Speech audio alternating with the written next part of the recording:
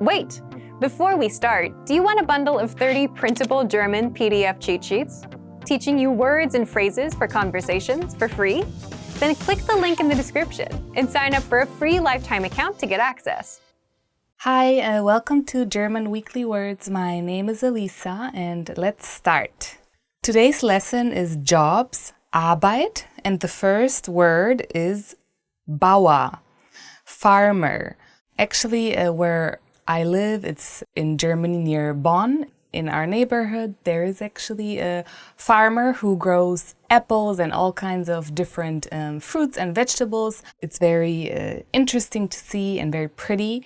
In meiner Nachbarschaft wohnt ein Bauer und hat viele Apfelplantagen. In my neighborhood, there is a farmer and he has a lot of apple orchards. Büroangestellter, office worker. Ein Büroangestellter arbeitet meistens Montag bis Freitag von 8 bis 5. An office worker usually works from Monday till Friday and from 8 till 5 p.m. The next word, Ingenieur.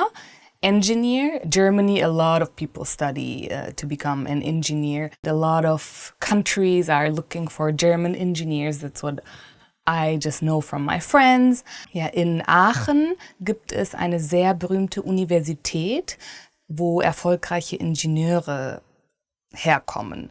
In Aachen, there's a very famous university where a lot of great and successful engineers come from. Aachen is a city, it's very famous because of the three countries that kind of is around Aachen. It's the Netherlands, Belgium, and Germany. So it's a very interesting city if you have a chance to go there. Krankenschwester, nurse. This German word is actually made of two words. Krank means sick and Schwester means sister. So I think that's very easy to understand. Kind of a sister who takes care of you when you're sick. Eine Krankenschwester ist eine indirekte Assistentin zu einem Arzt. Nurse is indirectly an assistant to a doctor. In Germany, equality is very important, so of course men are welcome to become nurses as well. And in Germany, you would just say Krankenschwester, but add like an M for männlich, for men. Historically, there were a lot of more women, I guess, as nurses, but now more and more men are becoming nurses. Yeah, Germany still gotta find a word for that. Polizistin, police officer, but Polizistin is actually the female version and Polizist would be the male version. In Deutschland haben die Polizisten eine grüne und blaue Uniform. In Germany, the police officers have a green and blue uniform. It used to be like olive green, not a very fashionable color, I guess. So now everything is changing. It's becoming, even the cars are blue and the uniforms are blue. If you go to Germany, you'll still see some uniforms in like olive green and in some big cities, they're more blue now. Thank you for watching the German Weekly Words. This week's topic was jobs. If you want, you can leave your favorite word in the comments or just write what kind of job you are doing. Thank you, bye!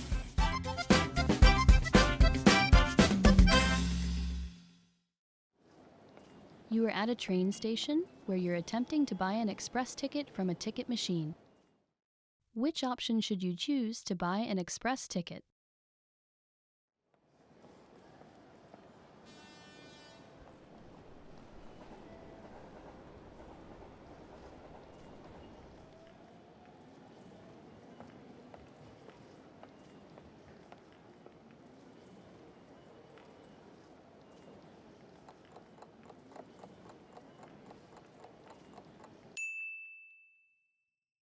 Which option should you choose to buy an express ticket?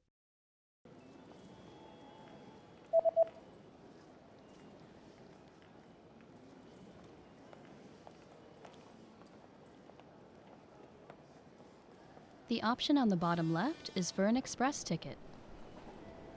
Expresszugticket.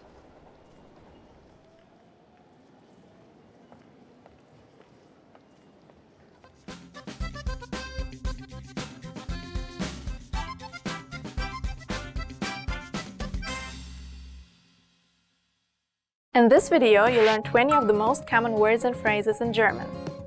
Hi everybody, my name is Anja. Welcome to the 800 Core German Words and Phrases video series. This series will teach you the 800 most common words and phrases in German. There is a twist.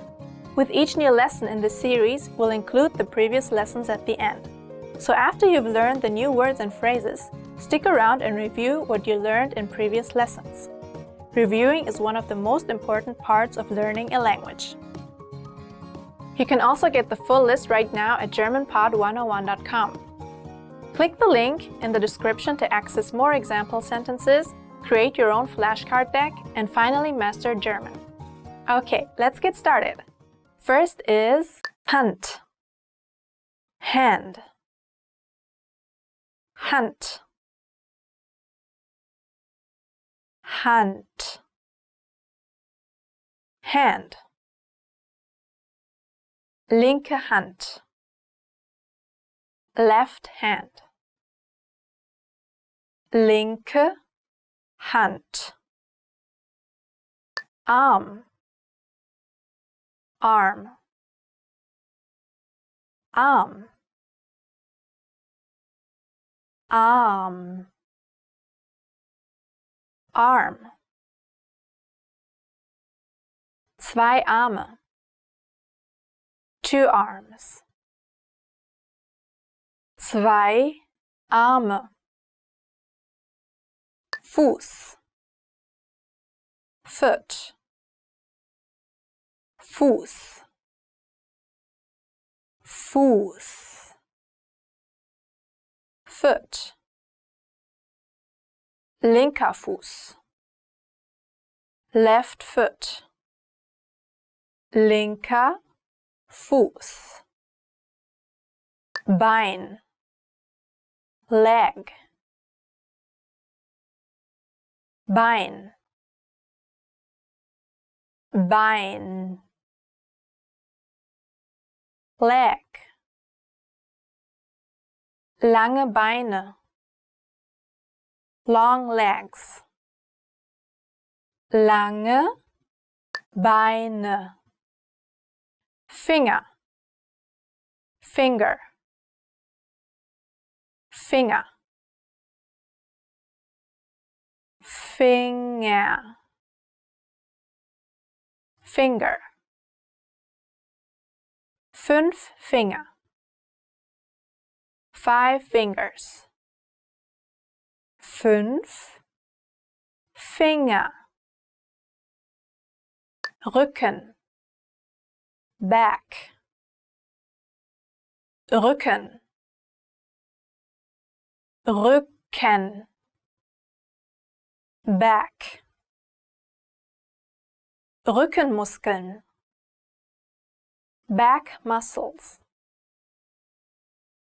Rückenmuskeln.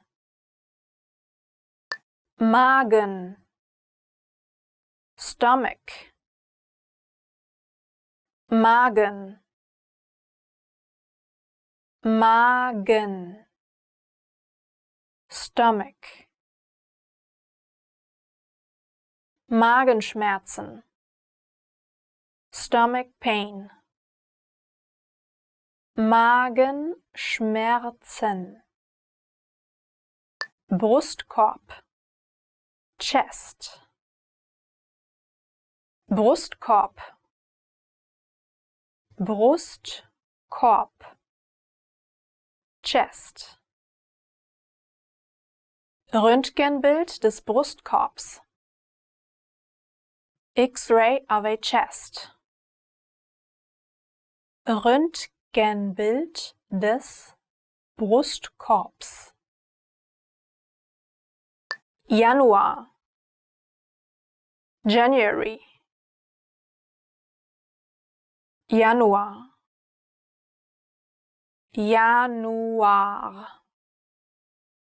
January. Januar 2009.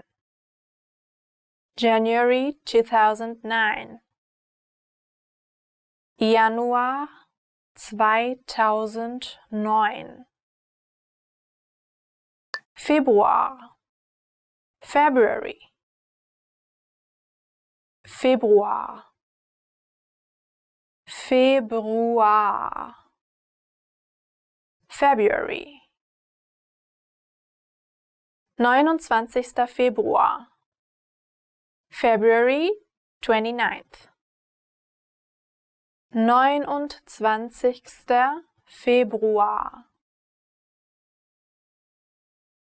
März, March, März, März, March.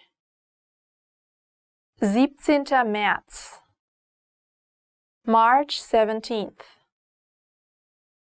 17. März. April, April, April, April, April. 1. April, April 1st. 1. April. Mai, May, Mai, Mai, May. Maiblumen, Mayflowers, Maiblumen. Juni, June, Juni, Juni, June. Juni-Hochzeit, June wedding. Juni-Hochzeit. Juli, July, Juli, Juli, July. Monat Juli, month of July.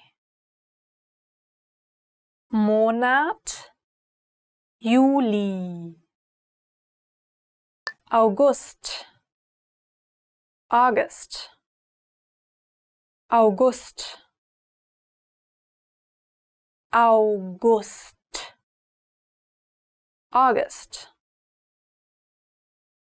Heißer Augusttag, Hot August Day. Heißer Augusttag. September, September, September, September, September. 1. September, September 1st. 1. September. Oktober, October, Oktober, Oktober, Oktober. Am 13. Oktober, on October 13th. Am 13. Oktober. November, November, November,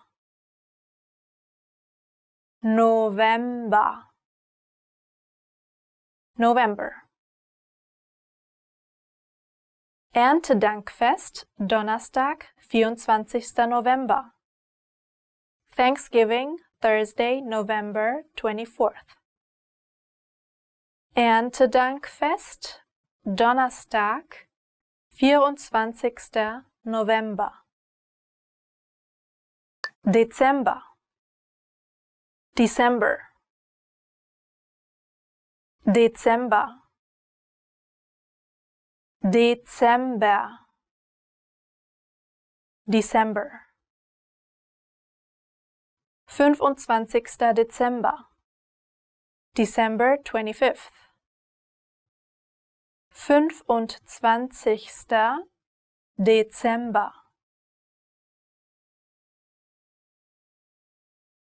Remember, the goal of this series is to build a vocabulary of 800 most common words and phrases in German. If that sounds like a lot, don't worry, we can help you. Click the link in the description to access the full list. You'll also get example sentences, custom flashcard decks, and more learning resources at GermanPod101.com. See you next time! Auf Wiedersehen! Hello, I'm Elisa. Welcome to German Weekly Words. Let's start. Okay, so today's topic is post office. Brief. It's called der Brief. It is a masculine letter. Heutzutage schreibt man keine Briefe mehr, sondern eher E-Mails. Nowadays, people don't write any letters anymore because it's all through email. Especially when I'm on vacation, I really like to write postcards, and I think it's just very special, and it doesn't have to be long. It can just be like a short letter. It's more personal. Briefkasten, mailbox. It's exactly the English word. Well, brief we just had, letter, Kasten, box. Yeah, it is der Briefkasten because Kasten is masculine. Ich leere meinen Briefkasten mindestens einmal am Tag. I try to empty my mailbox at least once a day. I actually love looking in my mailbox. Maybe I would like a cute package from my friends. So you know, so you can send me some. Paket, parcel. It is das Paket. Ja, ich liebe es, Pakete zu bekommen.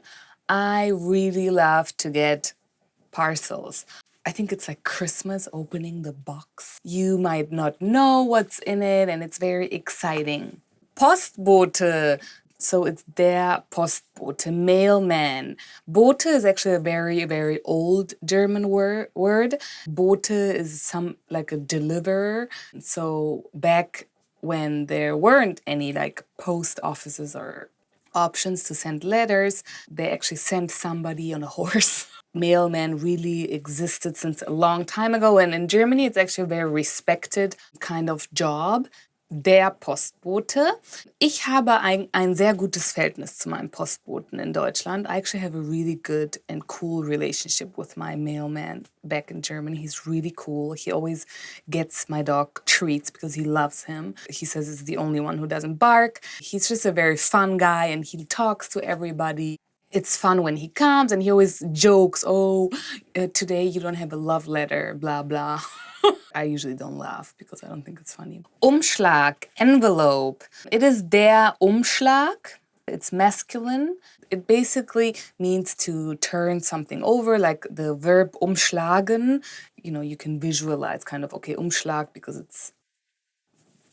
Ich habe als Kind auch Umschläge gesammelt. As a child, I also collected envelopes. I was really into paper and stamps and envelopes and just pretty letters, and I collected them. And even until now, I actually have a folder with all my envelopes and all the pretty ones. Thank you for watching German Weekly Words with today's topic, post office. If you have something you collected as a child, leave in the comments. And I hope to see you soon. Bye.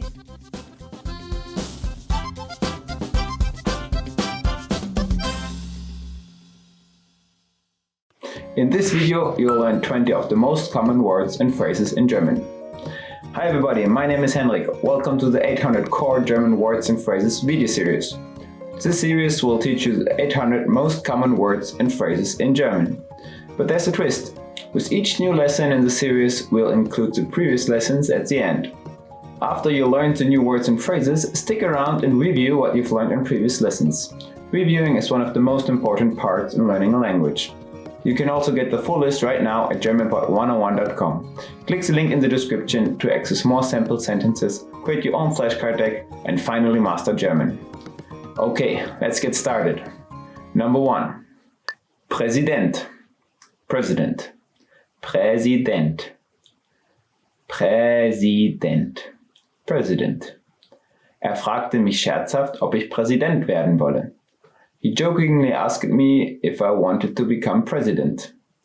Er fragte mich scherzhaft, ob ich Präsident werden wolle. Industrie. Industry. Industrie. Industrie. Industry. Die deutsche Automobilindustrie hat im letzten Quartal einen starken Rückgang verzeichnet. The German car industry registered a sharp decline in the past quarter. Die deutsche Automobilindustrie hat im letzten Quartal einen starken Rückgang verzeichnet. Gürtel. Belt. Gürtel. Gürtel. Belt. Ich besitze sehr, sehr viele Gürtel. I actually own a lot of belts. Ich besitze sehr, sehr viele Gürtel. Münze. Coin. Münze. Münze. Coin. Mein Papa sammelt Münzen. My daddy collects coins.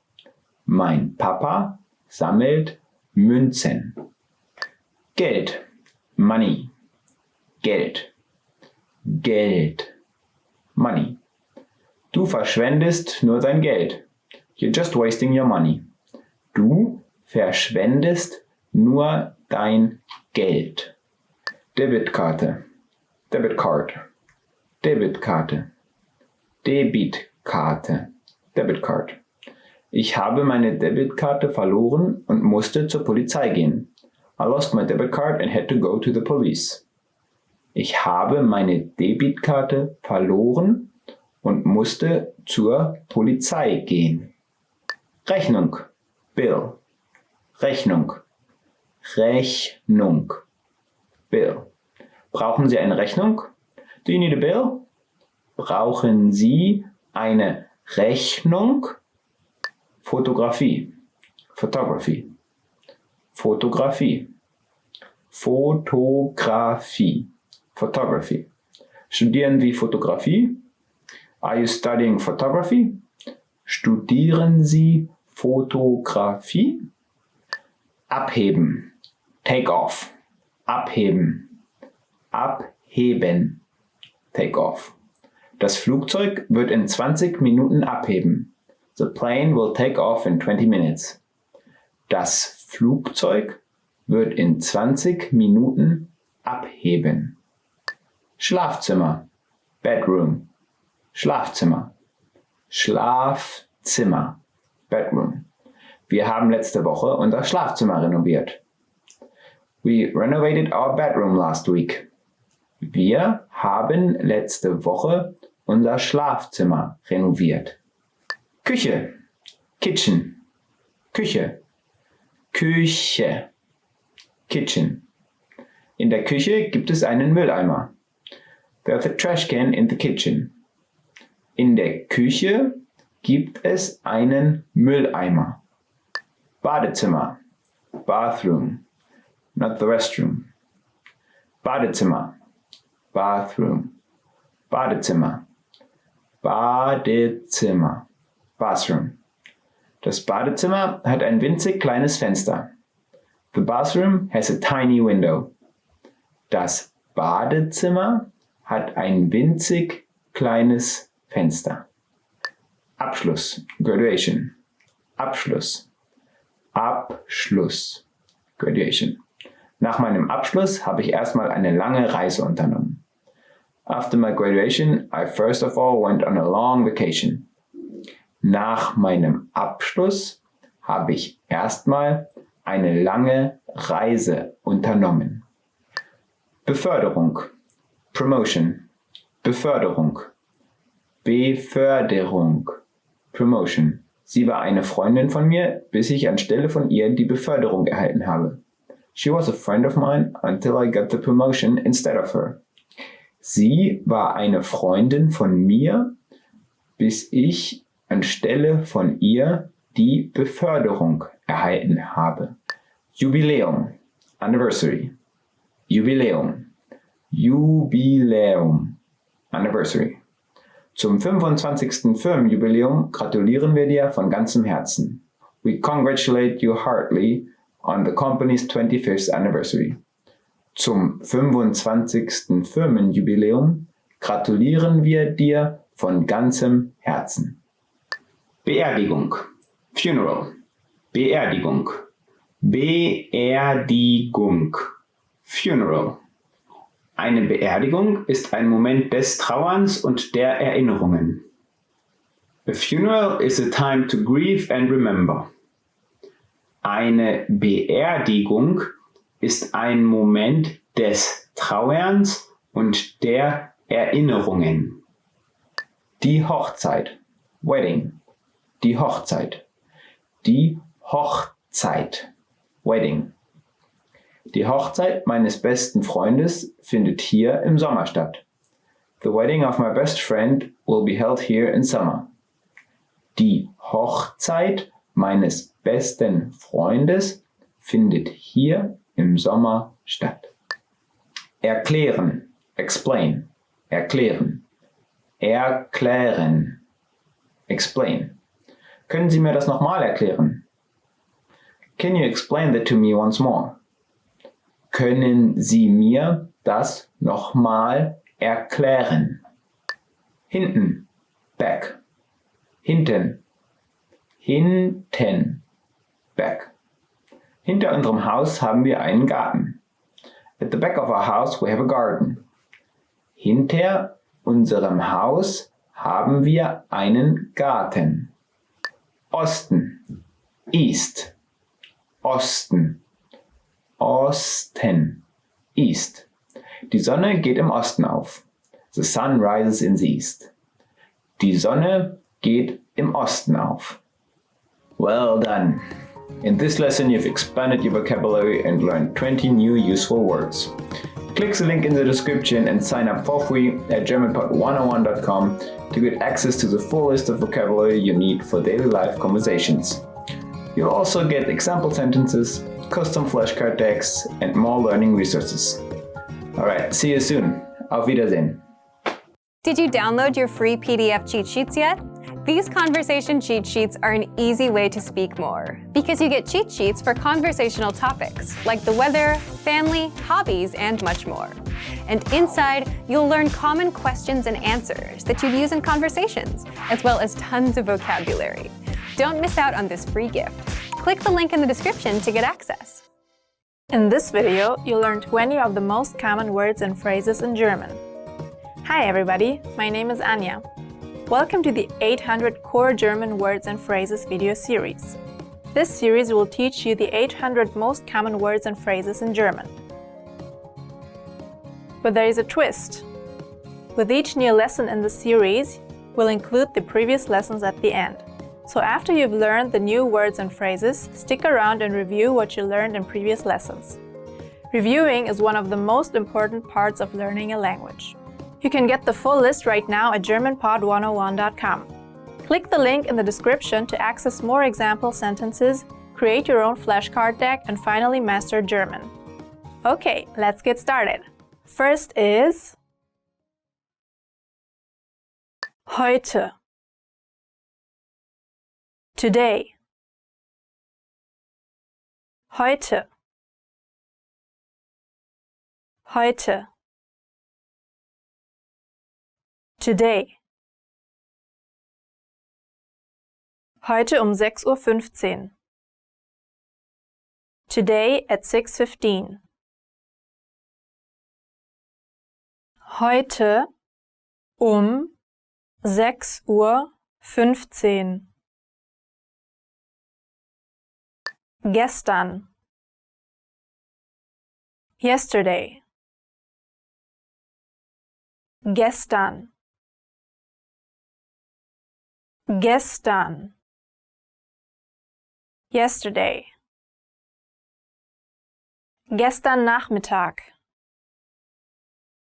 Yesterday afternoon. Gestern Nachmittag. Morgen. Tomorrow. Morgen. Morgen. tomorrow. Bis morgen. See you tomorrow. Bis morgen. Woche. Week. Woche. Woche. Week. Arbeitswoche. Work week. Arbeitswoche. Jahr. Year. Jahr. Jahr. Year. Ein Jahr. 1 year. Ein Jahr. Sekunde. Second. Sekunde. Sekunde. Second. Nur eine Sekunde. Just a second. Nur eine Sekunde. Minute. Minute. Minute. Minute. Minute. 3 Minuten. 3 minutes. 3 Minuten. Stunde. Hour. Stunde. Stunde. Hour. Für eine Stunde. For 1 hour. Für eine Stunde. Uhr. Clock. Uhr. Uhr. Clock. Die Wanduhr hängt an der Wand. The wall clock is hanging on the wall. Die Wanduhr hängt an der Wand. Uhr. A clock. Uhr. Uhr. A clock. 3 Uhr. 3 o'clock. 3 Uhr. Kalender. Calendar. Kalender. Kalender. Calendar. Tageskalender. Day calendar. Tageskalender. Montag. Monday. Montag. Montag. Monday. Die Arbeitswoche startet am Montag. The work week starts on Monday. Die Arbeitswoche startet am Montag. Dienstag. Tuesday. Dienstag. Dienstag. Tuesday. Dienstag, der 1. Januar. Tuesday, January 1st. Dienstag, der 1. Januar. Mittwoch. Wednesday. Mittwoch. Mittwoch. Wednesday. Spieleabend am Mittwoch. Game Night Wednesday. Spieleabend am Mittwoch. Donnerstag. Thursday. Donnerstag. Donnerstag. Thursday. Am Donnerstag. On Thursday. Am Donnerstag. Freitag. Friday. Freitag. Freitag. Friday. Zum Glück ist es Freitag. Thank God it's Friday. Zum Glück ist es Freitag. Samstag. Saturday. Samstag. Samstag. Saturday. Samstagabend. Saturday night. Samstagabend. Sonntag. Sunday. Sonntag. Sonntag. Sunday. Sonntag ist Vatertag. Sunday is Father's Day. Sonntag ist Vatertag. Tun. Do. Tun. Tun. Do. Tust du mir den Gefallen und machst heute die Küche sauber? Can you do me a favor and clean the kitchen? Tust du mir den Gefallen und machst heute die Küche sauber? Gehen. Go. Gehen. Gehen. Go. In den Park gehen. Go to the park. In den Park gehen. Remember, the goal of the series is to build a vocabulary of the 800 most common words and phrases in German.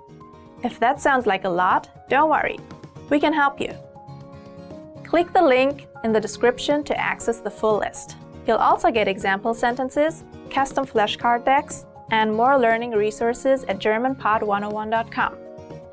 See you next time! Auf Wiedersehen! Hello, welcome to German Weekly Words. My name is Elisa and today's topic is housework. Fegen, to sweep. Ich fege sehr selten. I hardly sweep. I don't know. Nowadays, I feel like there is vacuum cleaners. And I guess outside more. Herausbringen, to take out. In this case, the trash. Als Kind habe ich mich immer mit meinem Bruder gestritten, wer den Müll herausbringt. As a child, I would fight with my brother to see who would take out the trash. Putzen, clean. Ich liebe es zu putzen. I actually love cleaning. I feel so good after and I feel like I've done something and I really like to clean the house.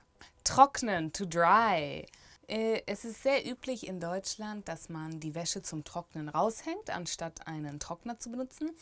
In Germany, it's still very common to hang your clothes outside to dry instead of using the dryer. I really prefer that too. It's just, it feels better, and when it's really sunny and hot outside, it dries quickly. Wischen, mop. We actually say wish mop. Ich wische alle 2 Tage den Boden. I mop my floor every 2 days. I think if you have a dog, or people who have a dog know what I mean, but they lose so much hair and it's very important to clean. Thank you for watching, and I hope you see you soon. What's your favorite task? Let me know in the comments. Bye. My dog was very scared when I would vacuum. It was very funny. I don't know, do they think it's like a monster or something? It probably looks like one for them, like through their eyes. It looks like this thing with a nose.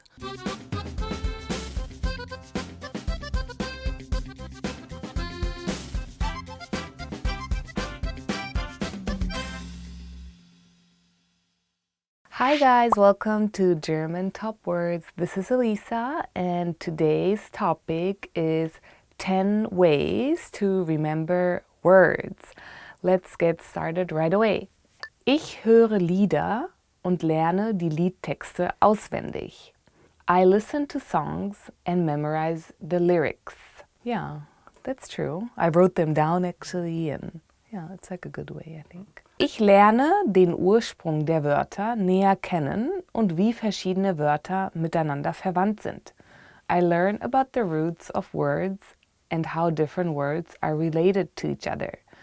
Where is this from? How can I use it differently? I think too, if you know the meaning of a word, that it's very easy to memorize. Ich lese, schreibe und wiederhole Wörter immer wieder. I read, write, and say words over and over again. Well, it's kind of like school. I don't know if you remember, but when I learned, for example, another language, the teacher always made us write like a vocabulary list, words, the meaning, and how to write it. So I think it's a really, really good way to memorize words.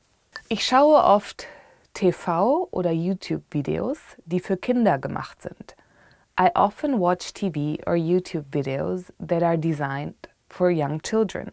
I actually learned English through Harry Potter, which I read all of the books. Ich spreche so oft wie möglich mit Muttersprachlern. I speak as often as possible with native speakers. I really recommend this because native speakers are very natural in their way of even talking, the body language. So I think if you have a chance to talk to native speakers about your everyday life, that's the best way actually to study a language. And of course, on the side, you should study grammar and all the important things so you can actually talk to the native speaker as well. But I think it's one of the best ways to remember and just get the everyday life language. Ich verbinde neue Wörter mit Wörtern, die ähnlich in meiner Muttersprache klingen. I associate new words with words that sound similar in my native language. Yeah, I think that's something that you do naturally actually when that's what I do in English. I translate it in my head in German automatically. And it's actually interesting to see how many languages are very similar to each other. I think this is a really good way to remember new words and use them. Ich versuche, auf Deutsch zu denken, damit sich meine Denkweise anpasst. I try to think in German so it becomes natural to my thought process. Yeah, this is I think a little bit harder maybe, but it's definitely worth a try because your thoughts are something you maybe like can't really control, and so if you really think in German, it just becomes more natural to speak. So definitely try to think in German and maybe write things down so you memorize them and use them. Ich versuche routinemäßig die Sprache auf mein tägliches Leben anzuwenden. I try to use the language routinely in the context of my daily life.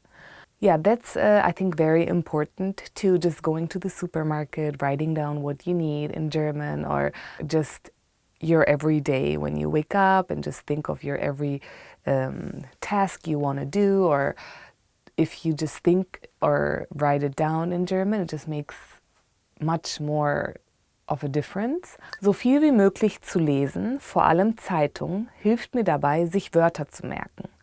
Reading as much as possible, especially the newspaper, helps me to remember words.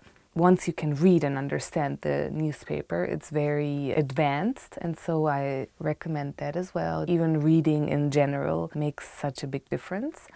Ich verbinde Wörter mit Zeichnungen, Bilder und lustigen Szenen. I associate words with drawings, pictures, and funny scenes. Yeah, this is something I really actually do because I am a very visual person, and I believe if you visualize something, it's just in your head easier. Thank you for watching the 10 ways to remember words. I hope you tune in again, and don't forget to subscribe. Thank you, bye.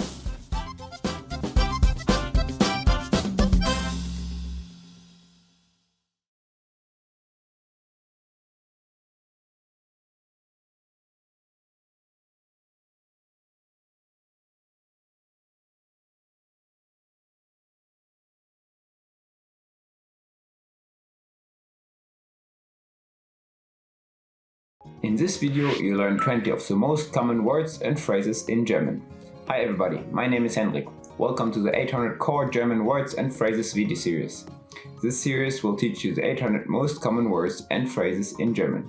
But there's a twist. With every new lesson in the series will include the previous lessons at the end. So after you've learned the new words and phrases, stick around and review what you've learned in previous lessons. Reviewing is one of the most important parts of learning a language. You can also get the full list right now at GermanPod101.com. Click the link in the description to access more example sentences, create your own flashcard decks, and finally master German. Okay, let's go. First one is neunte, ninth, neunte, neunte, ninth. Ramadan ist der 9. Monat des muslimischen Jahres. Ramadan is the 9th month of the Muslim year. Ramadan ist der 9. Monat des muslimischen Jahres. Zehnte, 10th, zehnte, zehnte, 10th. Bei meinem 10. Versuch habe ich endlich ein Tor geschossen. I finally made a goal on my 10th attempt. Bei meinem 10. Versuch habe ich endlich ein Tor geschossen. Achte, 8th, achte, achte, 8th. Zu meinem 8. Geburtstag wurde mir ein Fahrrad geschenkt. I was given a new bicycle for my 8th birthday. Zu meinem 8. Geburtstag wurde mir ein Fahrrad geschenkt. Rasierer, shaving razor, Rasierer. Rasierer, shaving razor. Einwegrasierer, disposable shaving razor. Einwegrasierer. Waschlappen, washcloth. Waschlappen, Waschlappen, washcloth. Der Junge wäscht gerade sein Gesicht mit einem Waschlappen. The boy is washing his face with a washcloth. Der Junge wäscht gerade sein Gesicht mit einem Waschlappen. Handtuch, Towel, Handtuch, Handtuch, Towel. Dieses Handtuch ist zu klein für mich. This towel is too small for me. Dieses Handtuch ist zu klein für mich. Löffel, Spoon, Löffel, Löffel, Spoon. Der Suppenlöffel ist viel größer als der Tafellöffel. The soup spoon is much larger than the dinner spoon. Der Suppenlöffel ist viel größer als der Tafellöffel. Gabel, Fork, Gabel, Gabel, Fork. Kannst du die Salatgabel von der Tafelgabel unterscheiden? Can you tell the salad fork from the dinner fork? Kannst du die Salatgabel von der Tafelgabel unterscheiden? Messer, knife. Messer, Messer, knife. Der beste Weg, Butter zu verteilen, ist mit einem Messer. The best way to spread butter is with a knife. Der beste Weg, Butter zu verteilen, ist mit einem Messer. Teller, plate. Teller, Teller, plate. Ein Picknick ist einfacher für jeden, wenn man Papierteller verwendet. A picnic is easier on everyone if you use a paper plate. Ein Picknick ist einfacher für jeden, wenn man Papierteller verwendet. Biene, Bee, Biene, Biene, Bee. Manchmal ist es eine dumme Idee, Bienen verjagen zu wollen. Sometimes it is a stupid idea to want to chase away bees. Manchmal ist es eine dumme Idee, Bienen verjagen zu wollen. Ameise, Ant, Ameise, Ameise, Ant. Im Film Bugs Life geht es um Ameisen. In the movie Bugs Life, it's about ants. Im Film Bugs Life geht es um Ameisen. Schlange, Snake, Schlange, Schlange, Snake. Ich habe Angst vor Schlangen, weil die möglicherweise giftig sind. I'm afraid of snakes because they may be poisonous. Ich habe Angst vor Schlangen, weil sie möglicherweise giftig sind. Milch, Milk, Milch, Milch, Milk. Er trinkt jeden Tag 3 Flaschen Milch. He drinks 3 bottles of milk every day. Er trinkt jeden Tag 3 Flaschen Milch. Designer, Designer, Designer, Designer, Designer. Er ist Designer von Beruf. He is a designer by profession. Er ist Designer von Beruf. Künstler, Artist, Künstler, Künstler, Artist. Viele Künstler müssen sich eine lange Zeit sehr abmühen, bevor sie Erfolg haben. Many artists struggle for a long time before achieving success. Viele Künstler müssen sich eine lange Zeit abmühen, bevor sie Erfolg haben. Soldat, Soldier, Soldat, Soldat, Soldier. 10.000 Soldaten wurden zum Schlachtfeld entsandt. 10,000 soldiers were dispatched to the site of the battle. 10.000 Soldaten wurden zum Schlachtfeld entsandt.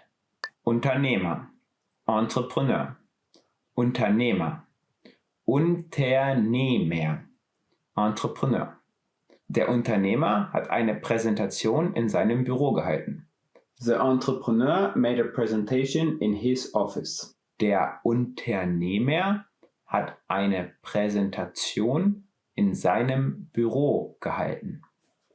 Kurzgeschichte, Short Story, Kurzgeschichte, Kurzgeschichte, Short Story.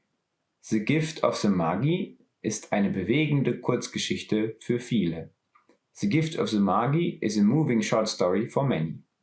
The Gift of the Magi ist eine bewegende Kurzgeschichte für viele. Ordner, Folder, Ordner, Ordner, Folder. Ich habe die Dokumente in einen Ordner gesteckt. I put the documents into a folder. Ich habe die Dokumente in einen Ordner gesteckt. Well done. In this lesson, you've expanded your vocabulary and learned 20 new useful words. Click the link in the description and sign up for free at GermanPod101.com to access the full list of vocabulary you need for daily life conversations. You'll also get example sentences, custom flashcard text, and more learning resources. See you next time. Auf Wiedersehen.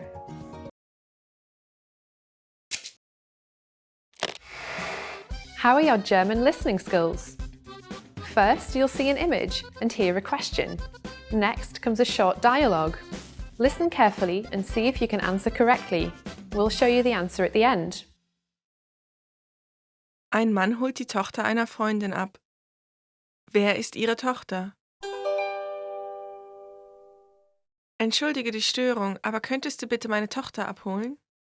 Natürlich. Weiß sie, wer ich bin? Ja, sie hat dich auf Fotos gesehen, deshalb sollte sie dich erkennen können. In Ordnung. Wie sieht sie aus? Ihr Haar ist schwarz und lockig, sie ist schlank und größer als der Durchschnitt. Okay. Sonst noch irgendetwas? Sie sagte, dass sie den Hut tragen wird, den ich ihr gegeben hatte. Er ist weiß und hat eine schwarze Schleife. Sie sollte recht leicht zu finden sein. Alles klar, ich werde sie jetzt abholen. Danke dir. Wer ist Ihre Tochter?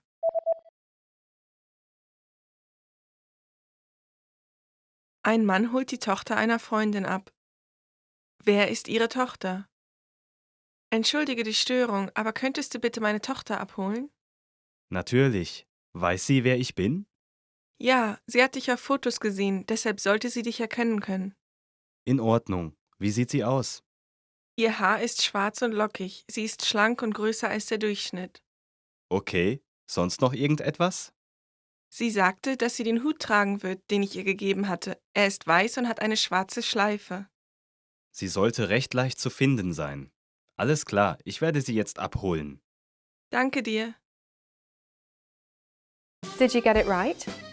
I hope you learned something from this quiz. Let us know if you have any questions. See you next time.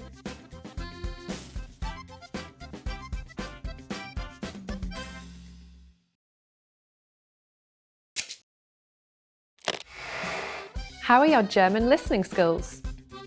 First, you'll see an image and hear a question. Next comes a short dialogue. Listen carefully and see if you can answer correctly. We'll show you the answer at the end. Ein Mann und eine Frau unterhalten sich. Was werden sie als erstes tun? Was möchtest du heute machen? Ich möchte einen Kinofilm sehen. Okay, ich möchte ein Baseballspiel im Fernsehen anschauen. Außerdem möchte ich einkaufen gehen. Das Baseballspiel beginnt um 13 Uhr. Okay, dann lass uns zuerst den Film schauen und danach kannst du dir das Baseballspiel ansehen. In Ordnung, dann gehen wir abends einkaufen.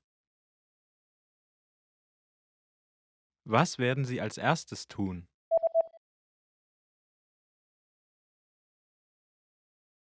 Ein Mann und eine Frau unterhalten sich.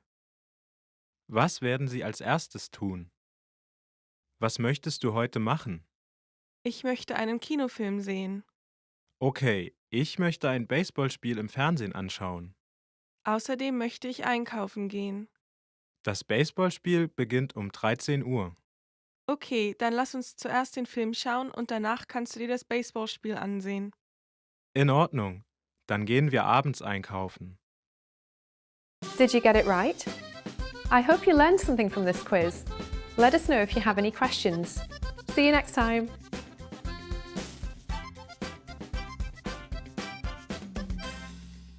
Hello, welcome to German Weekly Words. My name is Elisa and today's topic is food. Bonbon. It's candy. I think it's a very cute word, bonbon. Bonbon. Als Kind durfte ich nicht viele Bonbons essen. As a child, I wasn't allowed to eat a lot of candy. I think every child has that experience. Actually, went like this with my pocket money and then I bought some. Next word, Brot, bread. Ich finde, das deutsche Brot ist das beste Brot auf der Welt. And I think German bread is the best bread in the world. I love German bread.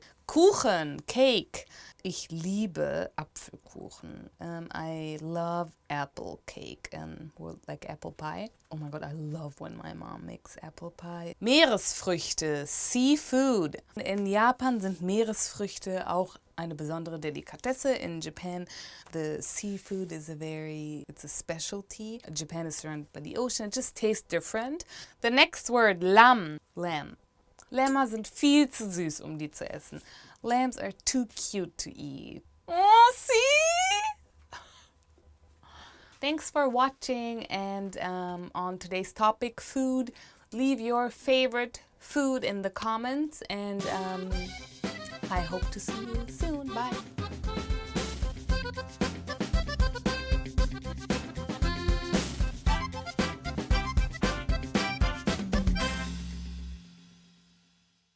Hello, it's Elisa. Welcome to the top 10 phrases you always want to hear.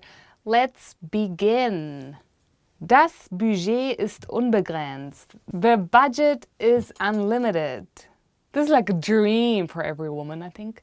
Das Budget ist unbegrenzt. The budget is unlimited.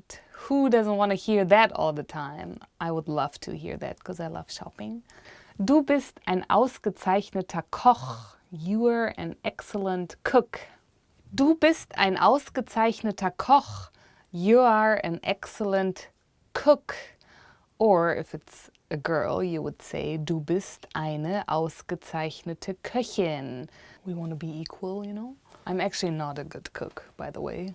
I try. Du siehst toll aus heute. You look great today.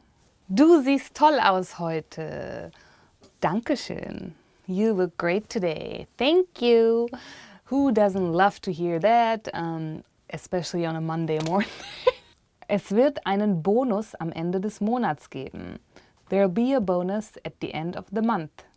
Es wird einen Bonus am Ende des Monats geben. There'll be a bonus at the end of the month. What would you do if you've got a bonus at the end of this month? I actually wouldn't know. Maybe I'll go shopping, but then maybe I'll go on a vacation or something. That would be nice, vacation. I would go to like Fiji, to the Fiji Islands, and just be at the beach and in nature. I think that's what I would love to do. Gute Arbeit, you did a great job. Gute Arbeit, you did a great job. I'm sure you've been all doing a great job in learning German with me. And I hope you still keep learning with us. So if, gute Arbeit, Dankeschön, you did a great job, thank you.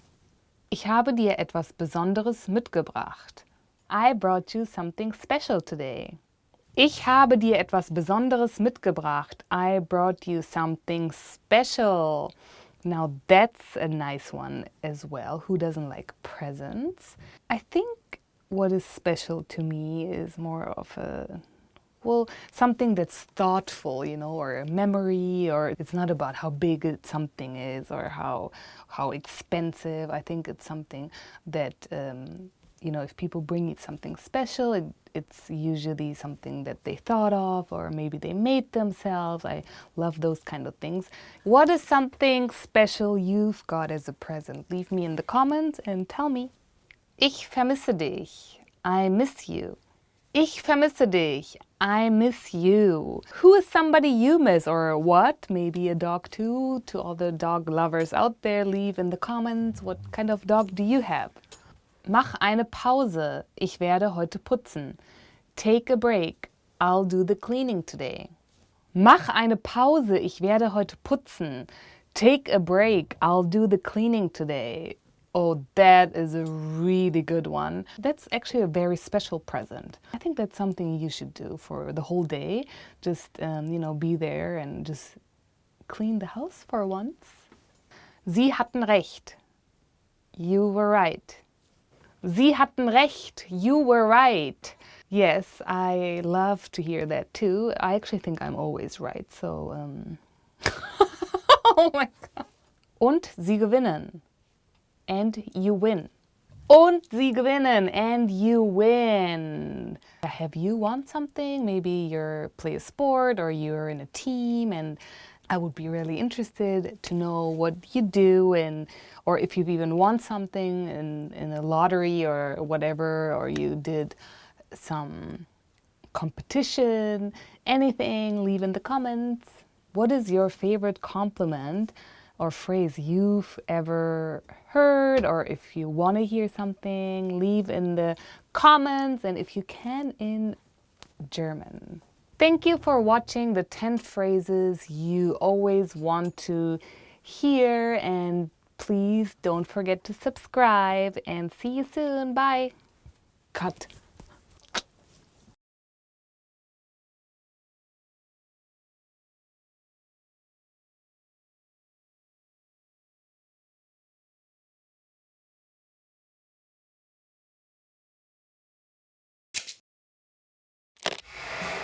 How are your German listening skills?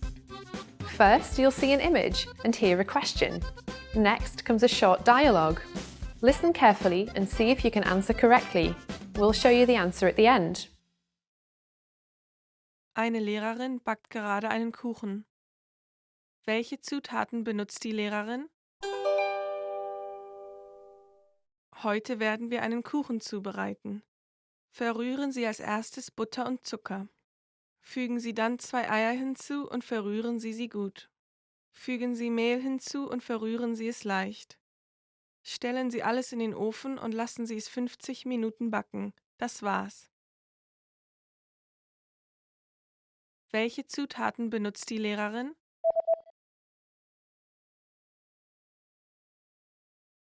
Eine Lehrerin backt gerade einen Kuchen.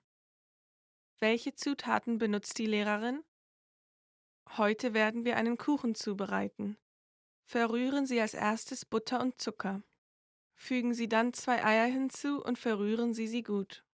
Fügen Sie Mehl hinzu und verrühren Sie es leicht. Stellen Sie alles in den Ofen und lassen Sie es 50 Minuten backen. Das war's.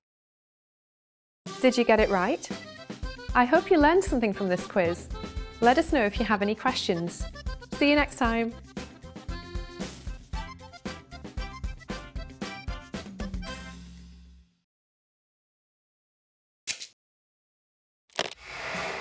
How are your German listening skills? First, you'll see an image and hear a question.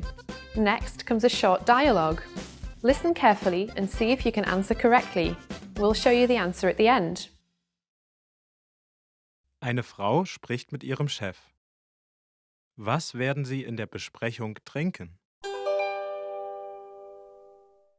Heute Nachmittag haben wir eine Besprechung mit Michael von unserem Büro in New York. Wissen Sie, ob noch Getränke übrig sind? Wir haben etwas Kaffee. Michael trinkt keinen Kaffee. Haben wir Mineralwasser? Ja, ich glaube, davon ist noch etwas übrig. Ausgezeichnet, sehr gut. Wollen Sie etwas? Ich werde das Gleiche nehmen. Was werden Sie in der Besprechung trinken?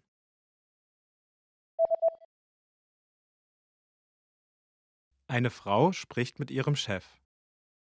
Was werden Sie in der Besprechung trinken? Heute Nachmittag haben wir eine Besprechung mit Michael von unserem Büro in New York. Wissen Sie, ob noch Getränke übrig sind? Wir haben etwas Kaffee. Michael trinkt keinen Kaffee. Haben wir Mineralwasser? Ja, ich glaube, davon ist noch etwas übrig. Ausgezeichnet, sehr gut. Wollen Sie etwas? Ich werde das Gleiche nehmen. Did you get it right? I hope you learned something from this quiz. Let us know if you have any questions. See you next time.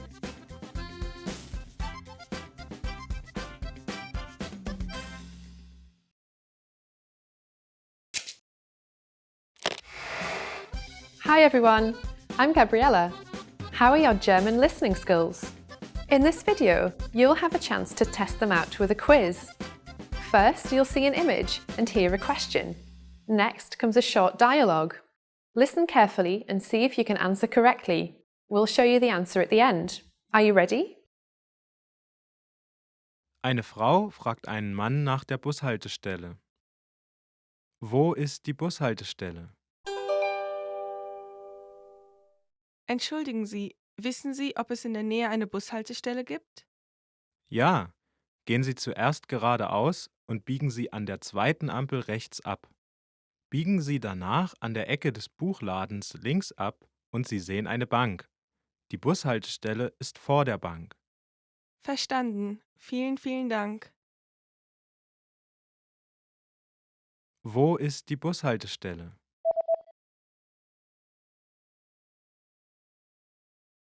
Eine Frau fragt einen Mann nach der Bushaltestelle. Wo ist die Bushaltestelle? Entschuldigen Sie, wissen Sie, ob es in der Nähe eine Bushaltestelle gibt? Ja, gehen Sie zuerst geradeaus und biegen Sie an der zweiten Ampel rechts ab. Biegen Sie danach an der Ecke des Buchladens links ab und Sie sehen eine Bank. Die Bushaltestelle ist vor der Bank. Verstanden. Vielen, vielen Dank. Did you get it right? I hope you learned something from this quiz. Let us know if you have any questions. See you next time.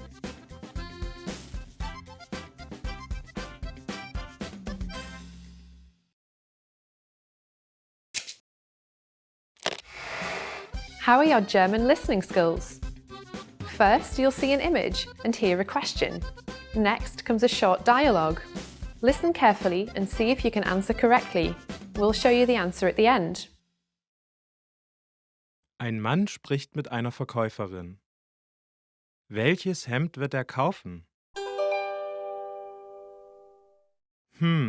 Was denken Sie, welches Hemd wäre besser? Das weiße oder das blaue? Nun ja, ich denke, das Blaue ist gut. Es passt gut zu Ihrer grauen Jacke. Glauben Sie? Aber es passt nicht gut zu meiner roten Krawatte, oder? Nun ja, da haben Sie recht. Okay, dann werde ich das weiße nehmen und nicht das blaue. Welches Hemd wird er kaufen?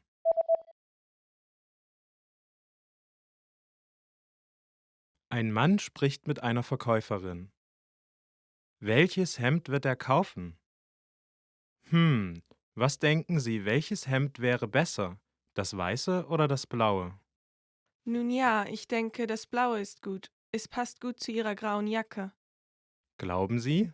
Aber es passt nicht gut zu meiner roten Krawatte, oder? Nun ja, da haben Sie recht. Okay, dann werde ich das weiße nehmen und nicht das blaue. Did you get it right? I hope you learned something from this quiz. Let us know if you have any questions. See you next time.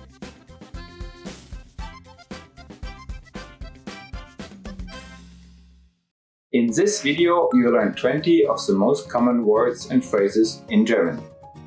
Hi everybody, my name is Henrik. Welcome to the 800 Core German Words and Phrases video series. This series will teach you the 800 most common words and phrases in German. But there's a twist. With every new lesson in the series, we'll include the previous lessons at the end. So after you've learned the new words and phrases, stick around and review what you've learned in previous lessons. Reviewing is one of the most important parts of learning a language. You can also get the full list right now at GermanPod101.com.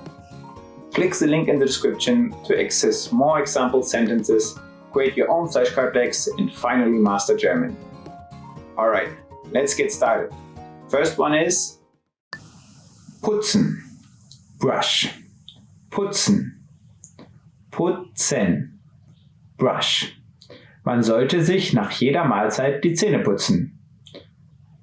One should brush one's teeth after every meal. Man sollte sich nach jeder Mahlzeit die Zähne putzen. Duschen, shower. Duschen, duschen, shower. Ich sollte mich zuerst duschen. I should shower first. Ich sollte mich zuerst duschen. Waschen, wash. Waschen, waschen, wash. Darf ich die Teller waschen? May I wash the dishes? Darf ich die Teller waschen? Verlassen, leave. Verlassen. verlassen. Leave. Viele Schüler dürfen die Schule während einer Hitzewelle früher verlassen. Many students are allowed to leave school earlier during a heat wave. Viele Schüler dürfen die Schule während einer Hitzewelle früher verlassen. Rechnung. Check. Rechnung. Rechnung. Check. Kann ich die Rechnung haben, bitte? Could I have the check, please? Kann ich die Rechnung haben, bitte? 66. 66. 66. 66. 66. Ich bin 66 Minuten gelaufen. I ran for 66 minutes. Ich bin 66 Minuten gelaufen. 77. 77. 77. 77. 77. Seine Türnummer ist 77. His door number is 77. Seine Türnummer ist 77. 88. 88. 88. 88. 88. Die Firma hat 88 Angestellte. The company has 88 employees. Die Firma hat 88 Angestellte. 99. 99. 99. 99. 99. Sein Großvater ist 99 Jahre alt. His grandfather is 99 years old. Sein Großvater ist 99 Jahre alt. 100. 100. 100. 100. 100. Wir feiern heute 100 Jahre Demokratie. We're celebrating 100 years of democracy today. Wir feiern heute 100 Jahre Demokratie. Wohnzimmer. Living room. Wohnzimmer. Wohnzimmer. Living room. Das Hemd ist im Wohnzimmer. The shirt is in the living room. Das Hemd ist im Wohnzimmer. Esszimmer. Dining room. Esszimmer. Esszimmer. Dining room. Wir werden im Esszimmer essen. We will eat in the dining room. Wir werden im Esszimmer essen. Flur. Hallway. Flur. Flur. Hallway. Du hast die schlechte Angewohnheit, deine Jacke im Flur zu lassen. You have the bad habit of leaving your jacket in the hallway. Du hast die schlechte Angewohnheit, deine Jacke im Flur zu lassen. Wohnung. Apartment. Wohnung. Wohnung. Apartment. Ich habe heute meine Wohnung aufgeräumt. I cleaned my apartment today. Ich habe heute meine Wohnung aufgeräumt. Haus. Haus. Haus. Haus. Haus. Es gibt ein Haus im Wald. There's a house in the forest. Es gibt ein Haus im Wald. Aufgabe. Exercise. Aufgabe. Aufgabe. Exercise. Bei dieser Aufgabe müssen Sie die Verben in den richtigen Formen einsetzen. In this exercise you have to fill in the verbs in the right forms. Bei dieser Aufgabe müssen Sie die Verben in den richtigen Formen einsetzen. Aufmachen. Open. Aufmachen. Aufmachen. Open. Kannst du die Tür aufmachen? Can you open the door? Kannst du die Tür aufmachen? Hören. Listen. Hören. Hören. Listen. Lass uns mal reinhören. Let's listen in. Lass uns mal reinhören. Geburtstag, Birthday. Geburtstag. Geburtstag, Birthday. Mein Geburtstag ist am 6. Januar. My birthday is on January 6. Mein Geburtstag ist am 6. Januar. In Rente gehen. Retire. In Rente gehen. In Rente gehen. Retire. Mein Vater geht nächstes Jahr in Rente. My father is going to retire next year. Mein Vater geht nächstes Jahr in Rente. Well done! In this lesson, you've expanded your vocabulary and learned 20 new useful words. Click the link in the description and sign up for free at GermanPod101.com to get access to the full list of vocabulary you need for daily life conversations. You'll also get example sentences, custom flashcard decks, and more learning resources. See you next time. Auf Wiedersehen. In this video, you learn 20 of the most common words and phrases in German. Hi everyone, my name is Anja. Welcome to the 800 Core German Words and Phrases video series. This series will teach you the 800 most common words and phrases in German. But there's a twist. With each new lesson in this series, we'll include the previous lessons at the end. So after you've learned the new words and phrases, stick around and review what you learned in previous lessons. Reviewing is one of the most important parts of learning a language.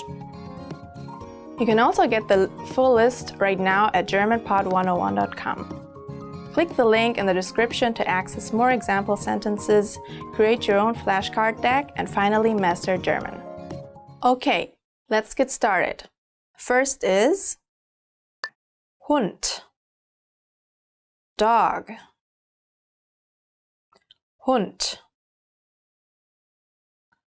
Hund, dog. Der arme Hund, the poor dog. Der arme Hund. Katze, cat. Katze, Katze, cat. Die Katze versteckt sich unter dem Bett. The cat hides under the bed.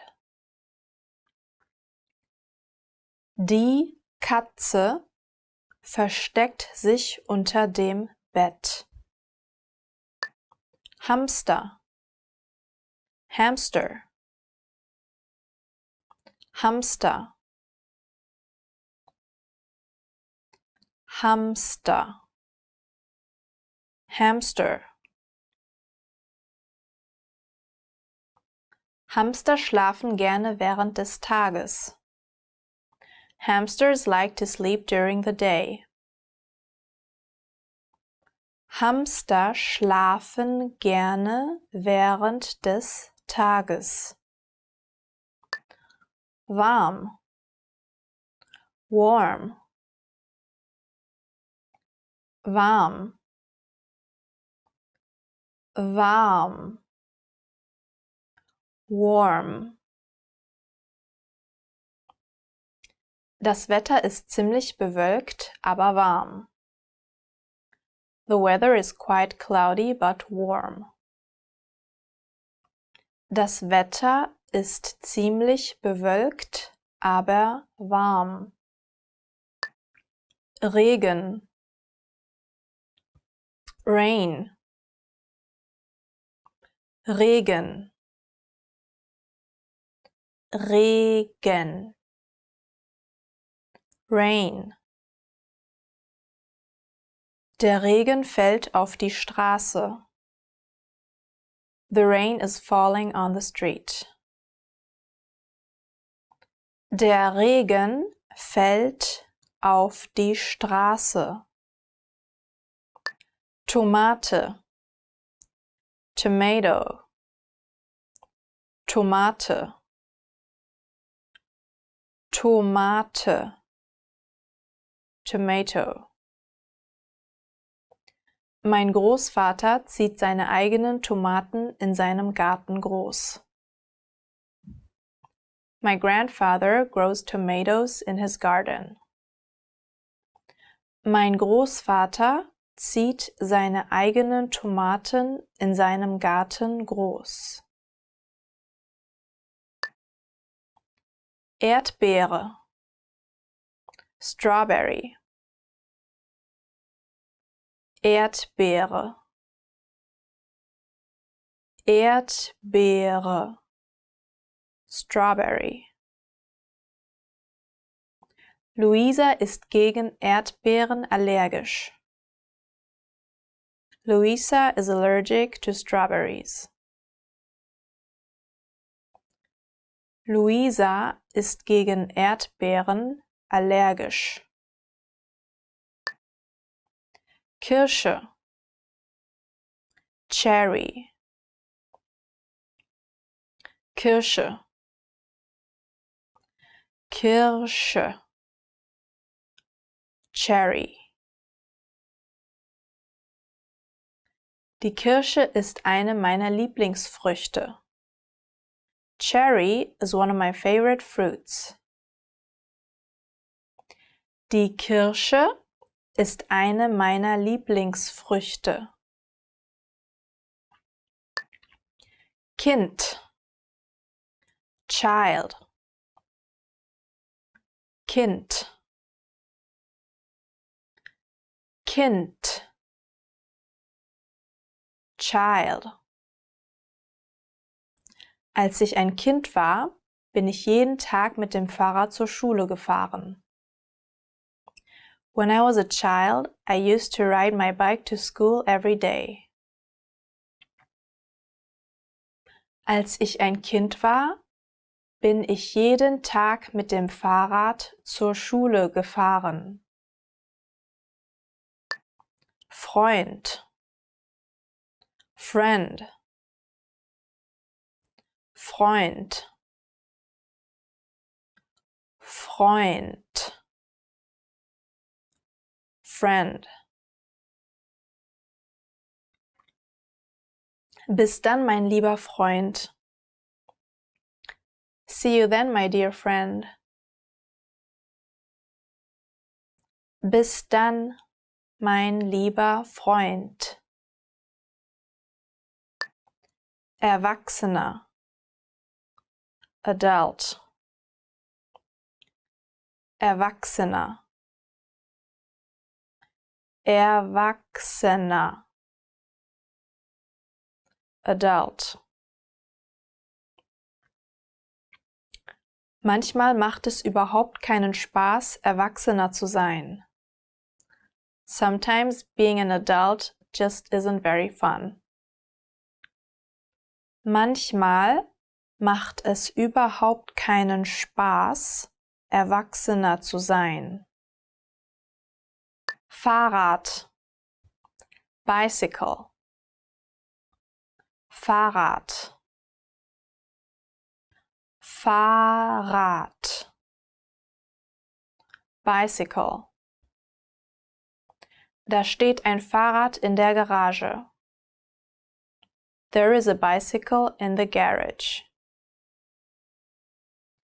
Da steht ein Fahrrad in der Garage.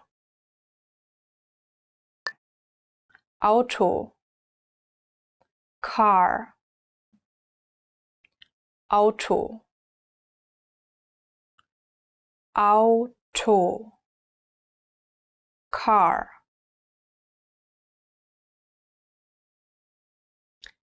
Bitte gib mir die Schlüssel für das Auto. Please give me the keys for the car. Bitte gib mir die Schlüssel für das Auto. Motorrad, Motorcycle. Motorrad, Motorrad, Motorcycle. Er hat ein Motorrad geklaut, das vor dem Schwimmbad abgestellt war. He stole a motorcycle which had been parked in front of the swimming pool. Er hat ein Motorrad geklaut, das vor dem Schwimmbad abgestellt war. Roller, Scooter, Roller, Roller, Scooter. Der Junge fährt mit seinem Roller ins Umland. The boy drives to the urban hinterland with his scooter. Der Junge fährt mit seinem Roller ins Umland. Boot, Boat, Boot, Boot, Boat. Bananenboot reiten. Banana boat riding. Bananenboot reiten. Qualle. Jellyfish. Qualle. Qualle. Jellyfish. Die Quallen bewegen sich im Wasser auf und ab. The jellyfish are bobbing in the water. Die Quallen bewegen sich im Wasser auf und ab. Hummer, Lobster, Hummer, Hummer, Lobster. In einigen Ländern ist Hummer eine besondere Delikatesse. In some countries, lobster is a specialty. In einigen Ländern ist Hummer eine besondere Delikatesse. Krabbe, Crab, Krabbe, Krabbe, Crab. Die zwei Krabben laufen auf einem Felsen. The two crabs are walking on a rock. Die zwei Krabben laufen auf einem Felsen. Schildkröte, Turtle, Schildkröte, Schildkröte, Turtle. Die Meeresschildkröte schwimmt im Meer. The sea turtle is swimming in the sea. Die Meeresschildkröte schwimmt im Meer. Well done! In this lesson, you expanded your vocabulary and learned 20 new useful words. Click the link in the description and sign up for free at GermanPod101.com to get access to the full list of vocabulary you need for daily life conversations. You'll also get example sentences, custom flashcard decks, and more learning resources. See you next time! Auf Wiedersehen!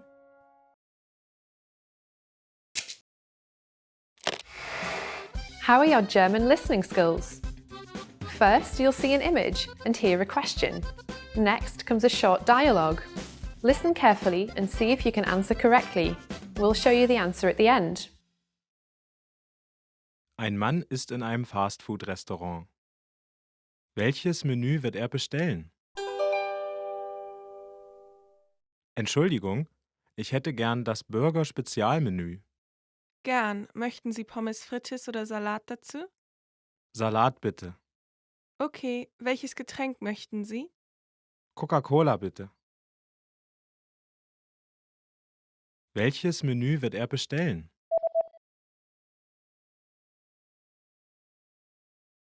Ein Mann ist in einem Fastfood-Restaurant. Welches Menü wird er bestellen? Entschuldigung, ich hätte gern das Burger-Spezialmenü. Gern. Möchten Sie Pommes frites oder Salat dazu? Salat bitte. Okay, welches Getränk möchten Sie? Coca-Cola bitte. Did you get it right? I hope you learned something from this quiz. Let us know if you have any questions. See you next time.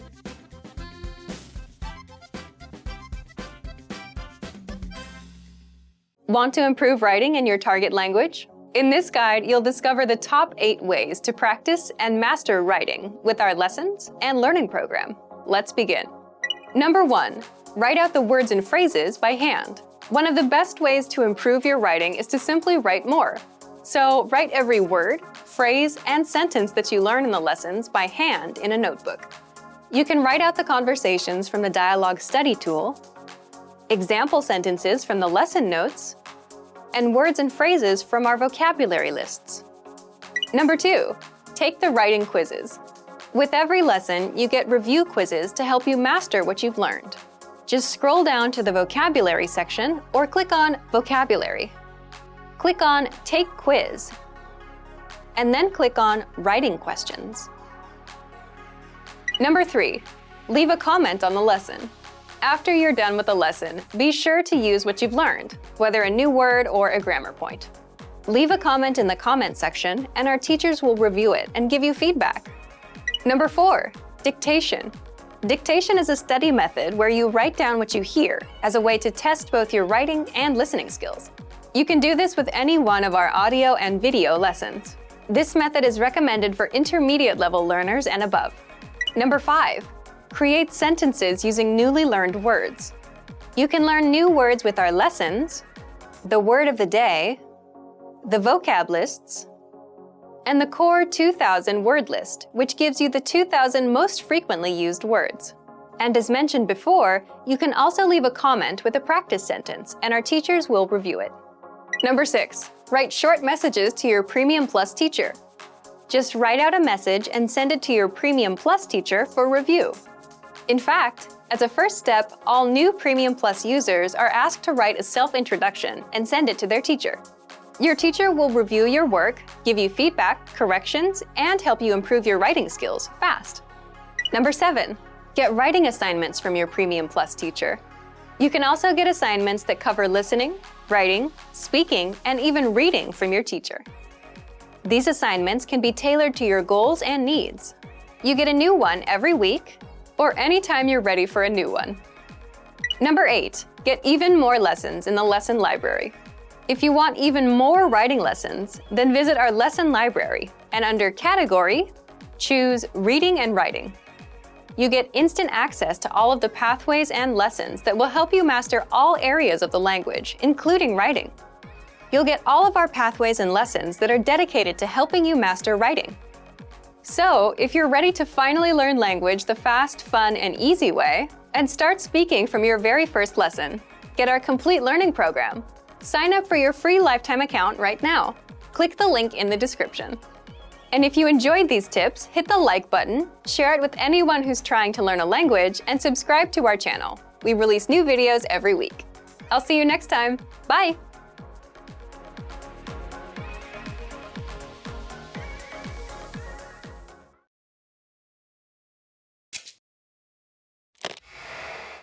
Hi everybody, Anja here. Welcome to Ask a Teacher, where I'll answer some of your most common German questions. The question for this lesson is, what are the different versions of ein and eine, and how do I use them? Ein and eine are indefinite articles like a and an in English. You can also use these articles for the word one, but only when you're counting. For example, ein Hund, one dog, or eine Katze, one cat. They shouldn't be confused with the actual number for one, which is eins. Ein is used for masculine and neuter nouns, one man, is masculine, so it would be ein Mann, while one house is neuter, so it would be ein Haus. Eine is used for feminine nouns.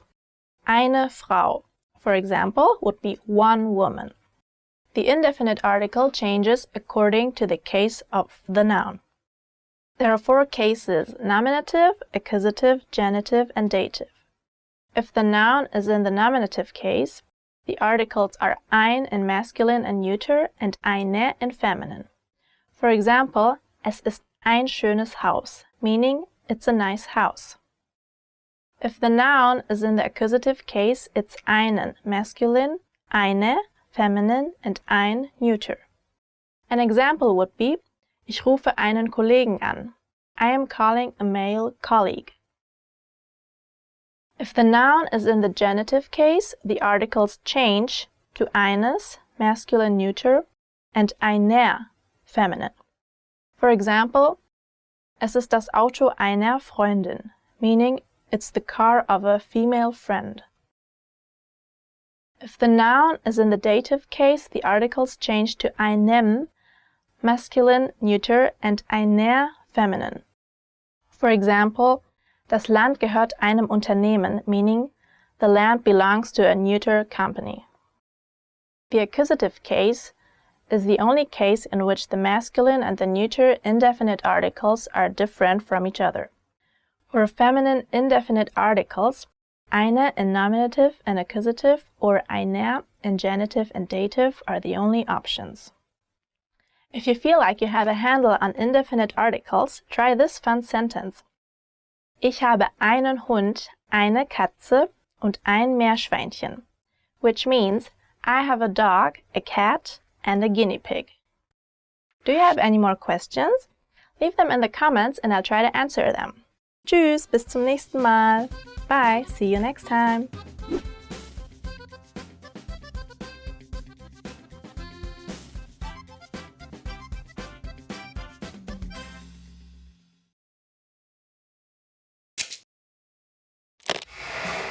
How are your German listening skills? First, you'll see an image and hear a question. Next comes a short dialogue. Listen carefully and see if you can answer correctly. We'll show you the answer at the end. Eine Frau spricht mit einem Mann, der für eine Druckerei arbeitet, die ausgelagert wurde, über eine Broschüre für ein neues Produkt. Wann ist die Deadline für den ersten Designentwurf der Broschüre? Wir haben entschieden, das neue Produkt am 15. Oktober einzuführen und würden Sie gerne beauftragen, die Broschüre zu entwerfen. Vielen herzlichen Dank. Wir freuen uns, Sie bei diesem Projekt unterstützen zu dürfen. Also, könnten Sie uns ein bisschen über den Zeitplan erzählen? Wann sollte alles fertig sein? Nun ja, berücksichtigt man die Zeit fürs Drucken, hätten wir die Broschüre gerne bis Ende September druckfertig. Also wäre es Ihnen möglich, den ersten Entwurf bis Mitte August abzugeben? Nun ja, wir würden Ihnen gerne 3 Versionen des ersten Entwurfs zeigen und Sie dann bitten, denjenigen auszuwählen, der am besten zu Ihrem Konzept passt. Danach würden wir schließlich das endgültige Design anfertigen. Sie würden uns sehr entgegenkommen, wenn Sie uns 2 Wochen mehr Zeit für die Vorbereitung der letzten Phase geben würden.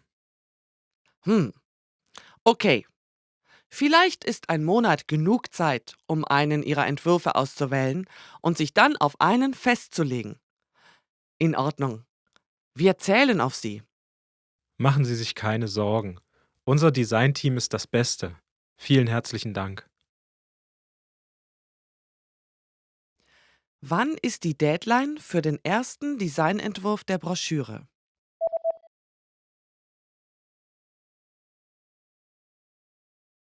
Eine Frau spricht mit einem Mann, der für eine Druckerei arbeitet, die ausgelagert wurde, über eine Broschüre für ein neues Produkt.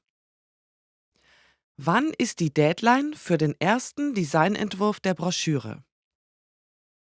Wir haben entschieden, das neue Produkt am 15. Oktober einzuführen und würden Sie gerne beauftragen, die Broschüre zu entwerfen. Vielen herzlichen Dank. Wir freuen uns, Sie bei diesem Projekt unterstützen zu dürfen. Also, könnten Sie uns ein bisschen über den Zeitplan erzählen? Wann sollte alles fertig sein? Nun ja, berücksichtigt man die Zeit fürs Drucken, hätten wir die Broschüre gerne bis Ende September druckfertig. Also wäre es Ihnen möglich, den ersten Entwurf bis Mitte August abzugeben? Nun ja, wir würden Ihnen gerne 3 Versionen des ersten Entwurfs zeigen und Sie dann bitten, denjenigen auszuwählen, der am besten zu Ihrem Konzept passt. Danach würden wir schließlich das endgültige Design anfertigen. Sie würden uns sehr entgegenkommen, wenn Sie uns 2 Wochen mehr Zeit für die Vorbereitung der letzten Phase geben würden. Okay. Vielleicht ist ein Monat genug Zeit, um einen Ihrer Entwürfe auszuwählen und sich dann auf einen festzulegen. In Ordnung. Wir zählen auf Sie. Machen Sie sich keine Sorgen. Unser Designteam ist das Beste. Vielen herzlichen Dank. Did you get it right? I hope you learned something from this quiz. Let us know if you have any questions. See you next time.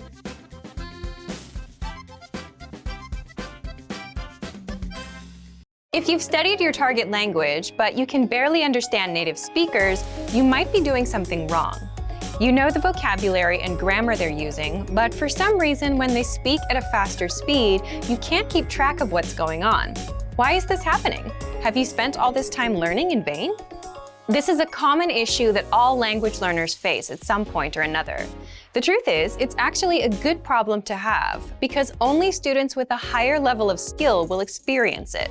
When you know a lot of the language but have trouble understanding native speakers, the problem is almost always with your listening skills. Learning what words mean and practicing how to use them in a sentence are both invaluable skills to develop. But people often forget that in addition to speaking, writing, and reading, we have to develop our listening skills in a foreign language as well. In this video, we'll look at 3 practical ways to improve your listening skills. Number 1, practice active listening. One of the best ways to practice listening is to, well, listen to your target language. But this doesn't mean putting on some music and listening to it in the background as you do other things. You need to practice active listening. Get your hands on a recording of spoken language. You can use a movie, news broadcast, or a podcast. You can even try subscribing to a YouTube channel. Listen to a segment of the audio and do your best to write down what you hear. After a couple tries at this, go back and double-check what you wrote against the script of what was actually said. If you're watching a movie, you can double-check yourself by turning on the subtitles.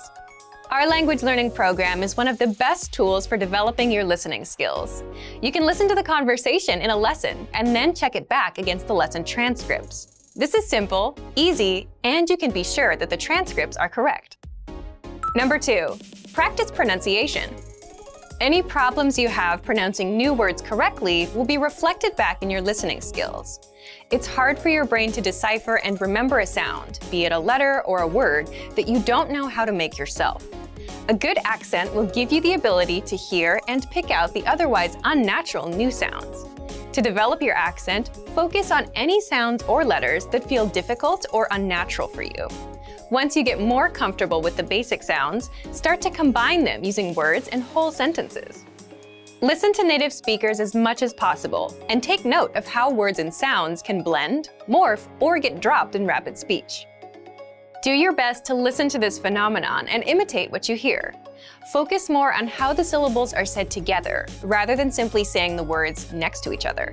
There is often a significant difference between how words are said individually and how they are said when spoken together in a rapid-fire sentence. This is a big part of the reason language learners can know a lot of vocabulary and grammar but still not understand native speakers.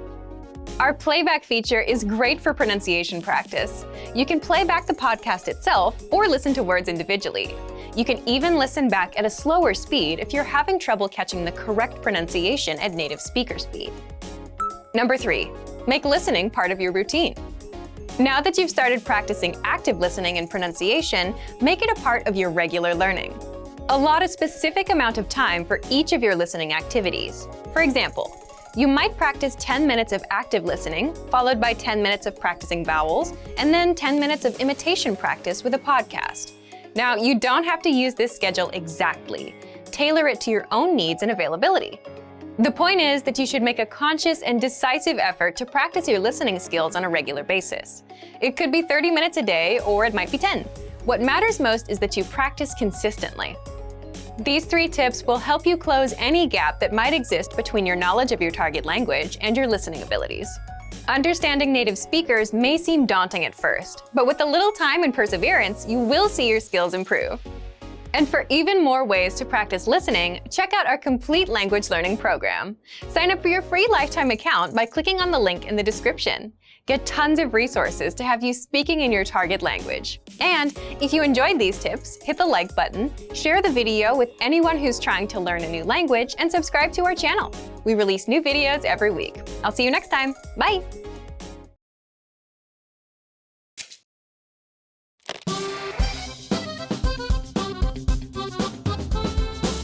Hallo zusammen, mein Name ist Jenny. In dieser Lektion erzählen wir euch, wie der Tanz in den Mai in Deutschland gefeiert wird. In der Nacht vom 30. April auf den 1. Mai finden jährlich viele Tanzveranstaltungen in ganz Deutschland statt. Im Mai finden die ersten Feiern auf dem Balkon oder im Garten statt. Viele genießen das schöne Wetter. Welches Getränk wird in dieser Jahreszeit besonders gerne getrunken? Wir verraten euch die Antwort am Ende des Videos. Der Monat Mai ist im Jahreskreislauf ein besonderer Monat, da der Winter endgültig vorbei ist und die Pflanzen anfangen zu wachsen und zu blühen. Bekannte Pflanzen und Kräuter des Monats sind Maiglöcken, Kerbel, Hopfen, Hohnkresse und Brennnessel. Auch in der Musik ist der Mai Thema vieler Volkslieder, wie zum Beispiel Der Mai ist gekommen, Alles neu macht der Mai oder Maikäfer flieg. Das Frühlingserwachen in der Natur wird mit vielen Feiern eingeläutet, welche seine Ursprünge im Mai eintanzen hat. In vielen Orten und Städten besuchen die Menschen Tanzveranstaltungen zum Tanz in den Mai. Der Legende nach fand in der Nacht vom 30. April auf den 1. Mai die Feier der Hexen auf dem Blocksberg, eigentlich Brocken genannt, im Harz statt. In der Walpurgisnacht, die nach der heiligen Walpurga, der Patronin der Bauersfrauen und Mägde, benannt ist, versammelten sich nach dem alten Volksglauben die Hexen, um mit wildem Tanz auf Besenstielen die Geister des Winters zu vertreiben. Nach altem Volksbrauchtum wurden die Hexen mit Lärm, Tanz und Feuer vertrieben. Auch durch Goethes Faust wurde vielen Lesern die Walpurgisnacht bekannt. Oft wird zum 1. Mai der Maibaum aufgestellt, der in vielen Orten meist auf dem Dorfplatz und einer vorherigen Prozession, die von Blasmusik begleitet wird, feierlich aufgerichtet wird. Der Maibaum ist ein hochgewachsener Baum, der mit Schmuck und einer Krone verziert wird. Je nach Region bleibt er entweder bis Ende Mai, bis in den Herbst oder auch ganzjährig stehen. Viele Menschen besuchen um den 1. Mai stattfindende Dorf- und Stadtfest.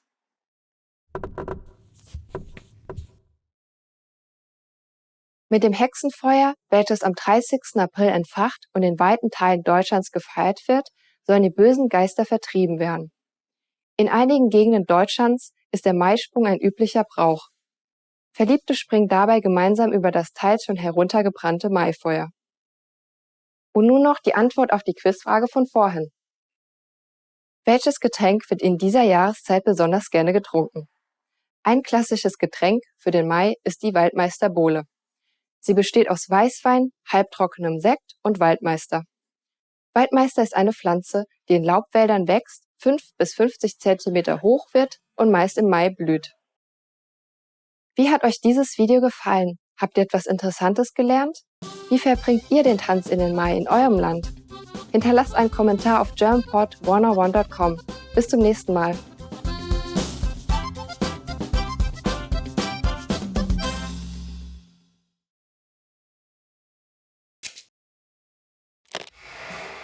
How are your German listening skills? First, you'll see an image and hear a question. Next comes a short dialogue.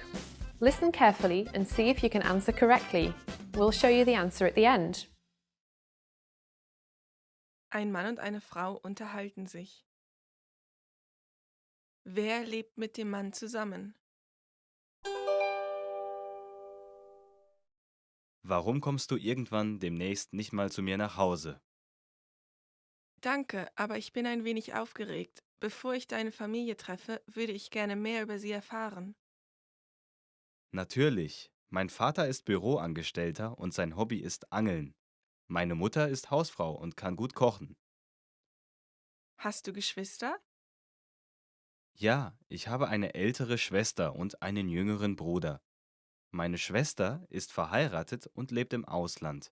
Mein Bruder ist Gymnasiast. Du hast eine nette Familie. Ich würde sie gerne treffen und mit ihnen reden. Wer lebt mit dem Mann zusammen?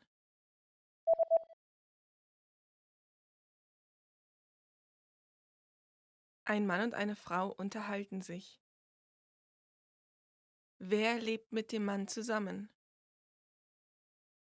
Warum kommst du irgendwann demnächst nicht mal zu mir nach Hause? Danke, aber ich bin ein wenig aufgeregt. Bevor ich deine Familie treffe, würde ich gerne mehr über sie erfahren. Natürlich. Mein Vater ist Büroangestellter und sein Hobby ist Angeln. Meine Mutter ist Hausfrau und kann gut kochen. Hast du Geschwister? Ja, ich habe eine ältere Schwester und einen jüngeren Bruder. Meine Schwester ist verheiratet und lebt im Ausland. Mein Bruder ist Gymnasiast. Du hast eine nette Familie. Ich würde sie gerne treffen und mit ihnen reden. Did you get it right? I hope you learned something from this quiz. Let us know if you have any questions. See you next time.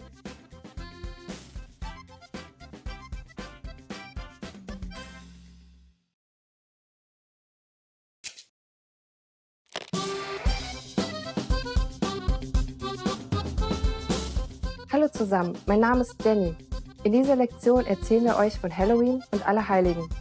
Halloween wird jährlich am Abend und der Nacht vom 31. Oktober auf den 1. November gefeiert. Das christliche Fest Allerheiligen wird jährlich am 1. November begangen. Darf man in Deutschland am 1. November tanzen? Anders gefragt, ist der 1. November ein stiller Feiertag? Wir verraten euch die Antwort am Ende des Videos.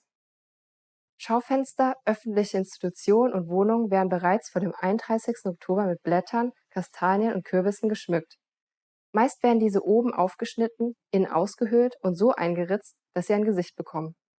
Wird eine Kerze in den Kürbis gestellt, leuchtet dieser von innen. An Halloween verkleiden sich viele Leute, um eine der gruseligen Halloween-Partys zu besuchen. In der 1. und 2. Novemberwoche finden in einigen Städten auch Jahrmärkte statt, wie zum Beispiel in Soest, Köln und Trier. Allerheiligen wird in der Westkirche am 1. November als Gedenktag der Heiligen gefeiert. Das Wort Heilige bezieht sich in diesem Kontext jedoch nicht auf Personen, die vom göttlichen Geist erfüllt sind, sondern im Mittelpunkt stehen die alltäglichen Heiligen, also die Menschen, die an Gott glauben. An Allerheiligen besuchen viele Gläubige Friedhöfe, um die Gräber ihrer Verstorbenen zu schmücken. Auch stellen viele eine Kerze auf und zünden diese an. In Gebeten und Fürbitten wird den Toten gedacht. Ein besonders populäres Allerheiligengebäck ist der Allerheiligen-Striezel, welcher ab Anfang November in vielen Bäckereien verkauft wird. Der Striezel besteht aus Hefeteig, welcher zu Zöpfen geflochten und mit Hagelzucker oder Mohn bestreut wird. Heutzutage ist es auch Brauch, dass Pateneltern ihren Patenkindern dieses Gebäck schenken, welches manchmal auch ein Geldstück enthält. An Halloween gibt es vor allem ein Motto: schaurig, gruselig und düster. Dementsprechend fällt auch die Wahl der Kostüme aus. Gerne verkleiden sich die Menschen als Wölfe, Teufel, Monster, Gespenster, Mumien, Hexen, Vampire oder Piraten. Und nun noch die Antwort auf die Quizfrage von vorhin. Darf man in Deutschland am 1. November tanzen? Anders gefragt, ist der 1. November ein stiller Feiertag? In den Bundesländern Baden-Württemberg, Bayern, Nordrhein-Westfalen, Rheinland-Pfalz und Saarland ist der 1. November nicht nur ein gesetzlicher, sondern auch ein stiller Feiertag. Das bedeutet, dass an diesem Tag keine öffentlichen Tanzveranstaltungen stattfinden dürfen. Wie hat euch dieses Video gefallen? Habt ihr etwas Interessantes gelernt? Wie feiert ihr Halloween und Allerheiligen in eurem Land? Hinterlasst einen Kommentar auf germanpod101.com. Bis zum nächsten Mal.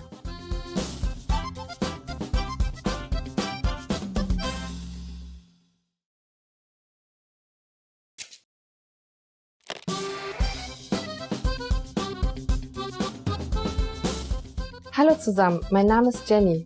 In dieser Lektion erzählen wir euch etwas über den bedeutendsten staatlichen Feiertag in Deutschland.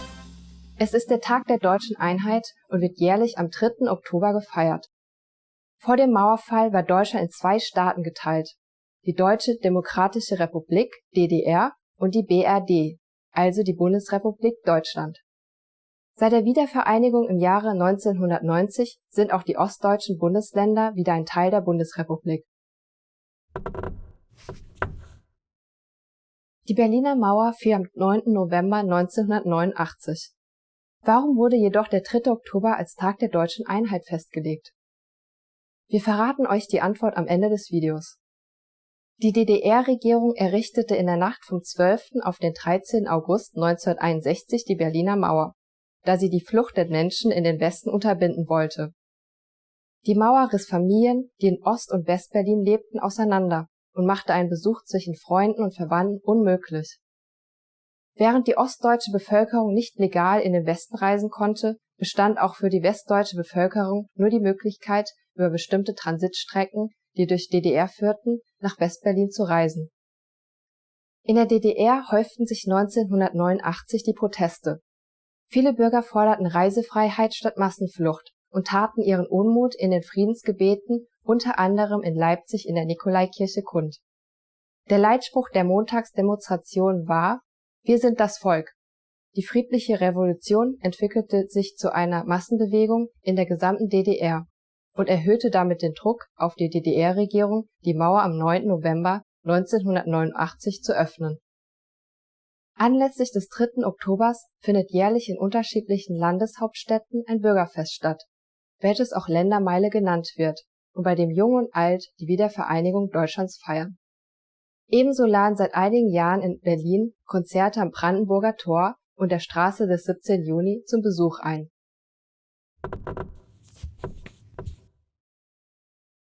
Der Begriff Ostalgie, welches ein Kunstwort aus Osten und Nostalgie ist, beschreibt die gegenwärtig bestehende Neugierde an der ostdeutschen Lebensweise sowie das Interesse an ehemaligen DDR-Produkten wie zum Beispiel dem Trabanten oder dem Ampelmännchen. Und nun noch die Antwort auf die Quizfrage von vorhin. Warum wurde jedoch der 3. Oktober als Tag der deutschen Einheit festgelegt? Mit der Unterzeichnung des Einigungsvertrags wurde am 3. Oktober 1990 die Wiedervereinigung vollzogen. Da der 9. November durch andere historische Ereignisse negativ vorbelastet ist, wurde der 3. Oktober zum Tag der deutschen Einheit. Wie hat euch dieses Video gefallen? Habt ihr etwas Interessantes gelernt? In welchen Festen wird an die Geschichte eures Landes erinnert? Hinterlasst einen Kommentar auf germanpod101.com. Bis zum nächsten Mal.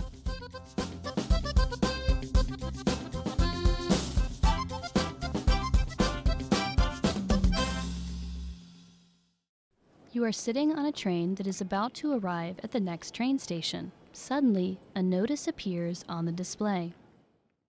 What does the message on the display mean?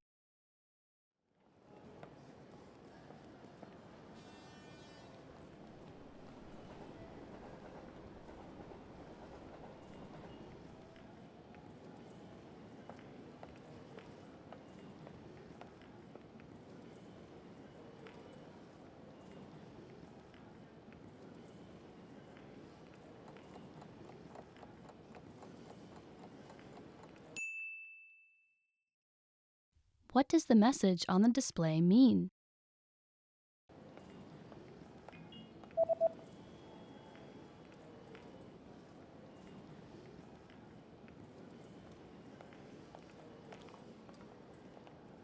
The display reads, "The next stop is the last stop." Der nächste Halt ist die Endhaltestelle.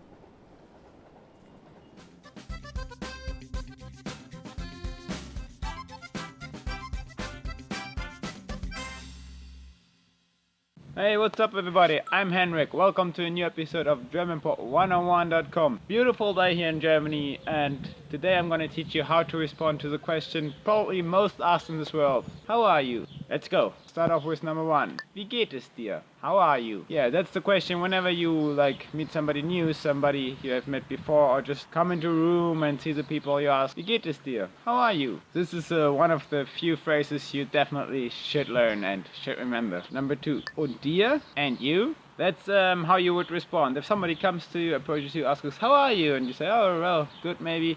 And do people like you would respond in und dir?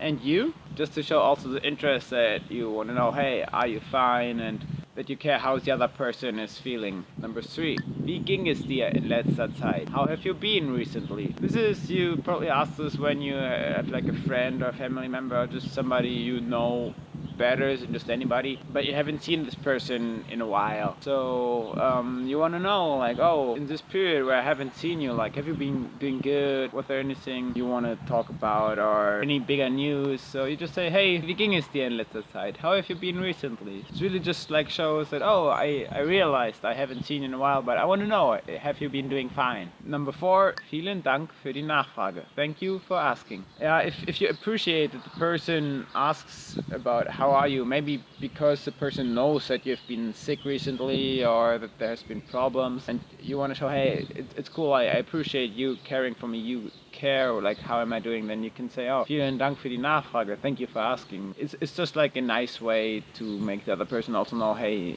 you realize that the person cares for how you're doing.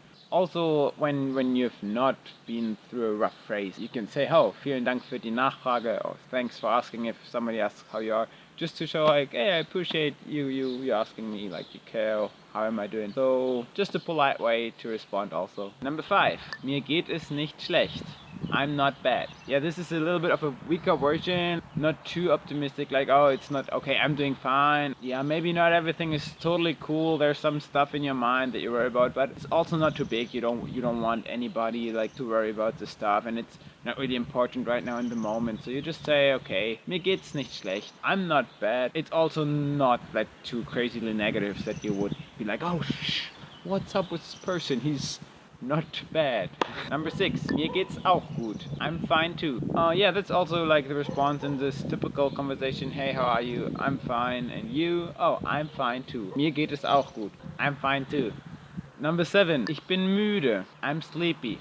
That's also legitimate to say, like, if you really had a rough day or haven't had enough sleep last night and you feel so tired or sleepy and you're like, ah, ich bin müde. You can say you're tired. It's not impolite, or it's not like the other person would be worrying about you if you say, oh, I'm sleepy. But it also makes clear that, hey, you're not in the best mood right now. Probably you're not going to start crazy stuff, something. You're just a little bit sleepy. Ich bin müde. Ich bin ein bisschen müde. Recently, I've been quite sleepy from time to time because I started a new job and I have to wake up very early every day, so I come home sleepy. But yeah, that's the way it is. But that's no problem. At home, I like calm down a little bit, have lunch, have a coffee, and then everything is cool. Then I'm fine. Mir geht's gut.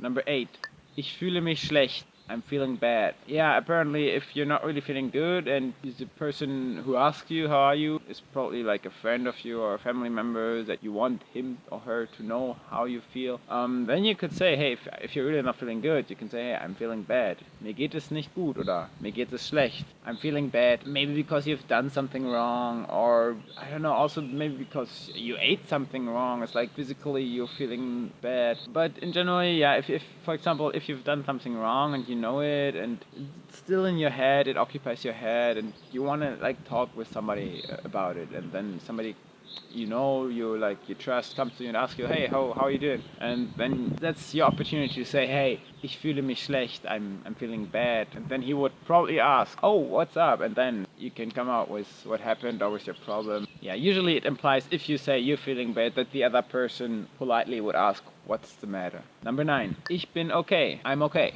That's also just like, hey, yeah, I'm fine, nothing really to talk about. Also implies that you're not doing really great, but really you don't want to talk about anything. Maybe you actually feel bad, like in the previous example, you're feeling bad, but you really don't want to talk about it with a person. Then you would just say, ich bin okay, I'm okay. Sometimes also the other person maybe would ask him, what's up? Like, why are you not doing fine? Like, oh, never mind, it's alright. Then the person knows, okay, yeah, probably not too big of a deal, but he doesn't want to talk about it. So if you're not doing really great, but you also just want to keep it for yourself, well, it's not a big deal. You can say, ich bin okay. Number 10, and that's my favorite, mir geht es großartig. I'm great. I actually say this quite often, like when other people maybe just would say I'm fine. I don't know, like if somebody asks me how am I and I'm having no problem, I'm doing good, why not just saying, mir geht es großartig. Hey, I'm doing great. I like the positivity about it, and mostly it's kind of a little bit contagious. That person, oh cool, like he's doing great. It's like there's a smile on his face. It's already a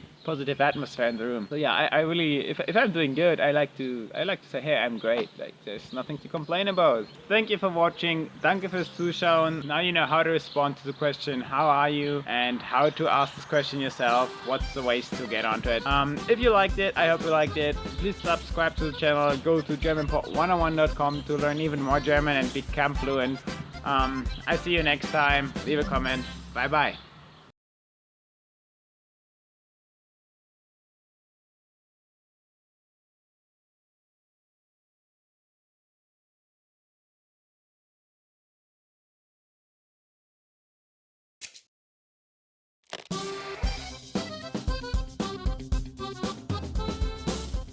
Hallo zusammen, mein Name ist Jenny. In dieser Lektion erzählen wir euch, wie Nikolaus in Deutschland gefeiert wird. Am 6. Dezember wird jährlich in ganz Deutschland an Nikolaus gedacht. Kinder erwarten diesen Tag mit großer Vorfreude, da sie an Nikolaustag Geschenke bekommen. Weißer, langer Bart, roter Mantel und Rentiere, die den Weihnachtsmann zu den Kindern bringen. Auch wenn seine Popularität immens ist er keine historische Person.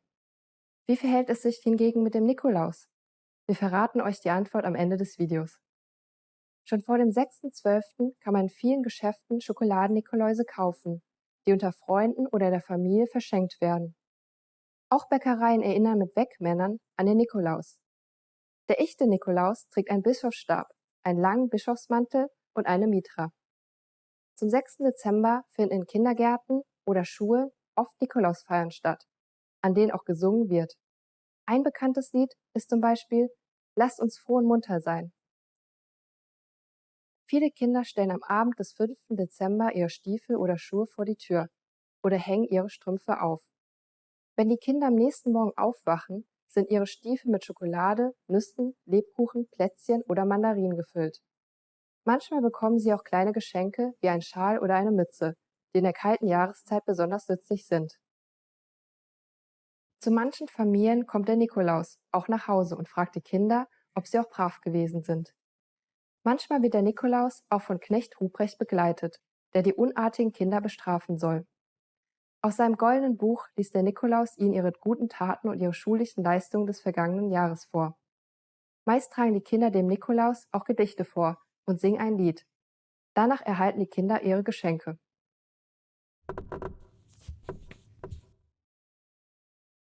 Der weltgrößte Nikolaus Spekulatius ist 2 Meter hoch und 1 Meter breit. Er wurde 2012 in Düsseldorf hergestellt. Spekulatius ist ein traditionelles Nikolausgebäck, für dessen Herstellung Holzformen verwendet werden. Auf dem Gebäck werden so heilige oder regionale Motive abgebildet. Und nur noch die Antwort auf die Quizfrage von vorhin. Wie verhält es sich hingegen mit dem Nikolaus? Ja, der heilige Nikolaus hat tatsächlich gelebt. Der Bischof Nikolaus von Myra wurde zwischen 270 und 286 nach Christus geboren und ist wahrscheinlich am 6. Dezember 345 nach Christus gestorben. Der Legende nach wird er seit dem 6. Jahrhundert verehrt, weil er besonders gutmütig, barmherzig und großzügig war. Wie hat euch dieses Video gefallen? Habt ihr etwas Interessantes gelernt? Wie verbringt ihr Nikolaus in eurem Land? Hinterlasst einen Kommentar auf GermanPod101.com. Bis zum nächsten Mal.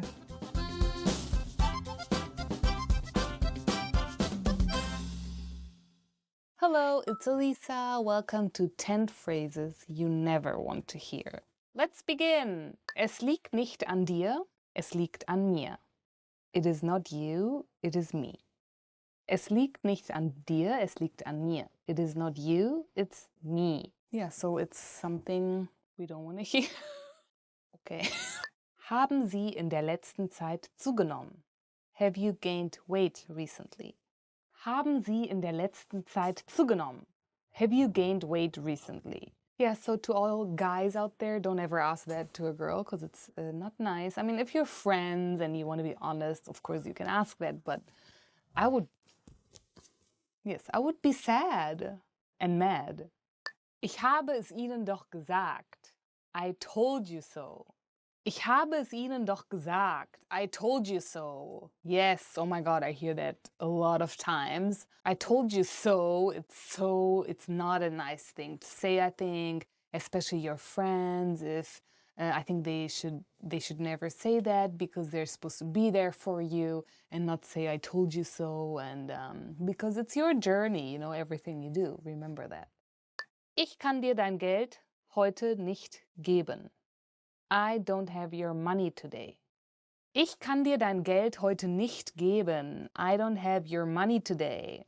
Yeah, so money issues are, I think, always a little awkward. So, yeah, but if your employee says that, no!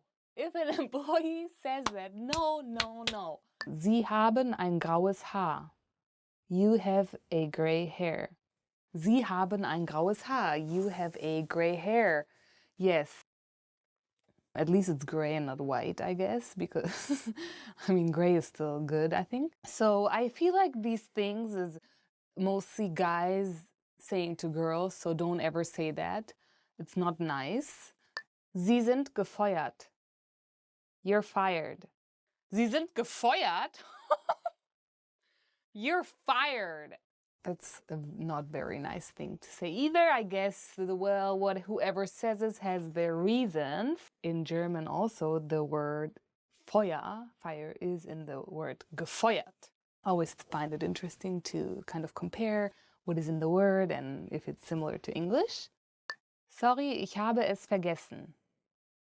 Sorry, I forgot. Sorry, ich habe es vergessen. Sorry, I forgot. I actually say that a lot because I do forget a lot. So I say that and people don't like that. Vielen Dank für Ihren Lebenslauf. Die Stelle wurde allerdings bereits anderweitig besetzt. Thank you for your resume. However, the position has been filled. Vielen Dank für Ihren Lebenslauf. Die Stelle wurde allerdings bereits anderweitig besetzt. Thank you for your resume. However, the position has been filled. Yes, I mean, whoever has this experience with applying and applying and applying, of course, you'll hear that sometimes, and it's okay, I think, because it just means that it wasn't meant to be and you can move on. So don't get discouraged if you hear this or read it, it's okay, and even though we don't want to hear it, always be positive. Wir müssen reden. We need to talk. Wir müssen reden. We need to talk. It's something very serious. Sometimes when you talk about it, it just feels better because there was some misunderstanding. So yeah, try to, yes, be positive. Wir sollten uns auch mit anderen Leuten treffen. We should see other people. Wir sollten uns auch mit anderen Leuten treffen. We should see other people. Well, if you're in a relationship and your partner says that, I don't think it's very nice because it means that he or she or whatever is not very committed to you. So, yes, so just thank you for watching 10 phrases you never want to hear. What are some of the phrases that you've been told that you didn't want to hear? If you know them in German, I would love to hear them in German. And please don't forget to subscribe, and I hope to see you soon. Bye. My motto in life is, if you have nothing good to say, don't say it at all. Thank you.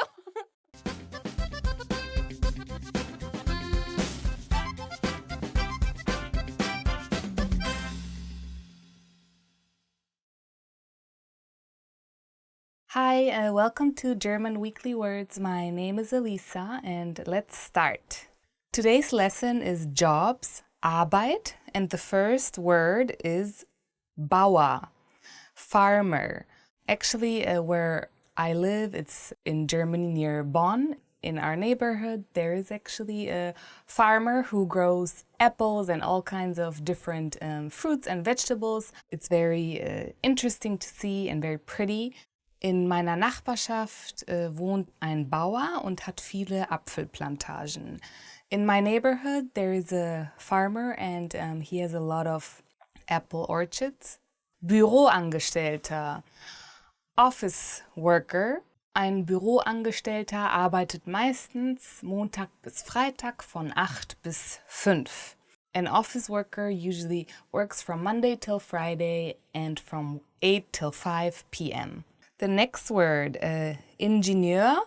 Engineer. Germany, a lot of people study to become an engineer. A lot of countries are looking for German engineers. That's what I just know from my friends.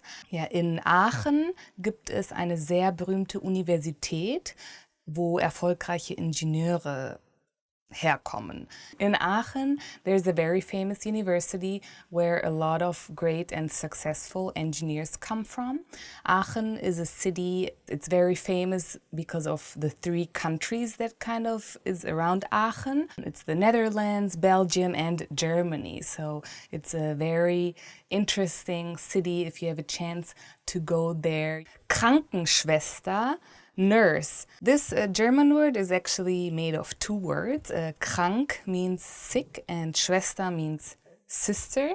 So I think that's very easy to understand. Kind of a sister who takes care of you when you're sick. Eine Krankenschwester ist eine indirekte Assistentin zu einem Arzt. Nurse is indirectly an assistant to a doctor. In Germany, equality is very important. So, of course, men are welcome to become nurses as well. And in Germany, you would just say Krankenschwester, but add like an M for männlich, for men. Historically, there were a lot of more women, I guess, as nurses. But now more and more men are becoming nurses. Yeah, Germany still got to find a word for that. Polizistin, police officer, but Polizistin is actually the female version and Polizist would be the male version. In Deutschland haben die Polizisten eine grüne und blaue Uniform. In Germany, the police officers have a green and blue uniform. It used to be like olive green, not a very fashionable color, I guess. So now everything is changing. It's becoming, even the cars are blue and the uniforms are blue. If you go to Germany, you'll still see some uniforms in like olive green, and in some big cities, they're more blue now. Thank you for watching the German Weekly Words. This week's topic was jobs. If you want, you can leave your favorite word in the comments or just write what kind of job you are doing. Thank you, bye.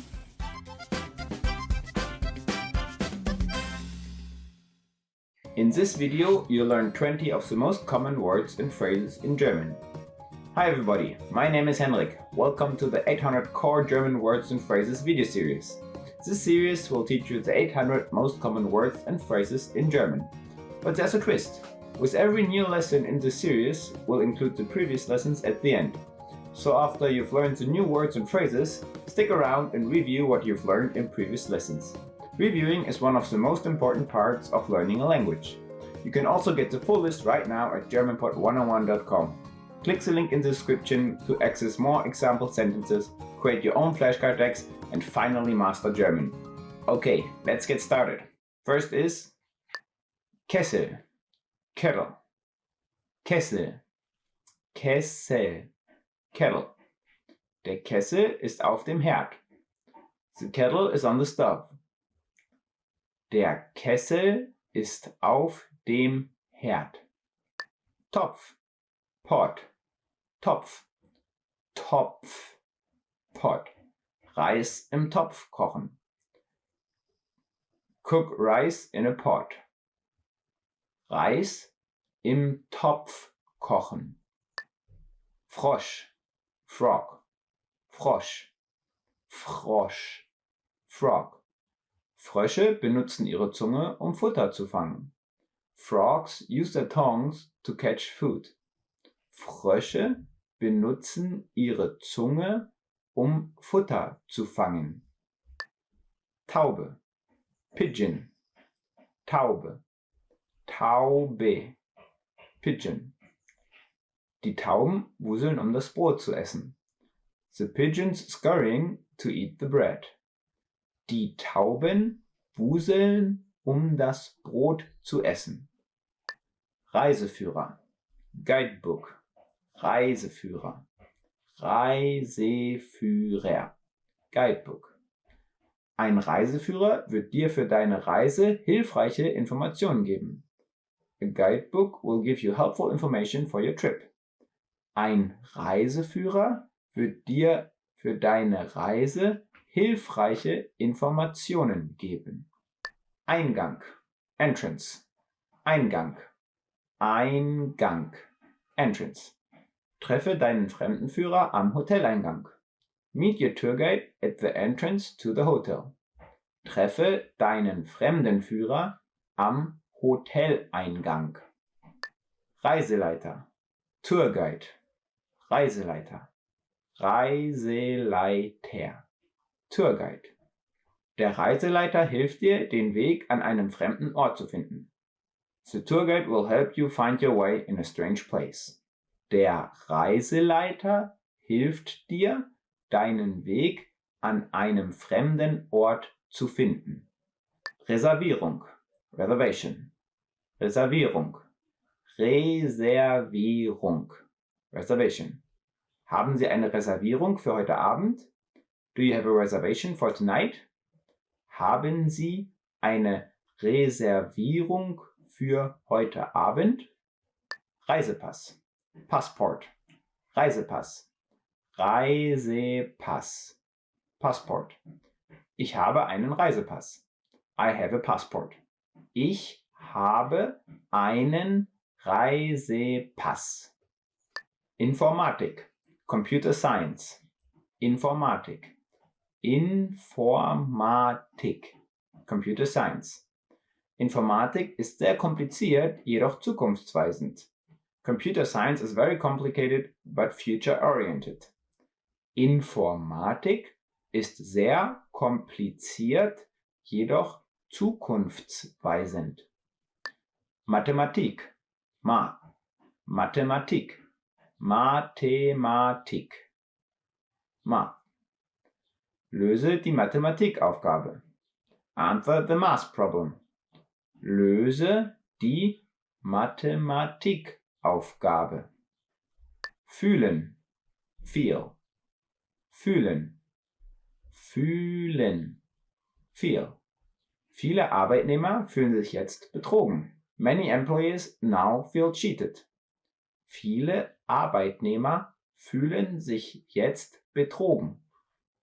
Zeichnen. Draw. Zeichnen. Zeichnen. Draw. Ich fragte den Zeichner, mir ein Bild zu zeichnen. I asked the illustrator to draw me a picture. Ich fragte den Zeichner, mir ein Bild zu zeichnen. Planen. Plan. Planen. Planen. Plan. Wir planen gemeinsame Aktivitäten. We plan common activities. Wir planen gemeinsame Aktivitäten. Schlussverkauf. Sale. Schlussverkauf.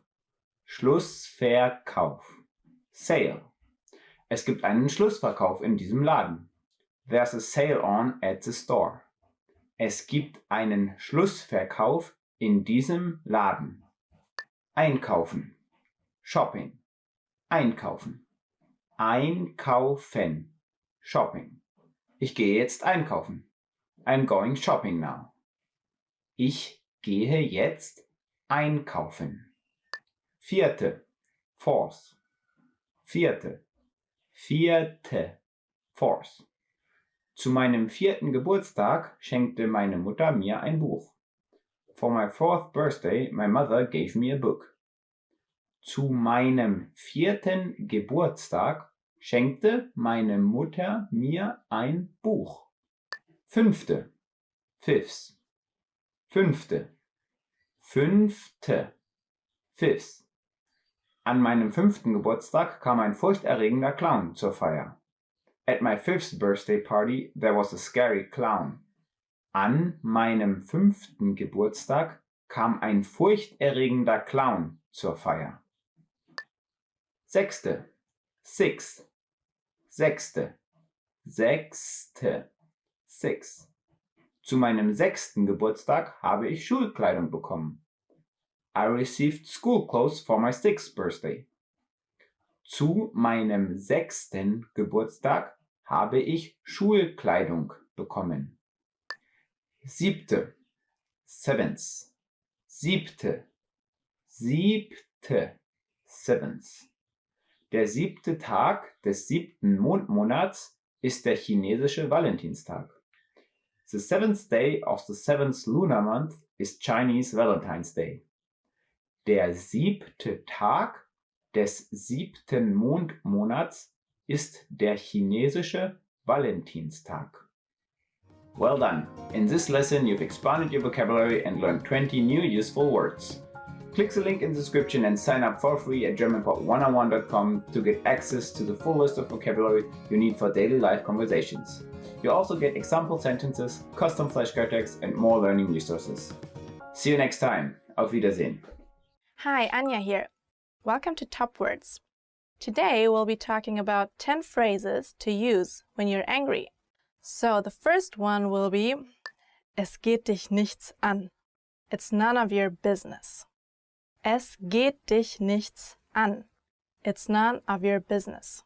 So many people say it by themselves if they don't want to get too intimate about an issue, if they don't want to come too close to someone. So the next one is Halt den Mund. Shut up. So, I mean, it's not very nice to say to someone Halt den Mund. Lass mich in Ruhe. Leave me alone. Lass mich in Ruhe means leave me alone.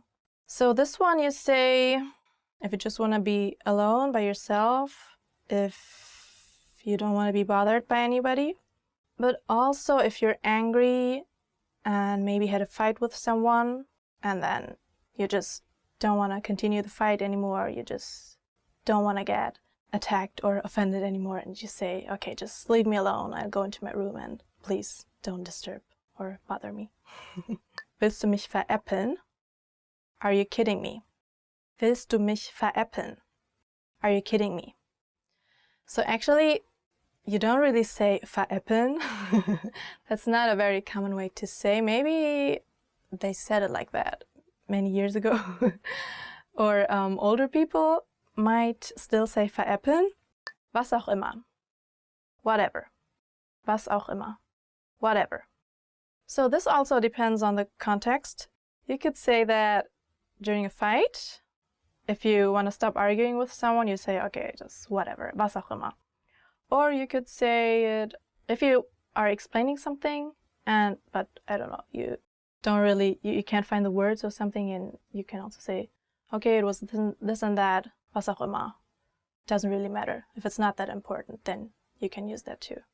Hör auf damit. Cut it out. Hör auf damit. Cut it out. Okay, this phrase can be used in many contexts. For example, parents might say that to their children if they're doing something wrong, or yeah, if they don't behave well, they just say, hör auf damit, don't do that. Just cut it out, stop that. Ich will nicht mit dir reden. I don't want to talk to you. Ich will nicht mit dir reden. I don't want to talk to you. So I would say in most cases you say that after a fight. You say, ich will nicht mit dir reden, or ich will nicht mehr mit dir reden. I don't want to talk to you anymore because you had enough. It's actually, I would say it's pretty hurtful if someone says that to you. It can be a long time after you had an argument with someone, and maybe someone comes up to you and wants to apologize or just wants to talk to you and say, ich will nicht mit dir reden. Ich will gerade nicht mit dir reden. I just don't want to talk to you right now. Ich bin verärgert. I'm upset. Ich bin verärgert. I'm upset. So I would say you don't say that very often. If there was a situation before that made you angry, you could just talk to a person and say, I'm so upset. Ich bin so verärgert. Na und? So what? Na und? So what? So na und is doesn't sound very angry. It can be used in a very normal context in a natural way. Maybe a person tells you a story and she's so mad about something and you say, na und? It's not that terrible. What are you so mad about? Like, yeah, so what? So what's the matter? There's no issue like that. So it's basically like, so what? No big deal. Was glaubst du, wer du bist? Who do you think you are? Was glaubst du, wer du bist? Who do you think you are? So this sentence you could use if a person acts very arrogant, keeps telling you instructions or wants to make you obey or something. Then you could say, was glaubst du, wer du bist? Like, who do you think you are? Yeah, don't treat me like this. I don't deserve it. Yeah. I don't know. I haven't heard many people saying this. I don't know if you use that very often, but I think it's a funny way if you really, if you are in that kind of situation and you say, who do you think you are? Was glaubst du, wer du bist? I think that's really funny to say. It would be funny from the outside to see that kind of situation. Probably not if you're within the situation. All right, so these were the 10 phrases you use when you're angry. What makes you angry? Let us know in the comments. Also, subscribe the channel if you liked it. So if you want to see more videos like this, just check us out at GermanPod101.com. My name is Anja and I'll see you in the next video. Tschüss, bis zum nächsten Mal.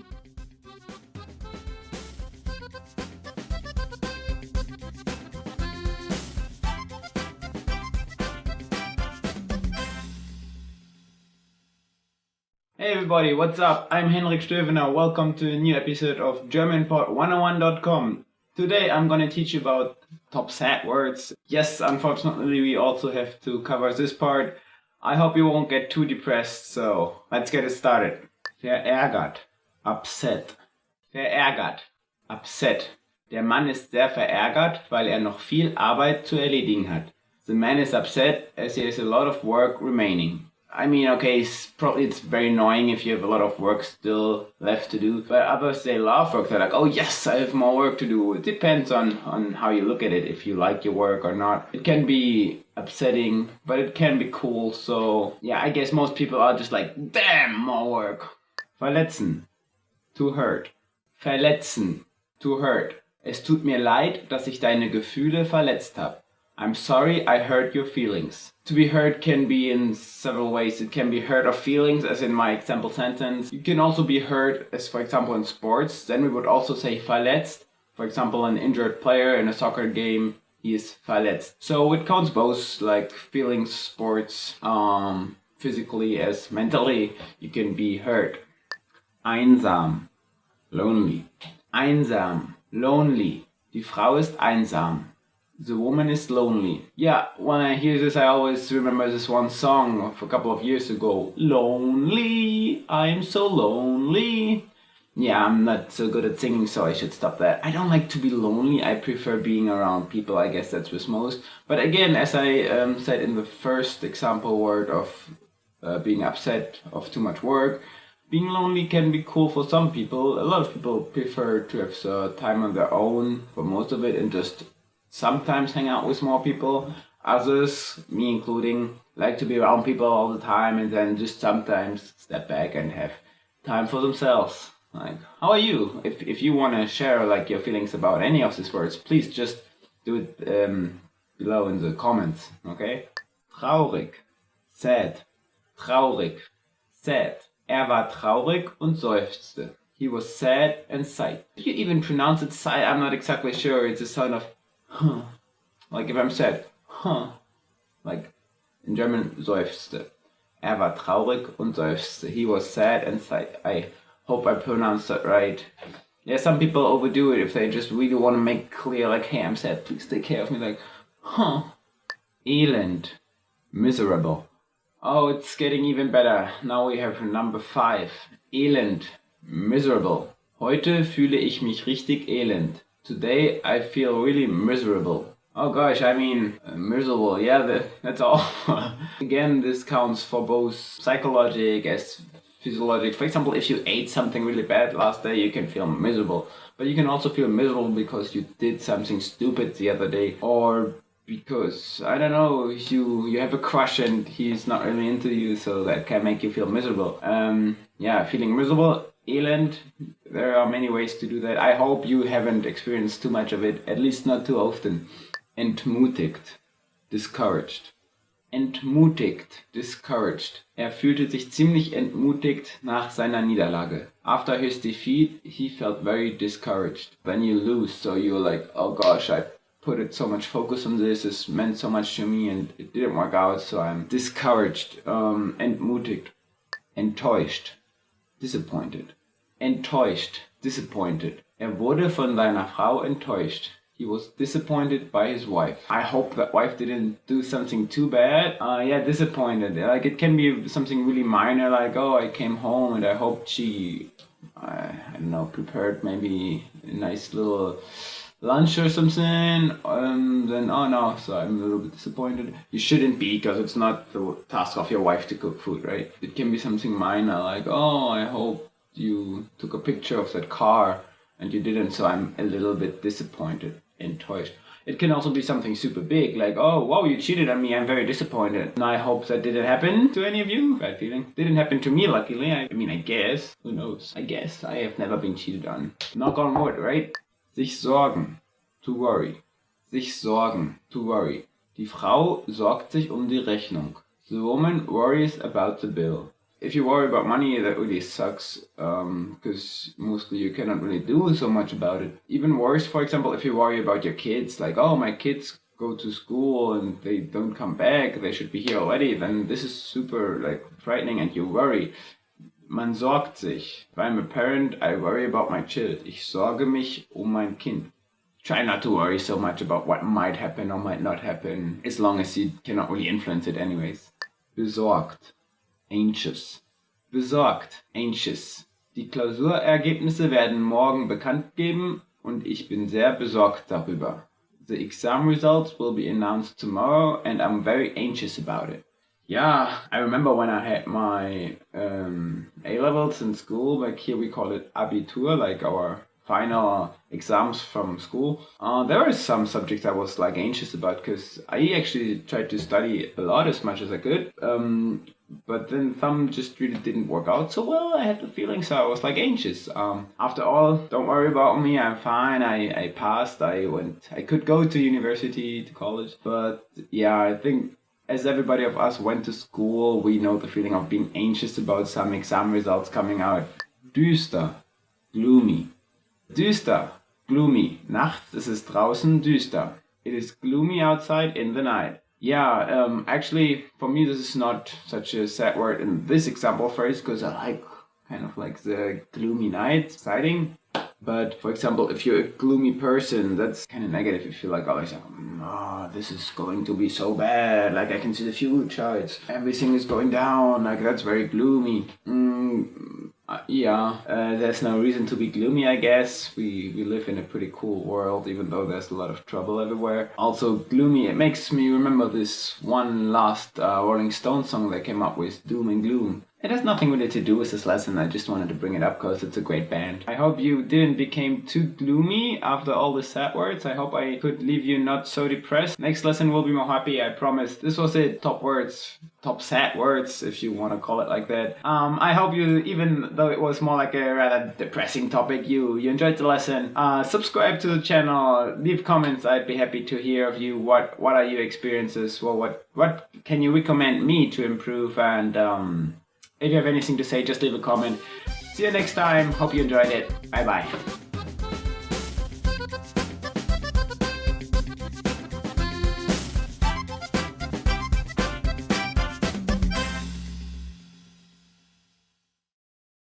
In this video, you'll learn 20 of the most common words and phrases in German. Hi everybody, my name is Henrik. Welcome to the 800 Core German Words and Phrases video series. This series will teach you the 800 most common words and phrases in German. But there's a twist. With every new lesson in the series, we'll include the previous lessons at the end. So after you've learned the new words and phrases, stick around and review what you've learned in previous lessons. Reviewing is one of the most important parts of learning a language. You can also get the full list right now at GermanPod101.com. Click the link in the description to access more example sentences, create your own flashcard decks, and finally master German. Alright, let's get started. First one is Schnurrbart, Mustache, Schnurrbart, Schnurrbart, Mustache. Der Mann hat einen dicken Schnurrbart. The man has a thick mustache. Der Mann hat einen dicken Schnurrbart. Waschmaschine, washing machine, Waschmaschine, Waschmaschine, washing machine. Ich benutze die Waschmaschine, um meine Kleidung sauber zu halten. I use the washing machine to keep my clothes clean. Ich benutze die Waschmaschine, um meine Kleidung sauber zu halten. DVD-Player, DVD-Player, DVD-Player, DVD-Player, DVD-Player. Wir schauen jeden Mittwochabend Filme auf dem DVD-Player. We watch movies on the DVD-Player every Wednesday night. Wir schauen jeden Mittwochabend Filme auf dem DVD-Player. Ventilator, Fan, Ventilator, Ventilator, Fan. Als ich meinen Ventilator anschaltete, sind alle meine Papiere im Raum herumgeflogen. When I turned on the fan, my papers blew all over the room. Als ich meinen Ventilator einschaltete, sind alle meine Papiere im Raum herumgeflogen.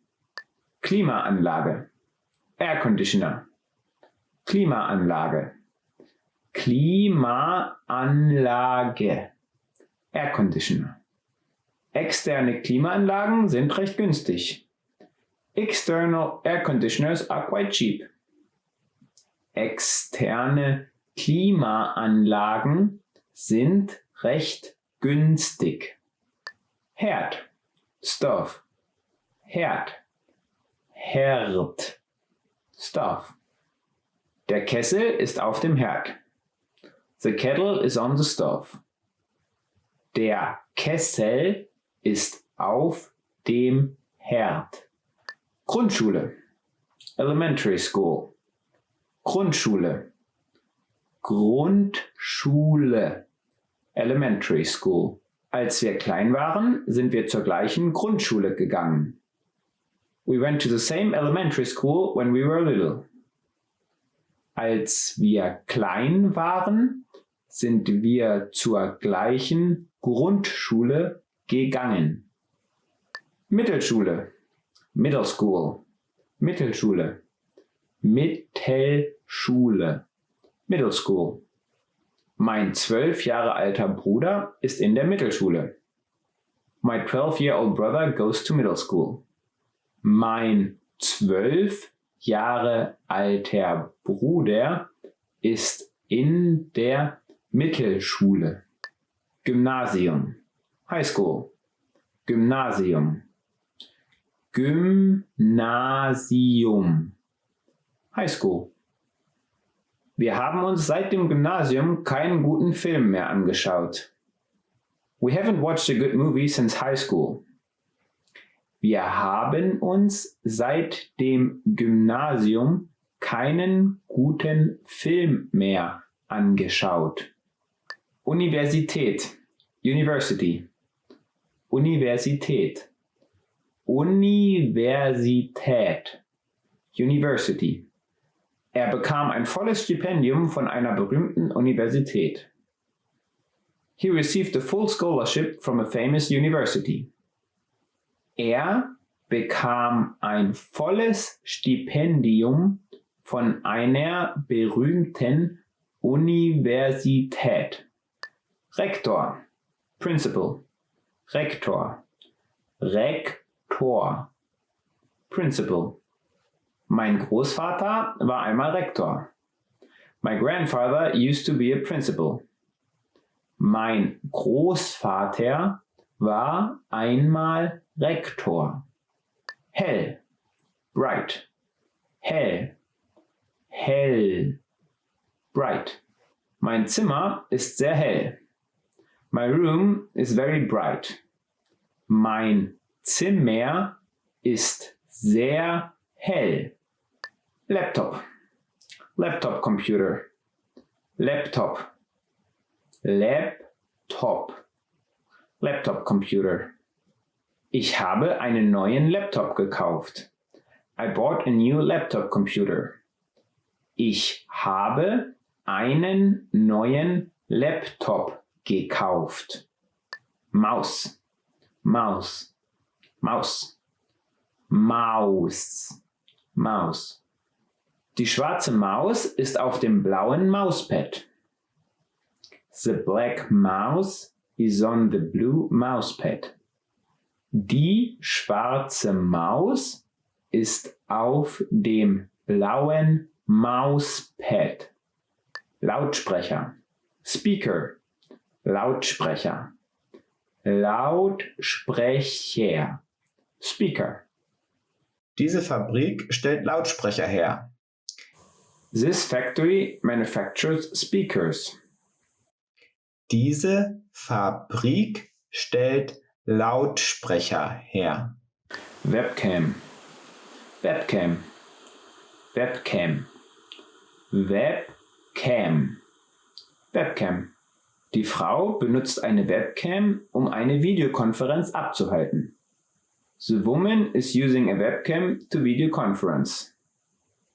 Die Frau benutzt eine Webcam, um eine Videokonferenz abzuhalten. Mikrofon, Microphone, Mikrofon, Mikrofon, Microphone. Gib mir das Mikrofon. Give me the microphone. Gib mir das Mikrofon. Desktop Computer, Desktop Computer, Desktop Computer, Desktop Computer, Desktop Computer. Ich habe meinen Desktop Computer in einer anderen Farbe angemalt. I painted my desktop computer in a different color. Ich habe meinen Desktop Computer in einer anderen Farbe angemalt.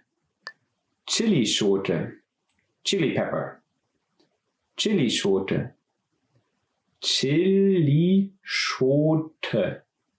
Chili Pepper.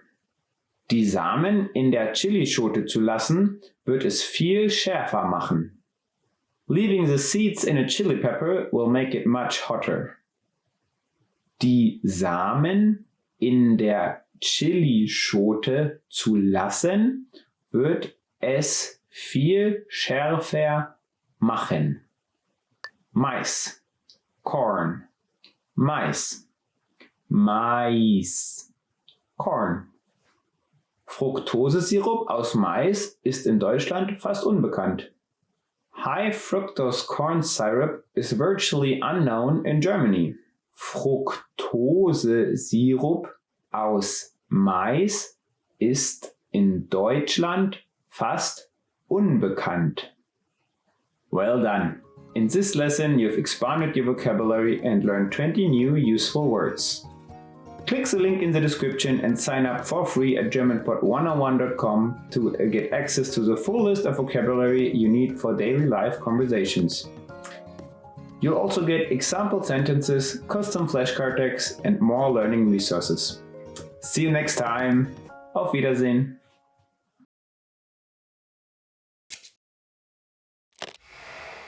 Hi everybody, Anja here.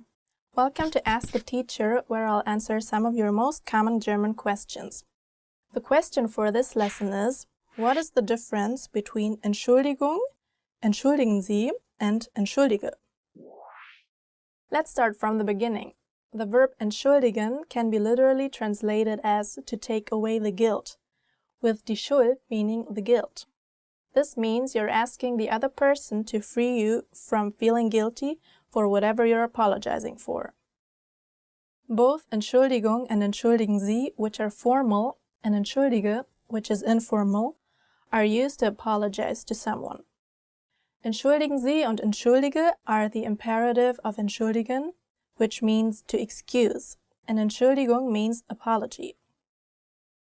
While both expressions can often be used interchangeably, a conversation between a parent and their child might go like this: Entschuldige dich, apologize, to which the child will reply Entschuldigung, meaning apology, or more naturally in English, sorry. Entschuldigung can often stand on its own as an apology, but entschuldigen Sie or entschuldige often need another sentence to explain what you're apologizing for, such as entschuldigen Sie, dass ich zu spät war, which means excuse me being late, or entschuldigen Sie die Störung, meaning excuse the disruption. Entschuldigen Sie is formal, so this would be used at work, for example when a colleague disrupts a meeting, or, very politely, simply before asking a colleague a question. Another common phrase is Entschuldigung, das wollte ich nicht, meaning apologies, I didn't want that to happen. This can be used in many situations, and the das wollte ich nicht implies that whatever you did was an accident. This phrase can be used for anything from apologizing for dropping a plate at home to apologizing to your boss for breaking your computer at work. It's usually used when your mistake was noticed by another person and that person makes you aware of what you did. Another example is ist entschuldigt, which directly translates as he's excused. This is commonly only at school when parents write a note for their children when they are sick.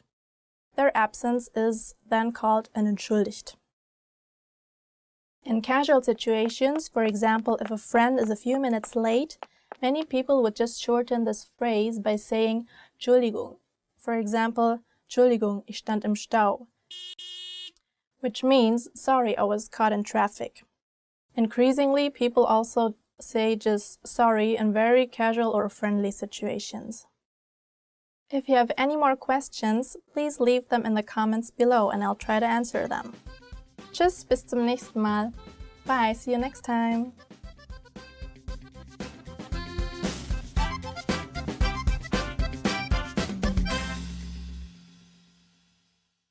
Hello, welcome to German Weekly Words. My name is Elisa and today's topic is school supplies. The first word is Bleistift. It is der Bleistift, pencil, and it is masculine. Ich habe immer gerne meinen Bleistift gespitzt. Actually, as a kid, I used to love to sharpen my pencils. I don't know why, but I really did like each one, and it was really fun to do. And I actually drew with the remainings, the pencil. Kleber, glue. It is der Kleber, it's the masculine. In Deutschland gibt es einen lilanen Kleber, der, sobald er trocknet, durchsichtig wird. In Germany, there's this purple glue that turns transparent when it's dry, and I still think it's cool. As a kid, of course, I loved it, and I used it all the time. But Radiergummi, eraser, der Radiergummi. It is masculine, and yeah, als Kind habe ich auch Radiergummis gesammelt. As a child, I did collect erasers too, like all kinds of erasers. I especially loved those burger erasers or fries erasers, and I think they're really cute. Schere, scissors, die Schere. Ich verliere immer meine Schere. I always lose my scissors. I don't know what happens to them, but yeah, I'm always looking for scissors. Rucksack, backpack. Ich wollte schon immer auf eine Rucksacktour. I always wanted to go on a backpack tour. It's one of my things that I really want to do. It's on my to-do list to go on a backpack tour. Thank you for watching. Today's topic was school supplies. And if you have something to say, just say. I hope to see you soon. Bye.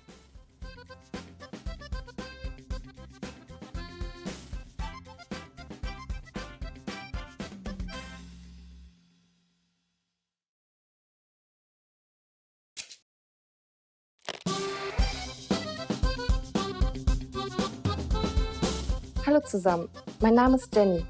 In dieser Lektion erzählen wir euch, warum am 11. November viele Kinder auf der Straße eine Laterne tragen. An diesem Tage wird deutschlandweit an St. Martin erinnert. Es findet auch noch ein anderes Ereignis statt, aber dazu später noch. An St. Martin gibt es viele Bräuche. Einer davon sind die Martinsumzüge, die in ganz Deutschland durchgeführt werden. Wo finden die größten Martinsumzüge statt? Wir verraten euch die Antwort am Ende des Videos. Bekannt wurde St. Martin durch seine Barmherzigkeit und Großzügigkeit. Von seinen Mitmenschen wurde ihm Geduld, Nächstenliebe zugeschrieben. Stets spendete er das meiste seines Lohnes hilfsbedürftigen Menschen. Besondere Barmherzigkeit und Mitgefühl zeigte er an einem Tag in klirrender Kälte, als er an einem frierenden Bettler vorbeiritt und daraufhin mit dem Schwert seinen Mantel durchteilte und ihm die eine Hälfte seines Umhangs schenkte. Am Martinstag finden zu Ehren St. Martins in ganz Deutschland verschiedene Martinsumzüge statt. Kinder ziehen dabei mit Laternen durch die Straßen, die sie meist vorher im Kindergarten oder in der Schule gebastelt haben. Während des Umzugs werden traditionelle Martinslieder gesungen und die Mantelteilung nachgespielt. Dafür reitet dem Martinsumzug ein als St. Martin verkleideter Mann auf einem Pferd voran, dem ein als Bettler verkleideter Mann folgt. Der Abschluss des Umzuges bildet ein großes Martinsfeuer. An St. Martin bekommen die Kinder typische Martinsbackwaren, wie zum Beispiel in Westfalen die Stutenkerle, in Süddeutschland die Martinshörnchen oder im Rheinland die Weckmännchen geschenkt. Traditionell wird an St. Martin eine Martinsgans mit Klößen oder Knödeln und Rotkohl gegessen, die mit Äpfeln, Rosinen und Kastanien gefüllt wird. Da an diesem Tage im Mittelalter der Hauptzinstag war und Gänse als Hauptzahlungsmittel dienten, erfuhr dieses Tier eine besondere Symbolik.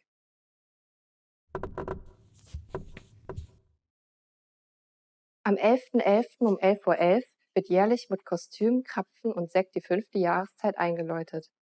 Für den 11.11. als Beginn der Karnevalssaison gibt es verschiedene Erklärungen. Eine besagt, dass sich die Menschen früher bei den Göttern für die Ernte bedankt haben, indem sie ein Fest gefeiert haben. Und nur noch die Antwort auf die Quizfrage von vorhin.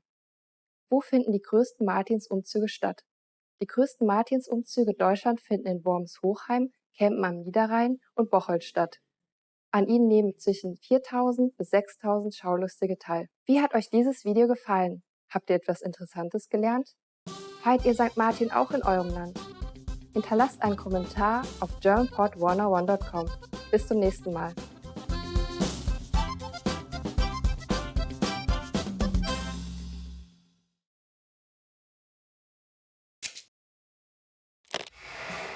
How are your German listening skills? First, you'll see an image and hear a question. Next comes a short dialogue. Listen carefully and see if you can answer correctly. We'll show you the answer at the end. Eine Frau ruft an, um Tickets für ein Theaterstück zu reservieren. Welche 2 Sitzplätze hat sie bekommen? Hallo, Sie sprechen mit dem Blackfriar Playhouse. Wie kann ich Ihnen helfen? Ich würde gerne 2 Tickets für King Lear um 17:30 Uhr für heute Abend reservieren. Haben Sie noch Sitzplätze frei? Wir haben noch wenige Sitzplätze frei, aber leider nur noch Einzelplätze. Wenn es Ihnen nichts ausmacht, dann könnten wir Ihnen 2 getrennte Sitzplätze anbieten. Okay, das macht uns nichts aus. Haben Sie einen besonderen Wunsch? Nun ja, haben Sie noch Plätze am Gang übrig? Ja, wir haben einen Gangplatz am linken Rand der Mitteltribüne. Und 3 Sitze weiter rechts haben wir einen weiteren freien Platz. An der Seite? Okay, dann reservieren Sie bitte diesen Gangplatz. Gerne. Was ist mit dem anderen? Sind in der Nähe der Mitte noch Plätze frei? Die einzigen Sitzplätze in der Mitte, die wir übrig haben, sind in der 1. bis 3. Reihe. Ich bin nicht allzu verrückt danach, mich von Schauspielern bespucken zu lassen. Daher? Dieser Raum ist relativ klein. Ich denke, Sie könnten das Stück auch von einem Sitzplatz am Rand aus genießen. Meinen Sie? Dann nehme ich den Platz an der linken Seite, den Sie vorhin erwähnt haben. Welche 2 Sitzplätze hat sie bekommen?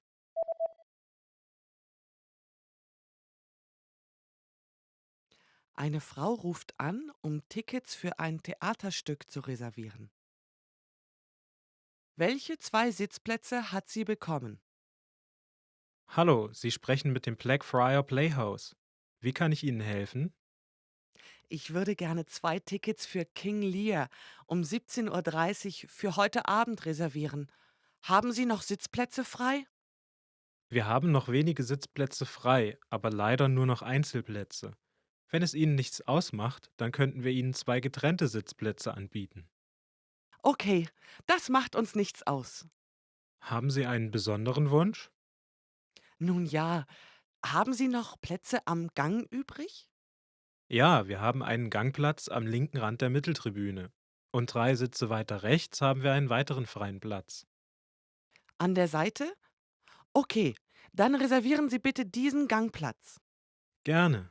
Was ist mit dem anderen? Sind in der Nähe der Mitte noch Plätze frei? Die einzigen Sitzplätze in der Mitte, die wir übrig haben, sind in der ersten bis dritten Reihe.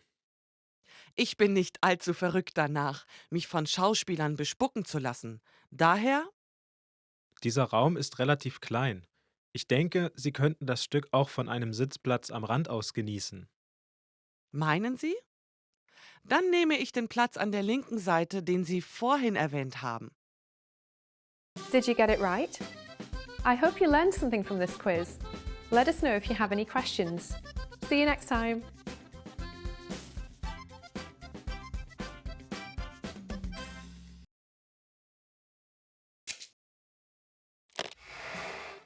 Hi everyone, I'm Gabriella. How are your German listening skills? In this video, you'll have a chance to test them out with a quiz. First, you'll see an image and hear a question. Next comes a short dialogue. Listen carefully and see if you can answer correctly. We'll show you the answer at the end. Are you ready? Eine Frau und ein Mann unterhalten sich. Wann werden Sie sich einen Film anschauen? Warum schauen wir uns nicht nächsten Samstag einen Film an? Das würde ich gerne, aber morgens habe ich einen Teilzeitjob. Um wie viel Uhr wirst du mit dem Teilzeitjob fertig sein? Um 14 Uhr werde ich fertig sein. Dann lass uns um 15 Uhr am Café treffen und uns um 16 Uhr einen Film anschauen. Okay, Wann werden Sie sich einen Film anschauen?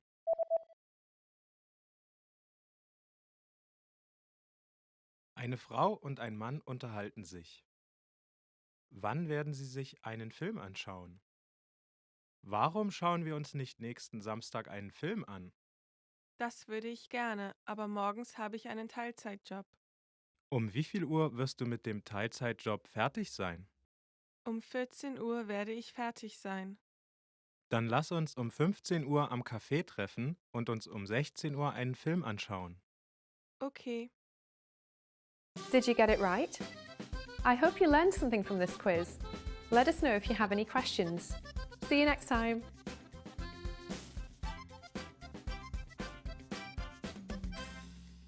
Yay! Hi, it's Elisa. Welcome to a new video lesson. 10 lines you need to know for introducing yourself. Let's begin. Mein Name ist Alisa. My name is Elisa. Mein Name ist Alisa. What's your name? Was ist dein Name? Hallo, es ist schön, Sie kennenzulernen. Hello, it's nice to meet you. Hallo, es ist schön, Sie kennenzulernen. Hello, it is nice to meet you. As in English, when you introduce yourself and you meet somebody for the first time, you just add, of course, es ist schön, Sie kennenzulernen. It is nice to meet you. Eines meiner Hobbys ist, mit meinem Hund spazieren zu gehen. One of my hobbies is to walk my dog. Eines meiner Hobbys ist, mit meinem Hund spazieren zu gehen. One of my hobbies is to walk my dog. If you've seen some of my other videos, you know that I have a dog, a German Shepherd, and I actually love to go on a walk with him and play with his ball. He loves it. Yeah, what is your hobby? Ich bin Jahre alt. I am years old. Ich bin Jahre alt. I'm ... years old. Wie alt bist du? How old are you? Ich bin Grafik- und Textildesignerin. I'm a graphic and textile designer. Ich bin is used for many things. It's something you should definitely learn and memorize because it's for almost everything. Ich bin hungrig, I'm hungry. So ich bin in this case is referred to your profession. So please tell me, what do you do? Ich komme aus Deutschland. I am from Germany. Ich komme aus Deutschland. I'm from Germany. Woher kommst du? Where are you from? Leave me in the comments. Ich höre gerne Musik. I enjoy listening to music. Ich höre gerne Musik. I enjoy listening to music. What is your favorite kind of music? Was ist deine Lieblingsmusik? Ich lebe in ... I live in blank. Ich lebe in ... I live in blank. Ich lebe in Köln. I live in Cologne. I used to live there, now I don't, but Cologne is a very fun city. If you have a chance, go visit. Where do you live? Wo lebst du? Leave in the comments. Ich lerne seit ... Jahren Deutsch. I've been learning German for ... years. Ich lerne seit ... Deutsch. I've been learning German for blank. Obviously, I grew up talking German. Ich lerne Deutsch auf germanpod101.com. I'm learning German at germanpod101.com. Ich lerne Deutsch auf germanpod101.com. I'm learning German at germanpod101.com. How long have you been learning German with germanpod101.com? Thank you for watching the top 10 lines you need to know for introducing yourself. Please don't forget to subscribe and leave me in the comments what was your favorite line. Bye! Back to the basics. Mein Name ist Alisa. My name is Alisa. So that is a very important sentence you need to know. Okay, that was so not funny. Hi. Okay.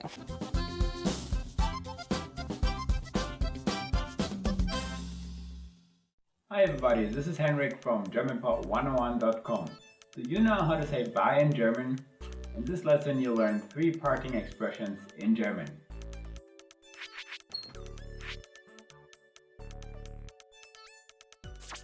Let's start with the easiest one. Tschüss. Tschüss. This means bye in German. It's the most commonly used phrase to say bye.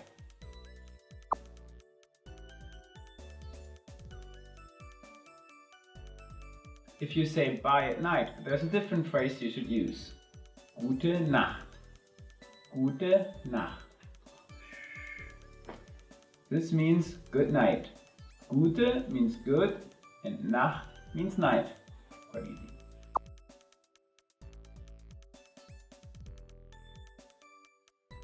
If you know that you're going to see the person again, here's the phrase for you. Auf Wiedersehen. Auf Wiedersehen. It means see you later in German. The first word auf means upon, and the next word Wiedersehen literally means again see. So altogether it's like upon again see. In English we say see you later, in German auf Wiedersehen.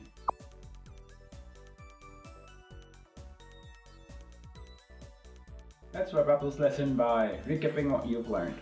Listen to the phrases and repeat after me. Bye.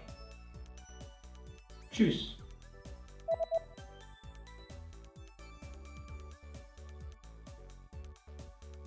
Tschüss. Good night. Gute Nacht.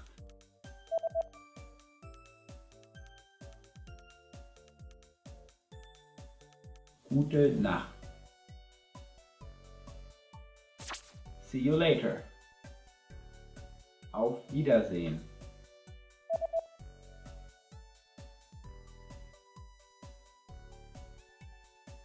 Auf Wiedersehen.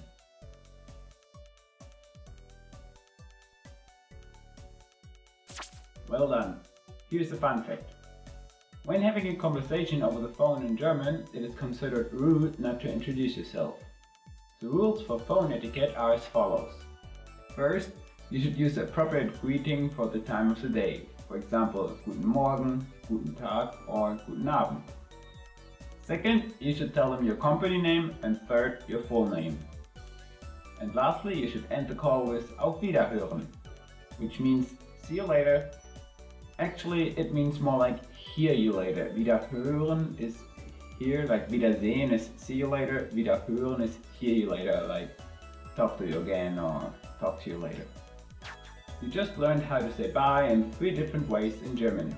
And don't forget, you can learn German twice as fast with your free PDF lessons. Just click on the link in the description and download them. See you soon! Auf Wiedersehen!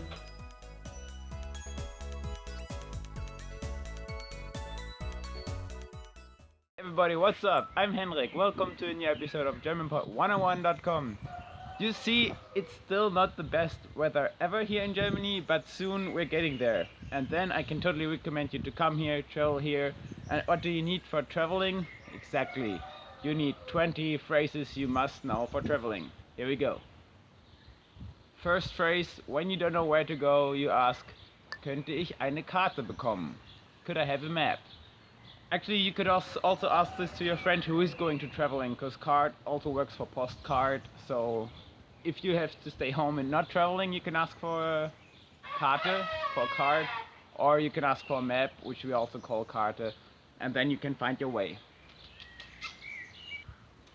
Number 2, very important sentence. Sprechen Sie Englisch? Do you speak English? Here in Germany, it's quite common. People do speak English, even though the older ones not so much. But whenever you meet like a young couple or young people on the street and you really cannot find your way or you're really struggling, you can always try to even talk to them in English. But if you want to be polite, you can ask in German. Sprechen Sie Englisch? And then the person will know, oh, okay, sure, I'm going to try to help you out. Gibt es einen Bus vom Flughafen in die Stadt? Is there a bus from the airport to the city? Often airports are kind of outside of the city, right? In Germany, or actually in Europe, we have Ryanair. Probably you've heard about it. It's like cheap airline, but we all want to save money, so it's good. But often the airports of this Ryanair are actually not in the city. So if you fly Ryanair to Barcelona, you end up, 100 kilometers out of Barcelona, and then you always have to take a bus. This also happens in Germany. For example, the Frankfurt airport of Ryanair is about 100 kilometers out of Frankfurt. So you will have to ask for a bus to the city. How do you do this? Gibt es einen Bus vom Flughafen in die Stadt? Number 4. Ist das WLAN kostenlos? Is the Wi-Fi free? It's getting more and more there here in Germany. I remember when I was traveling in the US, you could get free Wi-Fi everywhere, even in the streets. Yeah, I'm sorry, we're not that far here now, but more and more places, train stations, airports have free Wi-Fi. So you must be pretty unlucky to not find free Wi-Fi when you're like flying in or coming by train. So yeah, bring your devices, and in any case you can ask, sprechen Sie Englisch? Do you speak English? To find your way. Number 5. Haben Sie freie Zimmer für heute Nacht? Do you have any vacancies for tonight? Yeah, if you're going to a hotel or hostel or an apartment and you haven't booked previously or ahead, then first of all you need to know if there's any space left for you, or if you should go on and search for another place if you don't want to crash on somebody's couch. So then go to the hotel, go to the reception, ask if they're free rooms, and usually they should be able to help you out. Unless, you could also just walk through the streets and ring a doorbell and ask, haben Sie freie Zimmer? Do you have vacancies? But this might get you in trouble with police, I don't know. Number 6. Könnte ich in ein anderes Zimmer wechseln? Could I move to a different room? If you're really unhappy with your room and you're like, oh gosh, no, I don't want to stay here, then you ask the receptionist, hey, could I move to another room? It didn't happen to me so far. I was quite lucky. Whenever I was traveling, I had pretty nice rooms, but I have heard it happens. Like if it's 30 or I don't know, the neighbors of the other room are super loud, doing whatever, then it's legit to ask for a different room. If you want to change your room and you ask in German, they're probably even more willing to help you out. Number 7. Ich habe eine Reservierung. I have a reservation. Yeah, this is what usually is the case, not like previously when you had to ask if there's any room left. Usually you have a reservation and then everything works kind of itself. You just go to the desk, ask, hey, ich habe eine Reservierung. And then they'll be like, oh, okay, what's your name? And if you watch my other videos, you will know how to say your name in German, and then you can check in your hotel all in German, all good. And you have a perfect start for your trip. Könnten wir das Menü haben, bitte? Could we have the menu, please? Yeah, going to a restaurant, you of course want to know what the food offering is before you just order anything. The waiter comes with the menu, and you can open it, search for your entree and for your drink. Beer, I'd recommend, and then, oh, what I'm gonna eat, Schnitzel. Eat Schnitzel. Schnitzel is awesome. Good German food. I love it. Haben Sie Empfehlungen? Do you have any recommendations? Yeah, if you don't want to listen to my recommendation, eating Schnitzel and having a beer, you can also ask the waiter for recommendations of the house. Often they even like special offers or menu of the day, something like that. Yeah, just go ahead and ask for recommendations. Often you even like will be surprised of some cool food you wouldn't have thought of if you have chosen by yourself. Now we're getting to the sad part of all the restaurant evening. Die Rechnung bitte. Could I have the check, please? Yeah, of course. If you eat in a restaurant, in the end, there's always a payment. And if you want to ask for the check or for the bill in Germany, that's die Rechnung. So you can just point out your finger to the waiter, die Rechnung bitte, and he will be happy to bring you the bill. You can leave a little tip. We usually tip about like 10%, and then everything is fine. Ich bin allergisch gegen Erdnüsse. I'm allergic to peanuts. Yeah, this happens. If you don't eat peanuts, and if you're not sure whether there are peanuts in your food or not, it's a good idea to ask or just to raise attention to the waiter. Hey, ich bin allergisch gegen Erdnüsse, so please don't bring me any peanuts. Number 12. Wasser bitte. Water, please. Other than in the US, in Germany it's not common that you get free water at the table during your evening in the restaurant.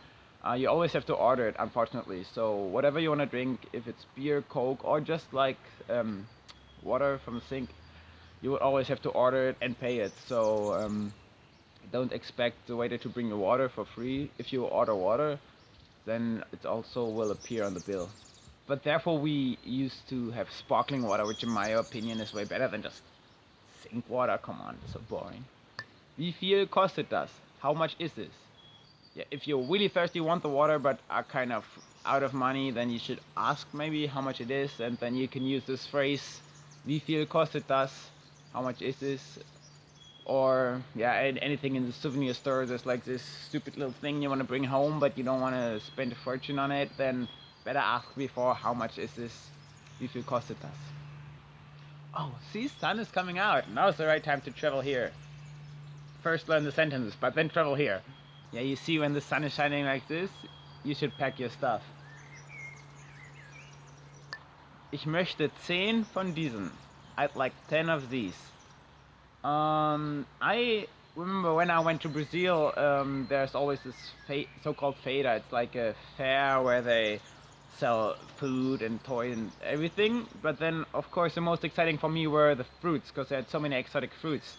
And then I went there and like, oh, I had like 10 of these and 5 of these and 3 of that, and there were fruits I've never seen, so I wanted to try. So this might happen to you if you come here, that you see fruits or vegetables that are not so common in your country. Then you can really use the sentence. Yeah, you should always try the new stuff. Ich möchte das hier. I'd like this. coming back if you're at the fair and you really don't know, like there's something you've never seen, but then you want to point at it and say you want this, and you want to impress the one who's selling you, the seller, speaking German, then you can just say, ich möchte dies, and he will be like, cool, here you got it. Number 16. Könnten Sie mir einen Rabatt geben? Could you give me a discount? Also, this happens. We have flea markets where there's people sell their used stuff, or even on the markets, on the Sunday farmers market, whatever. Sometimes you can try to negotiate, and you can always ask. It's not impolite. If you feel like, oh, cool, this is a place where it's just common to negotiate a little, you can ask for a discount. Even though don't expect too much. I know in other countries it's common that okay, the price is 20, but he's already happy if he gets 10. Yeah, no, here it's more like if the price is 20, you can maybe negotiate it down to 18, or it always depends. Also, I mean, if you ask in German, probably you will waste your chances that you really get a discount, because they will appreciate your effort to speak German. Don't be pushy on it, but try and negotiate it a little and you might get your discount. Nehmen Sie Kreditkarte?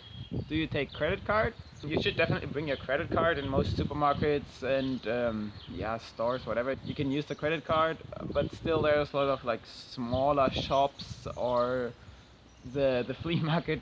Apparently they usually don't take credit cards, so it's not as widespread as in the US, but we're getting there.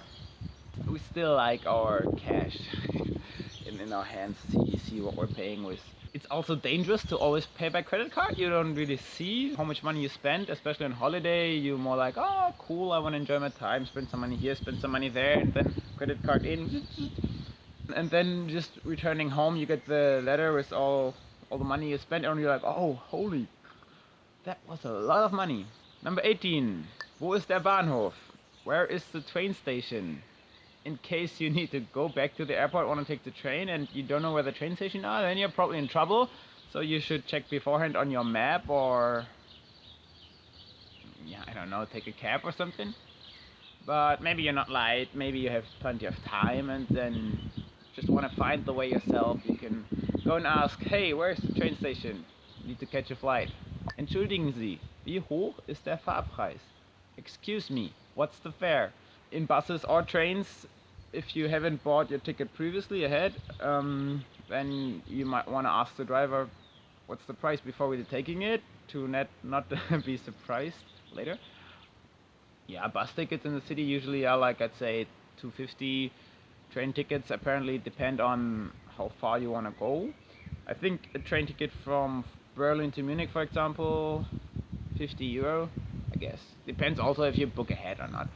But yeah, if you ask the driver or anybody at the train station, you probably haven't booked ahead. It's always smarter to book ahead, then you can get way cheaper tickets, especially for trains. In buses, usually you're not really able to book a ticket ahead. You just buy it right there. And yeah, the driver in the bus always is happy to help you out when you're uncertain about the price. So just ask him. Number 20, selfie time. Könnten Sie ein Foto von mir machen? Could you take a picture of me, please? Yeah, nowadays this question is not asked so often anymore, because you always do your selfies, right? You do that? Like, I could actually film all this in selfie, but I would be too shaky, I guess. But if you want a proper picture, maybe of your group with everybody in it, and not just this long selfie arm, then you should ask a stranger on the street. And I told you previously that most Germans know at least a little English, so they would understand if you have a camera and say, oh, could you take a picture please, that you all want them to take a picture of you. Good sentence to know if you're traveling alone or with your partner or in a group and you want to have a picture. Then just ask, oh, könnten Sie ein Foto von mir machen? Könnten Sie bitte ein Foto von mir machen? Going back home after your travel, you see clouds are coming back, like I'm not in this bright sun anymore. Yeah, time to go home. Yeah, travel is over, let's go back home, and then bus to the airport. Have a good flight. I hope you enjoyed the lesson, it was fun. So if you come to Germany, if you're traveling here now, you really know like some sentences here and there. You can, if your German is not that fluent yet, that you can spread in for you to enjoy your trip more, also for the people you meet, the Germans, to make them have a good time seeing your effort speaking German. I believe whenever I travel to some country, I should know at least some sentences. So this is your entry card for the first trip to Germany. Yeah, if you want to learn more, subscribe to the channel at germanpop101.com. I hope to see you next time. Leave some comments. Ciao, ciao.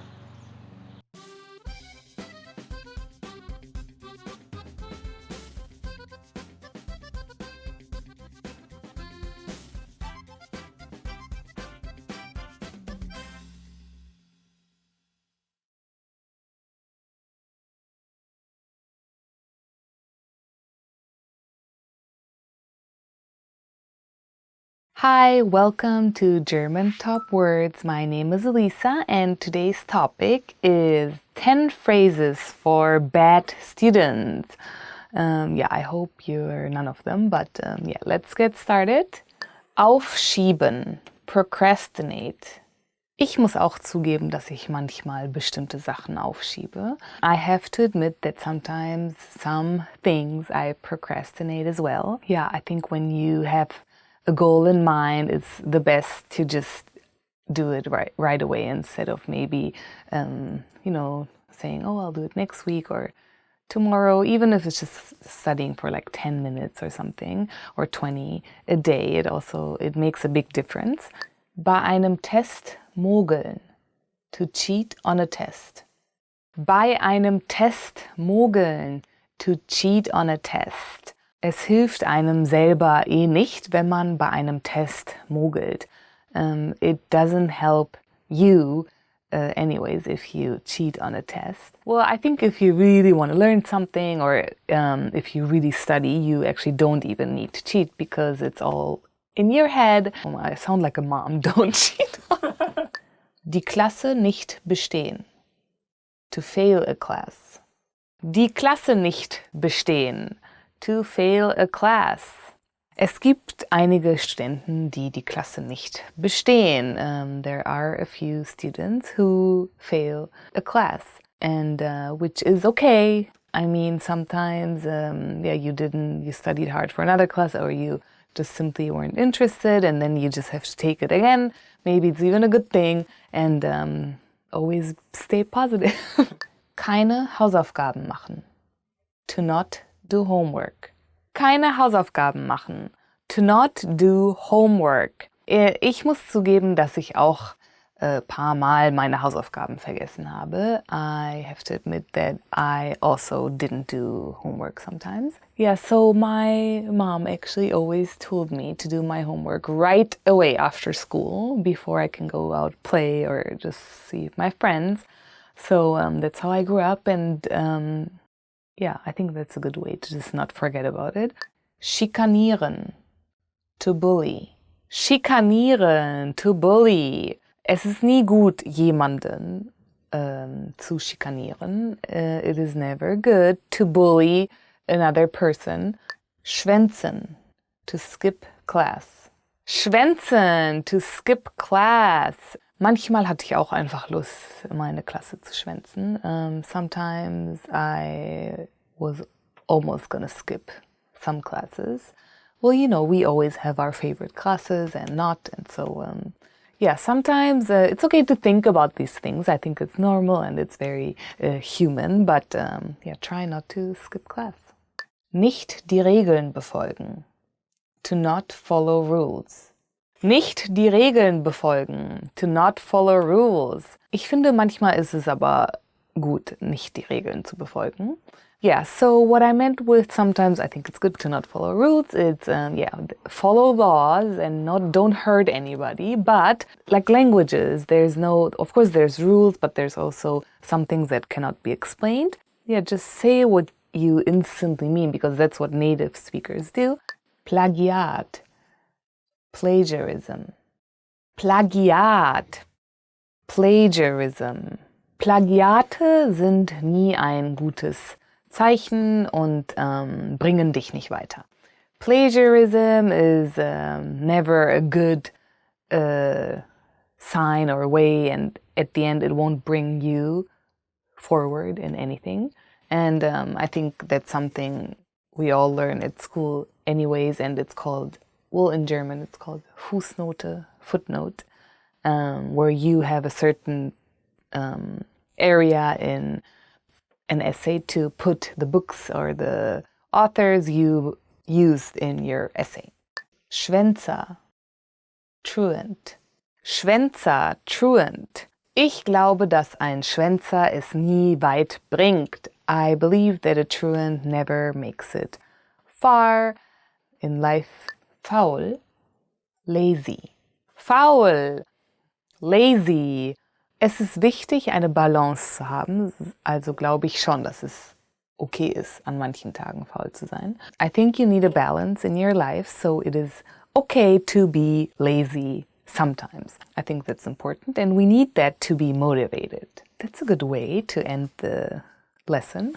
Thank you for watching the 10 phrases for bad students. I hope you're not one of them, but I would love to know if one of the words you learned actually applied to you, or maybe you've skipped class one time. Let me know in the comments about your experiences. And don't forget to subscribe. I hope to see you soon. Bye. Because, just be free. Well,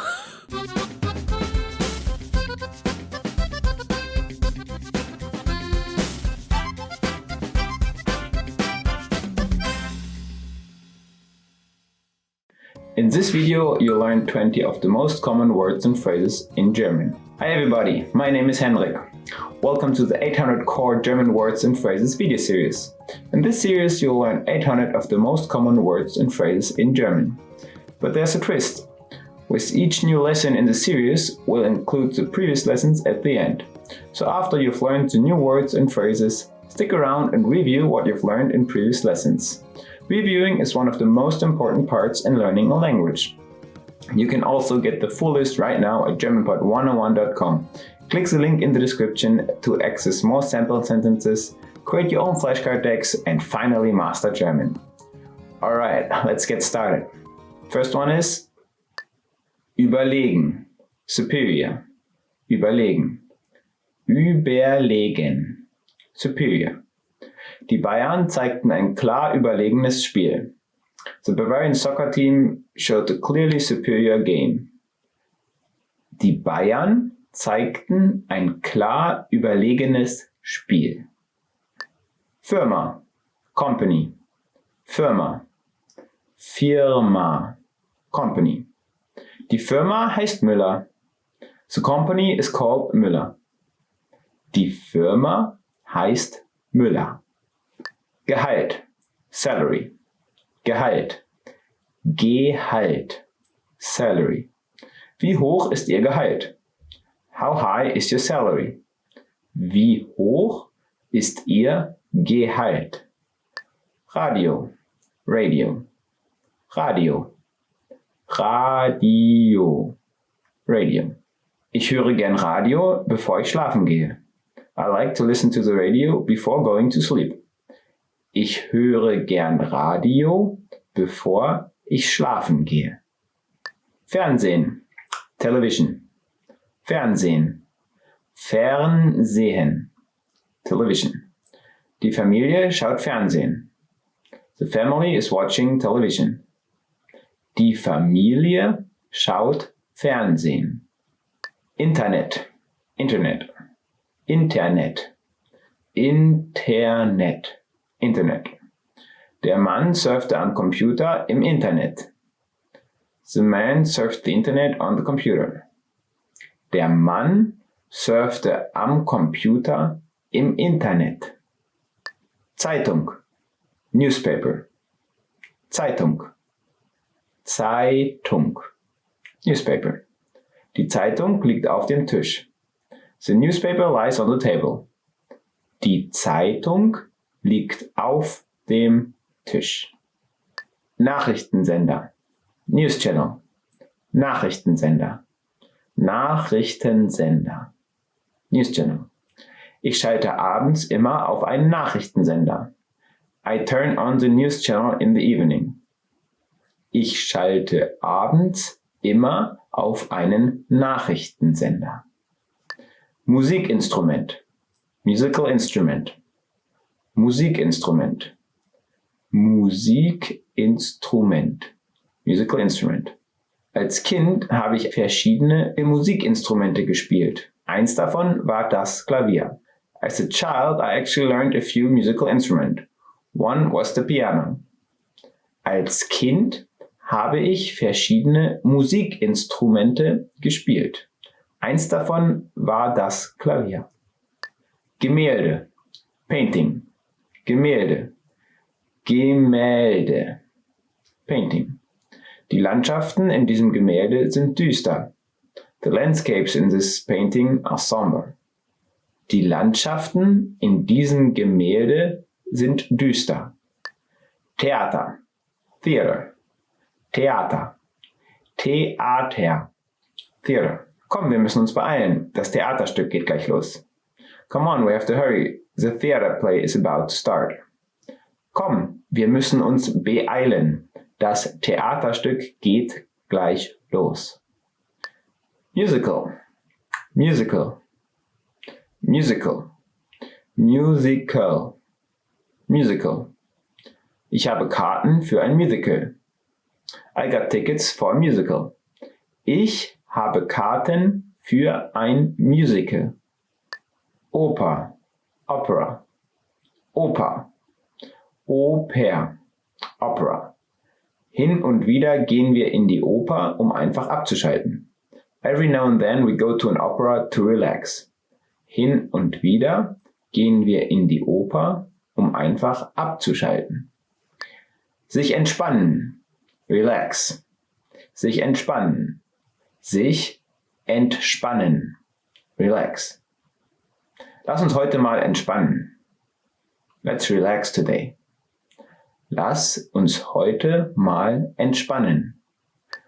Whiteboard, whiteboard, whiteboard, whiteboard, whiteboard. Das Whiteboard ist ein unerlässlicher Teil meiner Präsentation. The whiteboard is an essential part of my presentation. Das Whiteboard ist ein unerlässlicher Teil meiner Präsentation. Tafel, Blackboard, Tafel, Tafel, Blackboard. Der Lehrer schreibt an die Tafel. The teacher writes on the blackboard. Der Lehrer schreibt an die Tafel. Test, Test, Test, Test. Der Grundschüler hat den Test bestanden. The elementary school student passed the test. Der Grundschüler hat den Test bestanden. Lehrbuch, Textbook, Lehrbuch, Lehrbuch, Textbook. Der Lehrer hat etwas sehr Interessantes aus dem Lehrbuch vorgelesen. The teacher read something very interesting out of the textbook. Der Lehrer hat etwas sehr Interessantes aus dem Lehrbuch vorgelesen. Vorne, front, vorne, vorne, front. Ich warte vor Ihrem Haus. I'll wait in front of your house. Ich warte vor Ihrem Haus. Job, Job, Job, Job, Job. Der Lebenslauf sollte immer dem Job angepasst werden, für den Sie sich bewerben. The resume should always be customized according to the job you apply for. Der Lebenslauf sollte immer dem Job angepasst werden, für den Sie sich bewerben. Well done! In this lesson you've expanded your vocabulary and learned 20 new useful words. Click the link in the description to sign up for free at GermanPod101.com to get access to the full list of vocabulary you need for daily life conversations. You also get example sentences, custom flashcard decks, and more learning resources. See you next time. Auf Wiedersehen.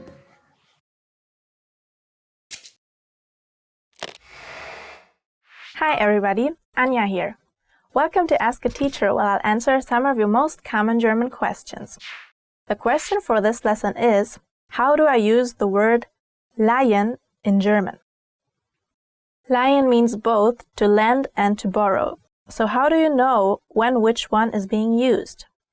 The easiest way to tell is using these two different expressions, sich etwas leihen, to borrow something, and jemandem etwas leihen, to lend someone something. Let's take a look at the pronouns. In the first sentence, the subject, I, you, he, her, and so on, will be related to the subject something, and the same corresponding pronouns will be used. So for example, if you want to say, I borrow something, then the sentence would be, ich leihe mir etwas. Here, the word ich means I and corresponds with mir, literally translating to me. This is the same for all pronouns in German, including you or du, dir, and so on. You can check out a full conjugation chart in the lesson notes. If you want to use the expression jemandem etwas leihen, meaning to lend something, then the subject and the object are not related, and you'll be using two different pronouns. For example, ich leihe ihm etwas, meaning I lend him something. In this sentence, the pronouns ich, I, and ihm, him, are different, so the listeners know that the speaker means lend. Let's do some examples so you can learn how to make sentences using borrow and lend correctly. Let's first do an example with borrow. Ich leihe mir einen Film aus der Videothek. This means I borrow a movie from the video store. Here, the corresponding pronouns are ich and mir, and both refer to I. Therefore, we know this sentence is using borrow. Now, let's do one with lend. Er leiht ihr ein Buch. He lends her a book. Here, the pronouns are different, so we know this sentence is using lend. Now, let's do a tricky one. Ich leihe dir ein Kleid und du leihst mir einen Rock. I lend you a dress and you lend me a skirt. In this sentence, ich and dir and du and mir are different, non-corresponding pronouns referring to I and you. If you want to change the sentence to borrow, it will sound like this. Du leihst dir ein Kleid von mir und ich leihe mir einen Rock von dir. You borrow a dress from me and I borrow a skirt from you. In this case, du and dir and ich and mir correspond, changing the sentence to borrow while still meaning the same thing. How was it?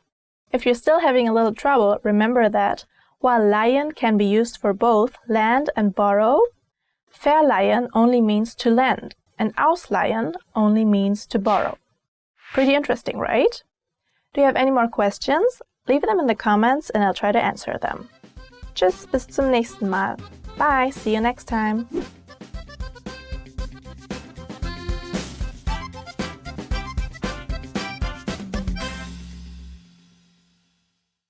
Want to finally start speaking in your target language? In this guide, you'll discover the top 7 ways to practice speaking on your own with our lessons. Let's begin. Number 1, shadowing. Shadowing is a proven learning technique where all you do is repeat what you hear in order to practice speaking. So access any audio or video lesson on the site and press the play button to start. Then, as you listen or watch, just repeat the conversations. Or, even easier, read along out loud with the dialogue section. The script is right there in front of you. With our lessons, you can master entire conversations, just like that. Number 2, read out loud. I just mentioned it, but reading out loud is another powerful tactic and deserves its own mention. With every lesson, you get written transcripts and translations.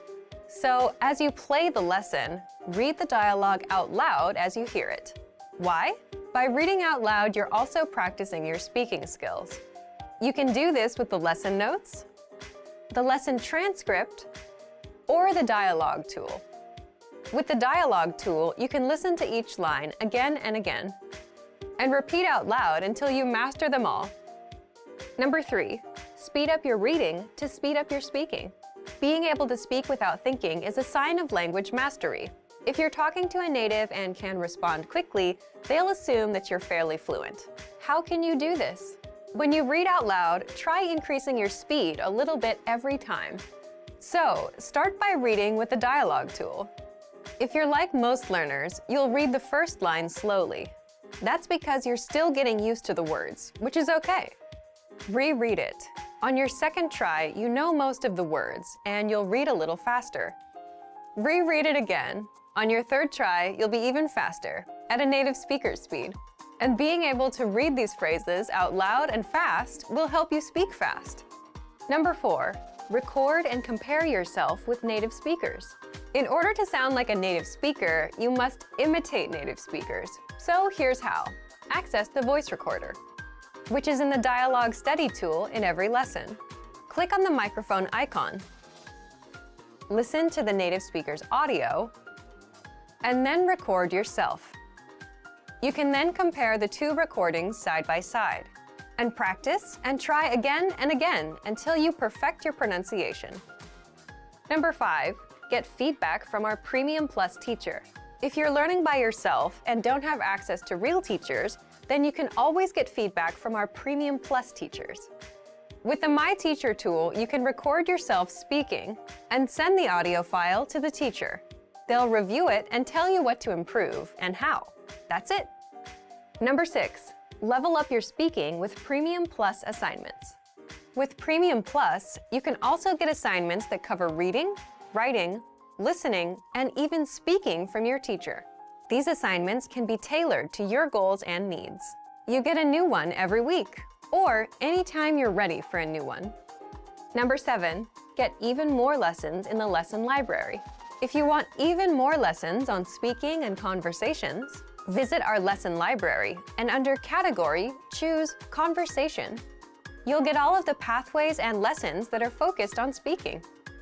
If you enjoyed these tips, hit the like button, share it with anyone who's trying to learn a language, and subscribe to our channel. We release new videos every week. And if you're ready to finally learn language the fast, fun, and easy way, and start speaking from your very first lesson, get our complete learning program. Sign up for your free lifetime account right now. Click the link in the description. I'll see you next time. Bye!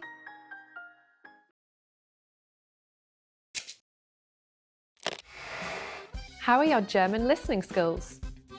First, you'll see an image and hear a question. Next comes a short dialogue. Listen carefully and see if you can answer correctly. We'll show you the answer at the end. Ein Mann möchte Mitglied in einem Sportverein werden und bekommt gerade Informationen über dessen Richtlinien. Welche Art der Mitgliedschaft wird er nehmen?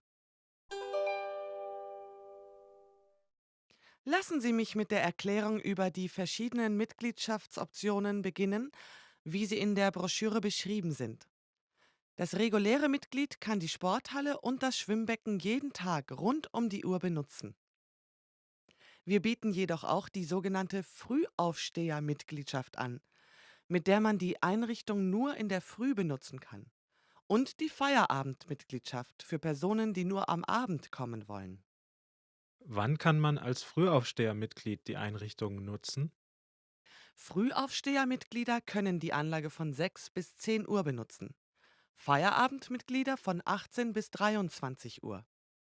Ich verstehe. Also können Frühaufsteher-Mitglieder auf dem Weg zur Arbeit vorbeikommen und die Anlagen nutzen. Genau.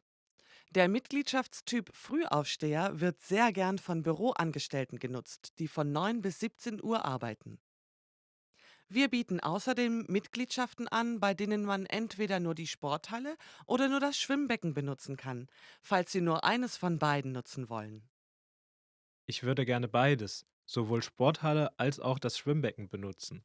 Ich glaube, ich werde die Sporthalle wochentags am frühen Morgen benutzen, bevor ich zur Arbeit gehe, und dann das Schwimmbecken am Wochenende.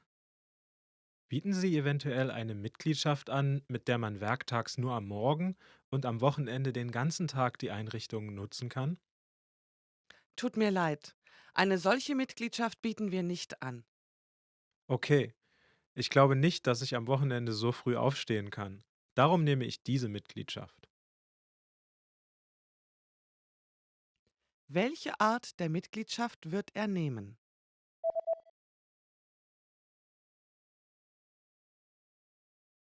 Ein Mann möchte Mitglied in einem Sportverein werden und bekommt gerade Informationen über dessen Richtlinien.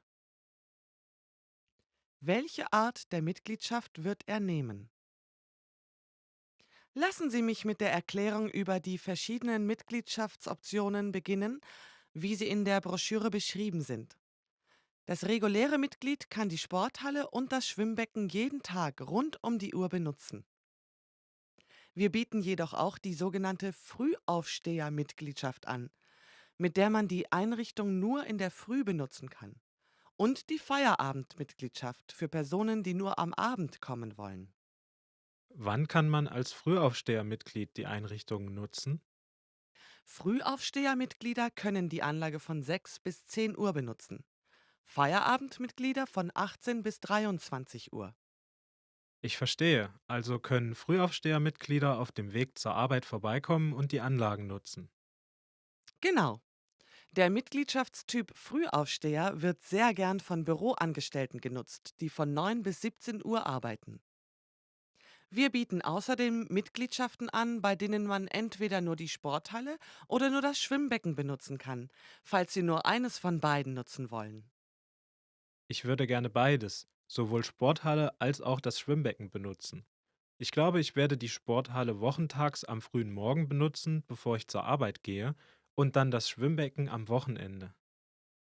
Bieten Sie eventuell eine Mitgliedschaft an, mit der man werktags nur am Morgen und am Wochenende den ganzen Tag die Einrichtungen nutzen kann? Tut mir leid, eine solche Mitgliedschaft bieten wir nicht an. Okay, ich glaube nicht, dass ich am Wochenende so früh aufstehen kann. Darum nehme ich diese Mitgliedschaft. Did you get it right? I hope you learned something from this quiz. Let us know if you have any questions. See you next time.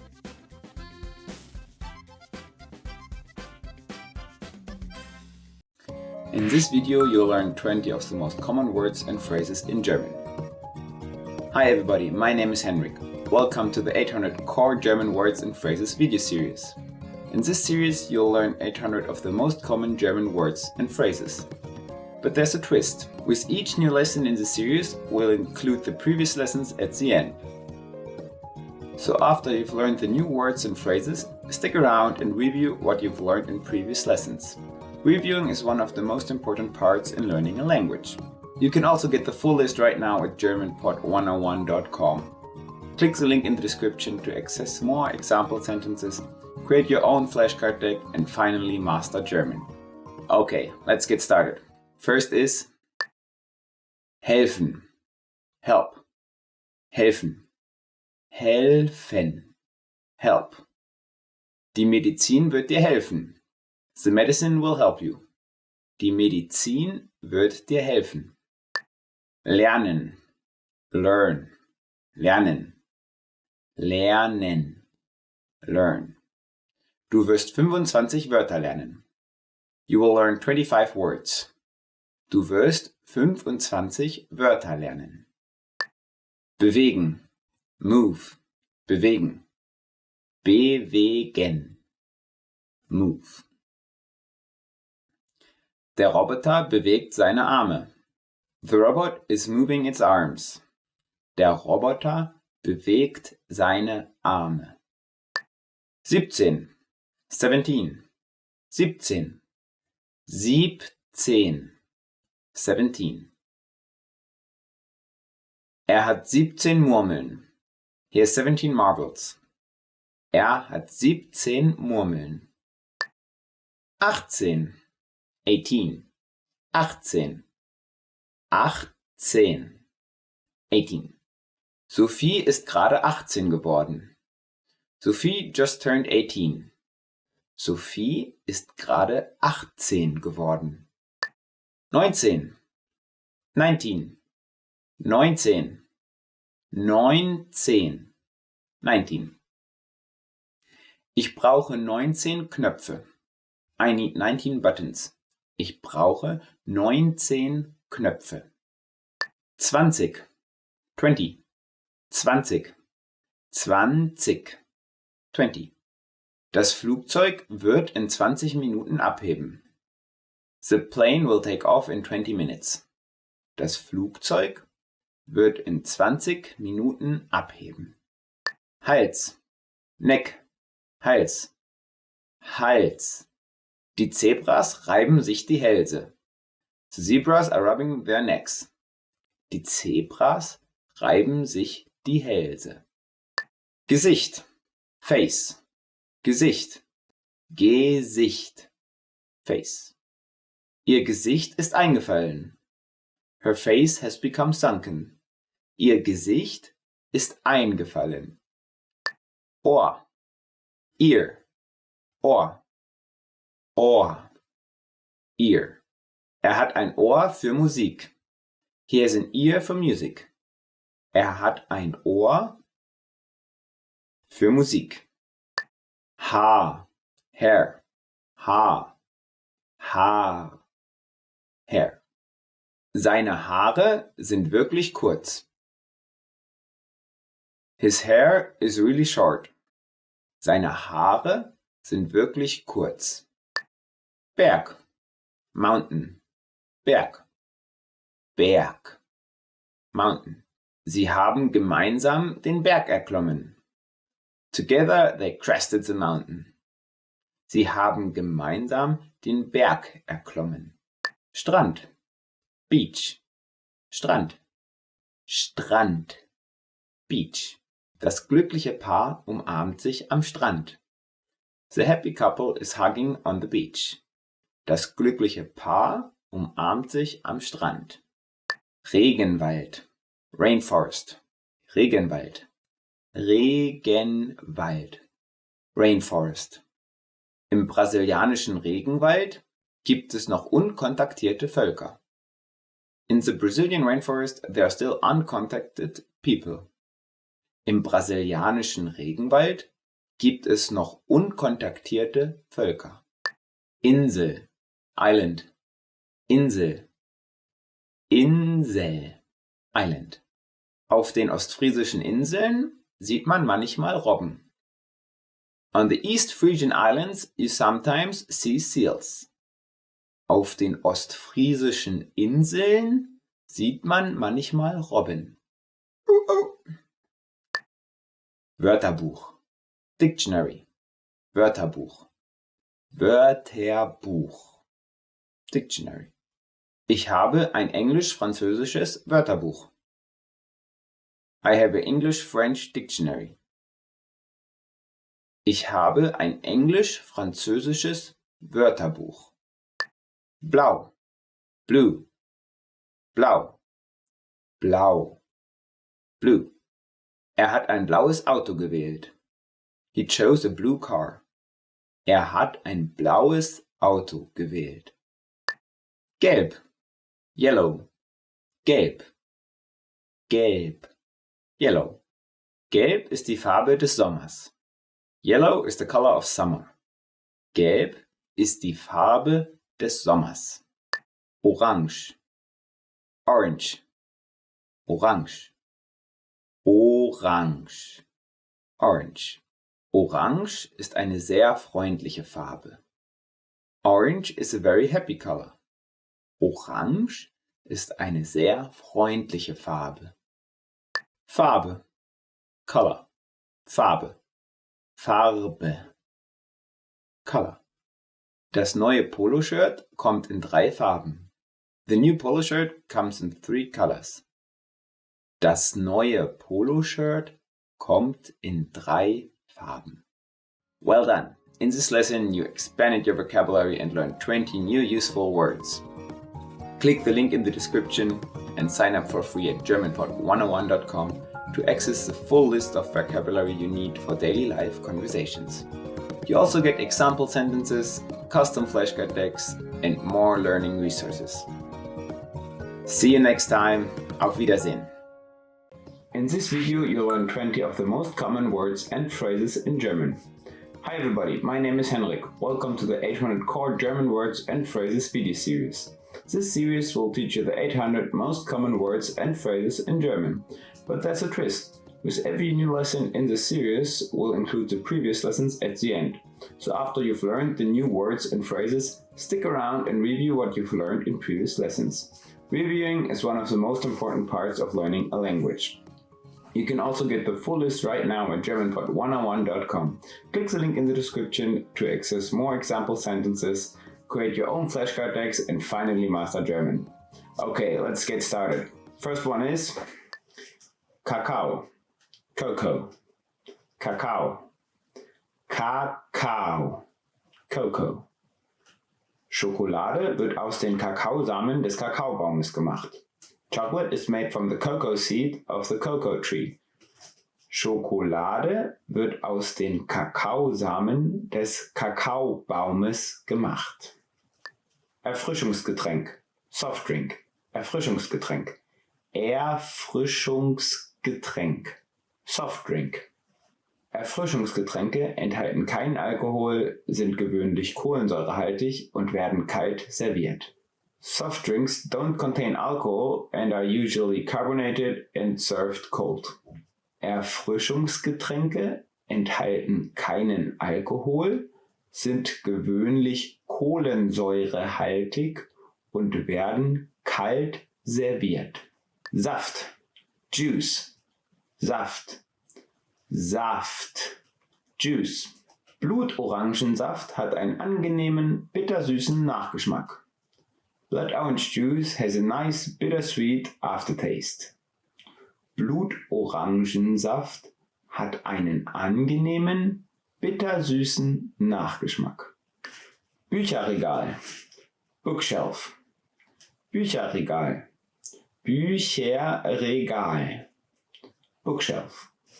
Mein Bücherregal sieht sehr chaotisch aus. My bookshelf looks very chaotic. Mein Bücherregal sieht sehr chaotisch aus. Bett, Bett, Bett, Bett, Bett. Ich kann es nicht erwarten, nach Hause zu kommen und ins Bett zu gehen. I can't wait to get home and go to bed. Ich kann es nicht erwarten, nach Hause zu kommen und ins Bett zu gehen. Spiegel, Mirror, Spiegel, Spiegel, Mirror. Ich hasse es, jeden Morgen in den Spiegel zu schauen.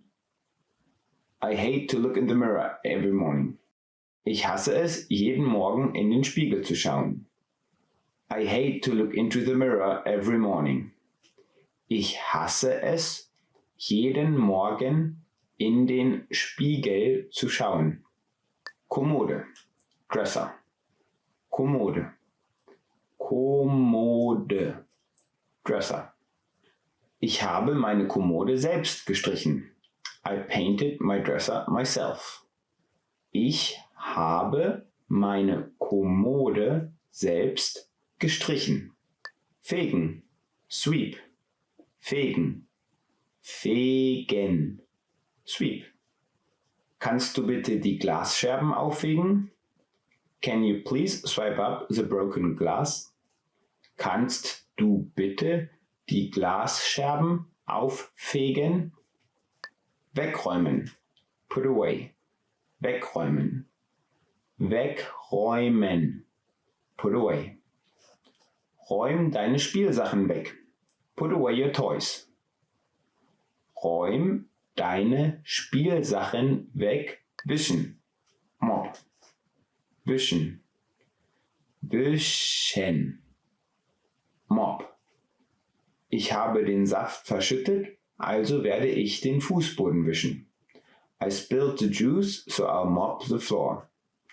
Ich habe den Saft verschüttet, also werde ich den Fußboden wischen. Kellnerin, Waitress, Kellnerin, Kellnerin, Waitress. Eine Kellnerin nahm unsere Bestellung im Restaurant auf. A waitress took our order at the restaurant. Eine Kellnerin nahm unsere Bestellung im Restaurant auf. Fahrenheit, Fahrenheit, Fahrenheit, Fahrenheit, Fahrenheit. Wasser gefriert bei 32 Grad Fahrenheit. Water freezes at 32 degrees Fahrenheit. Wasser gefriert bei 32 Grad Fahrenheit. Temperatur, Temperature, Temperatur. Temperatur. Temperature. In der Nacht sinken die Temperaturen auf unter 0 Grad. At night, temperatures drop to below 0 degrees. In der Nacht sinken die Temperaturen auf unter 0 Grad. Feucht. Humid. Feucht. Feucht. Humid. Im August ist es feucht. It's humid in August. Im August ist es feucht. Windig. Windy. Windig. Windig. Windy. Morgen wird es kalt und windig, also trage einen Schal. Tomorrow will be cold and windy, so wear a scarf. Morgen wird es kalt und windig, also trage einen Schal. Spielplatz. Playground. Spielplatz. Spielplatz. Playground. Gibt es auch eine Rutsche auf dem Spielplatz? Is there also a slide on the playground? Gibt es auch eine Rutsche auf dem Spielplatz? Pool. Pool. Pool. Pool. Pool. Der Rettungsschwimmer beobachtet den Pool. The lifeguard is watching the pool. Der Rettungsschwimmer beobachtet den Pool. Tennis. Tennis. Tennis. Tennis. Tennis. Viele Deutsche würden gerne Tennis spielen, aber wollen keinem Club beitreten. Many Germans would like to play tennis, but don't want to join a club. Viele Deutsche würden gerne Tennis spielen, aber wollen keinem Club beitreten. Basketball. Basketball. Basketball. Basketball. Basketball. Die meisten Basketballspieler sind sehr groß. Most basketball players are tall. Die meisten Basketballspieler sind sehr groß. Liter. Liter. Liter. Liter. Liter. Die Flasche enthält 2 Liter Cola. The bottle contains 2 liters of cola. Die Flasche enthält 2 Liter Cola. Well done. In this lesson, you've expanded your vocabulary and learned 20 new useful words. Click the link in the description and sign up for free at GermanPod101.com to access the full list of vocabulary you need for daily life conversations. You'll also get example sentences, custom flashcard text, and more learning resources. See you next time. Auf Wiedersehen. Okay, hey everyone! Today we'll be talking about the 5 most popular German bands. Rammstein. Rammstein, a hard rock band. Rammstein. So, Rammstein. Rammstein, a hard rock band. Rammstein ist eine international sehr bekannte deutsche Hardrock-Band. Rammstein is an internationally well-known German hard rock band. Tokyo Hotel. Tokyo Hotel. Tokyo Hotel, a rock band. Tokyo Hotel. Tokyo Hotel, a rock band. Tokyo Hotel ist eine deutsche Rockband, die 2001 gegründet wurde. Tokyo Hotel ist eine deutsche Rockband, die 2001 gegründet wurde. Yes, so I remember them. They were very famous when I was a teenager, and they had like all these 13-year-old girls fans. And yeah, they were really crazy about them, but yeah, that's it. Die Ärzte. Die Ärzte. Die Ärzte, a punk band. Die Ärzte, a punk band. Die Ärzte sind eine der bekanntesten deutschen Punk-Rock-Bands. Die Ärzte sind eine der bekanntesten deutschen Punk-Rock-Bands. Die Ärzte is one of the best-known German punk rock bands. Yes, so they're very long existing too. They came out with this very famous song. It's very old. It was called Männer sind Schweine. Men are pigs.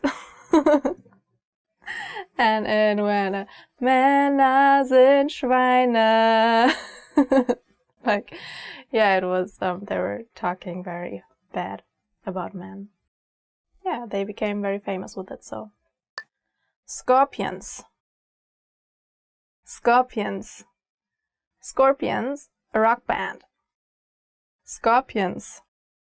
Scorpions, a rock band. Rudolf Schenker ist das einzige konstante Mitglied der Scorpions. The Scorpions' only constant member has been Rudolf Schenker. I don't know them that well. I didn't even know they were a German band. Modern Talking. Modern Talking, a pop band. Modern Talking. Modern Talking, a pop band. Die sehr bekannte Band Modern Talking besteht aus Dieter Bohlen und Thomas Anders. Die sehr bekannte Band Modern Talking bestand aus Dieter Bohlen und Thomas Anders.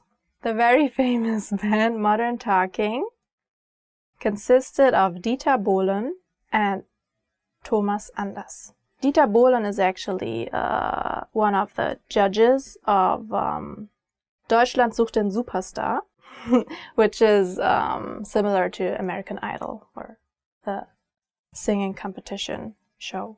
Okay, so these were the 5 most popular German bands. If you have any German bands that you like, let me know. I'd be very curious about it. Don't forget to check out our website, germanpod101.com. See you in the next video. Bye!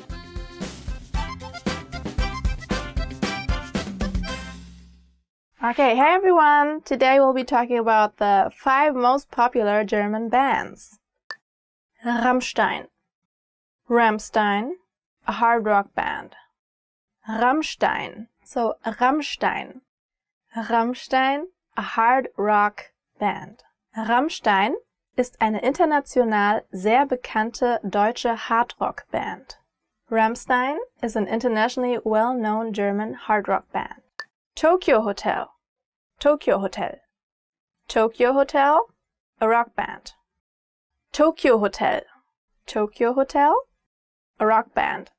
Tokyo Hotel ist eine deutsche Rockband, die 2001 gegründet wurde. Tokyo Hotel ist eine deutsche Rockband, die 2001 gegründet wurde. Yes, so I remember them. They were very famous when I was a teenager, and they had like all these 13-year-old girls fans, and yeah, they were really crazy about them, but yeah, that's it. Die Ärzte. Die Ärzte. Die Ärzte, a punk band. Die Ärzte, a punk band. Die Ärzte sind eine der bekanntesten deutschen Punk-Rock-Bands. Die Ärzte sind eine der bekanntesten deutschen Punk-Rock-Bands. Die Ärzte is one of the best-known German punk-rock bands. Yes, so they're very long existing too. They came out with this very famous song. It's very old. It was called Männer sind Schweine. Men are pigs. And it went Männer sind Schweine. Like, yeah, it was, they were talking very bad about men. Yeah, they became very famous with it, so. Scorpions. Scorpions. Scorpions, a rock band. Scorpions. Scorpions, a rock band. Rudolf Schenker ist das einzige konstante Mitglied der Scorpions. The Scorpions' only constant member has been Rudolf Schenker. I don't know them that well. I didn't even know they were a German band. Modern Talking. Modern Talking, a pop band. Modern Talking. Modern Talking, a pop band. Die sehr bekannte Band Modern Talking besteht aus Dieter Bohlen und Thomas Anders. Die sehr bekannte Band Modern Talking bestand aus Dieter Bohlen und Thomas Anders. The very famous band Modern Talking consisted of Dieter Bohlen and Thomas Anders. Dieter Bohlen is actually one of the judges of Deutschland sucht den Superstar, which is similar to American Idol, or the singing competition show. Okay, so these were the 5 most popular German bands. If you have any German bands that you like, let me know. I'd be very curious about it. Don't forget to check out our website, GermanPod101.com. See you in the next video. Bye!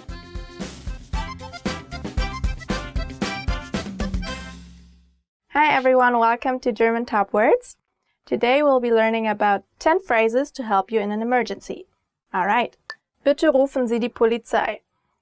Bitte rufen Sie die Polizei. Call the police, please. Yeah, so if you got caught in an emergency, then you can just say to someone, call the police, please. Haben Sie Fieber? Haben Sie Fieber? Do you have a fever? So if someone's not feeling well or looks really sick, or if you're at the doctor, then he might ask, haben Sie Fieber? Ich habe meinen Reisepass verloren. Ich habe meinen Reisepass verloren. I lost my passport. I once thought I had lost my passport, but then luckily I found it in my suitcase, so I was safe. Nothing happened. Ich glaube, ich habe etwas Schlechtes gegessen. Ich glaube, ich habe etwas Schlechtes gegessen. I think I ate something bad. So when you're not feeling well, when you have a stomach ache, then you would say, ich glaube, ich habe etwas Schlechtes gegessen. Ich brauche einen Arzt. Ich brauche einen Arzt. I need a doctor. If you want someone to call an ambulance, then you would be like, ich brauche einen Arzt. But that sounds really, really urgent. Ich finde den Weg nicht zurück zu meinem Hotel. Ich finde den Weg nicht zurück zu meinem Hotel. I can't find the way back to my hotel. So if you're, for example, in a foreign country and you took a walk and you got lost suddenly, then you could go to some person and say, ich finde den Weg nicht zurück zu meinem Hotel. Can you help me, please? Können Sie mir helfen? Gibt es eine Apotheke in der Nähe? Gibt es eine Apotheke in der Nähe? Is there a pharmacy nearby? So in Germany there are many different pharmacies. They're called Apotheke, like Sonnenapotheke or something Apotheke. They all have different names. And it's also a very common occupation to be an Apotheker, to be a pharmacist. Ich habe mich verlaufen. Ich habe mich verlaufen. I'm lost. And then you could add, can you help me please? Können Sie mir helfen? Ich brauche einen Krankenwagen. Ich brauche einen Krankenwagen. I need an ambulance. When something really, really bad happened, like you broke your leg or you're suffering under really, really bad pain, then you would say, ich brauche einen Krankenwagen. Or, könnt ihr einen Krankenwagen rufen? Can you please call an ambulance? Bitte rufen Sie die Feuerwehr. Bitte rufen Sie die Feuerwehr. Please call the fire department. If you see a fire somewhere, if your house is burning, then say to someone, bitte rufen Sie die Feuerwehr. Or just, Feuerwehr. Okay, so these were 10 phrases to help you in an emergency. I hope you will never use them. I don't want you to get caught in an emergency. If you like this video, please subscribe to the channel and like the video. Don't forget to check out our website, germanpod101.com. Bye. Peace.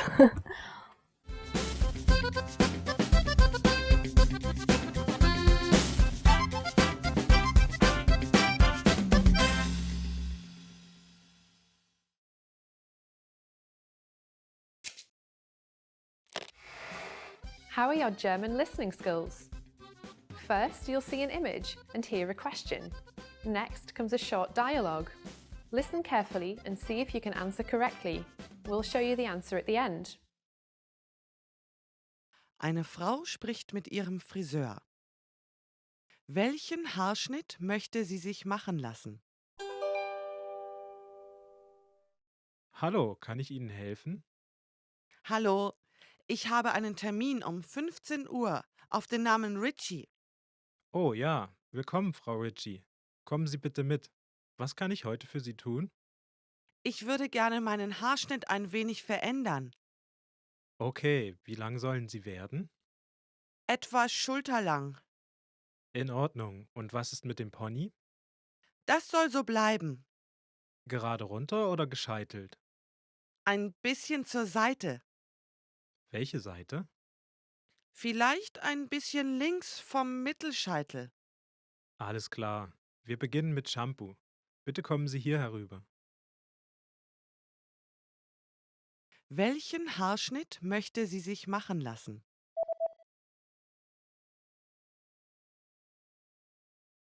Eine Frau spricht mit ihrem Friseur. Welchen Haarschnitt möchte sie sich machen lassen? Hallo, kann ich Ihnen helfen? Hallo, ich habe einen Termin um 15 Uhr auf den Namen Richie. Oh ja, willkommen, Frau Ritchie. Kommen Sie bitte mit. Was kann ich heute für Sie tun?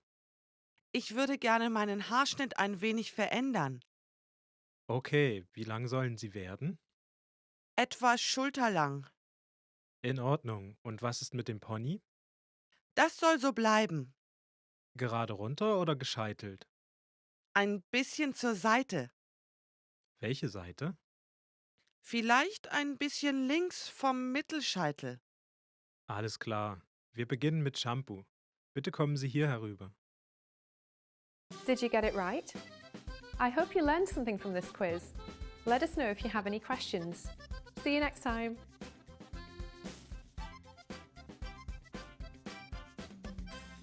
Hello, my name is Elisa. Welcome to Top 25 German Adjectives. Let's start. Gut, good. Heute bin ich gut drauf.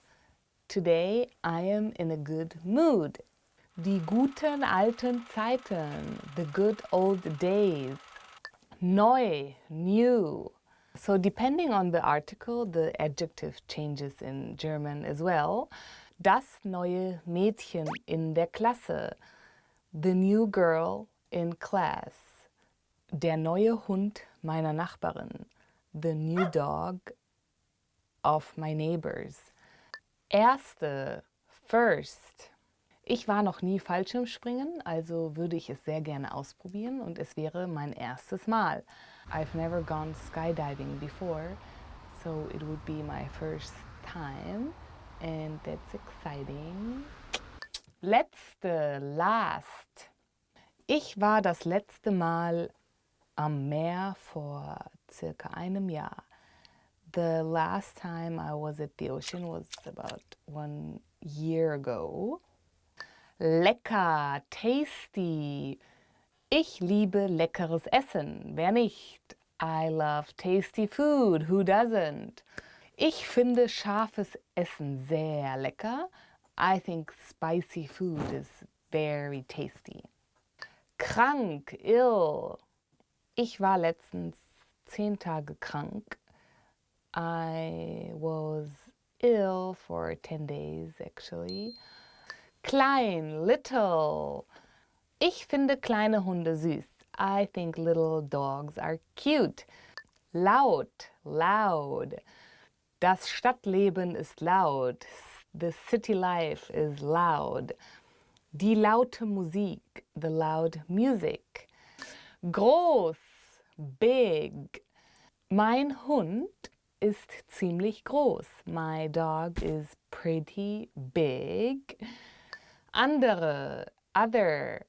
So it is singular and plural. Ich habe lustige Freunde, aber auch andere Freunde. I have funny friends, but also other friends.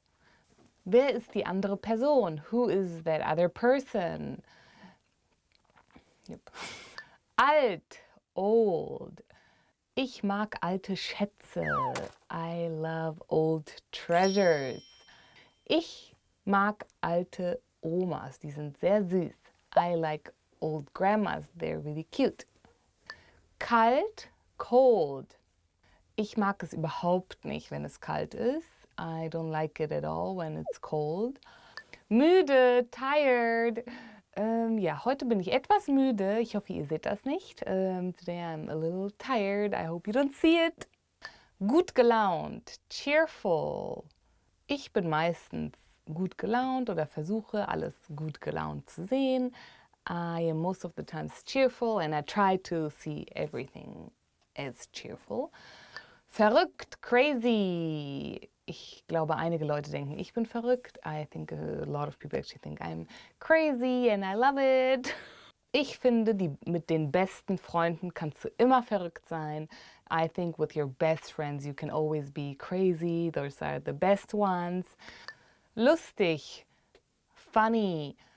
Finde mich immer sehr lustig. Vielleicht andere nicht, aber ich. I think I'm funny, even though maybe other people don't, but I think so. Einer meiner lieblingslustigen Schauspieler ist Ben Stiller. One of the most funniest actors is Ben Stiller.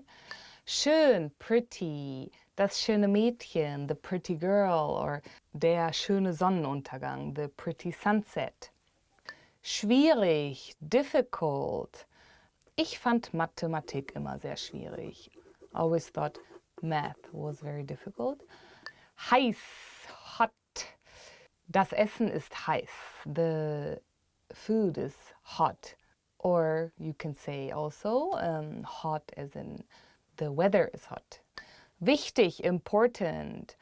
Ich finde, das Wichtigste ist, sich selber treu zu bleiben. I think the most important thing is to be true to yourself. Interessant, interesting. Ich finde Kunst sehr interessant. I think art is very interesting. Es gibt auch viele interessante Personen. There are a lot of interesting people. Super, great. Das Essen war heute super. The food was great today. Eine super Erfahrung war für mich, als ich tauchen war in Ägypten. One of the most greatest experience for me was to dive in Egypt. Schlecht, bad. Das schlechte Wetter would be the bad weather. So there's an E again depending on the article. Das schlechte Essen, the bad food. Langweilig, boring. Mir ist nie langweilig. Ich finde immer etwas. I am actually never bored. I always find something to do or funny. And weit, far. Ich liebe es, weit weg zu reisen. I love to travel to faraway places. Die Strecke von meinem Haus zur Arbeit ist weit. The way from my house to work is far. Thank you for watching Top 25 German Adjectives. Don't forget to subscribe to see more videos with me. What was your favorite adjective? Leave in the comments below. Hope to see you soon. Bye. Yeah, I like move too much.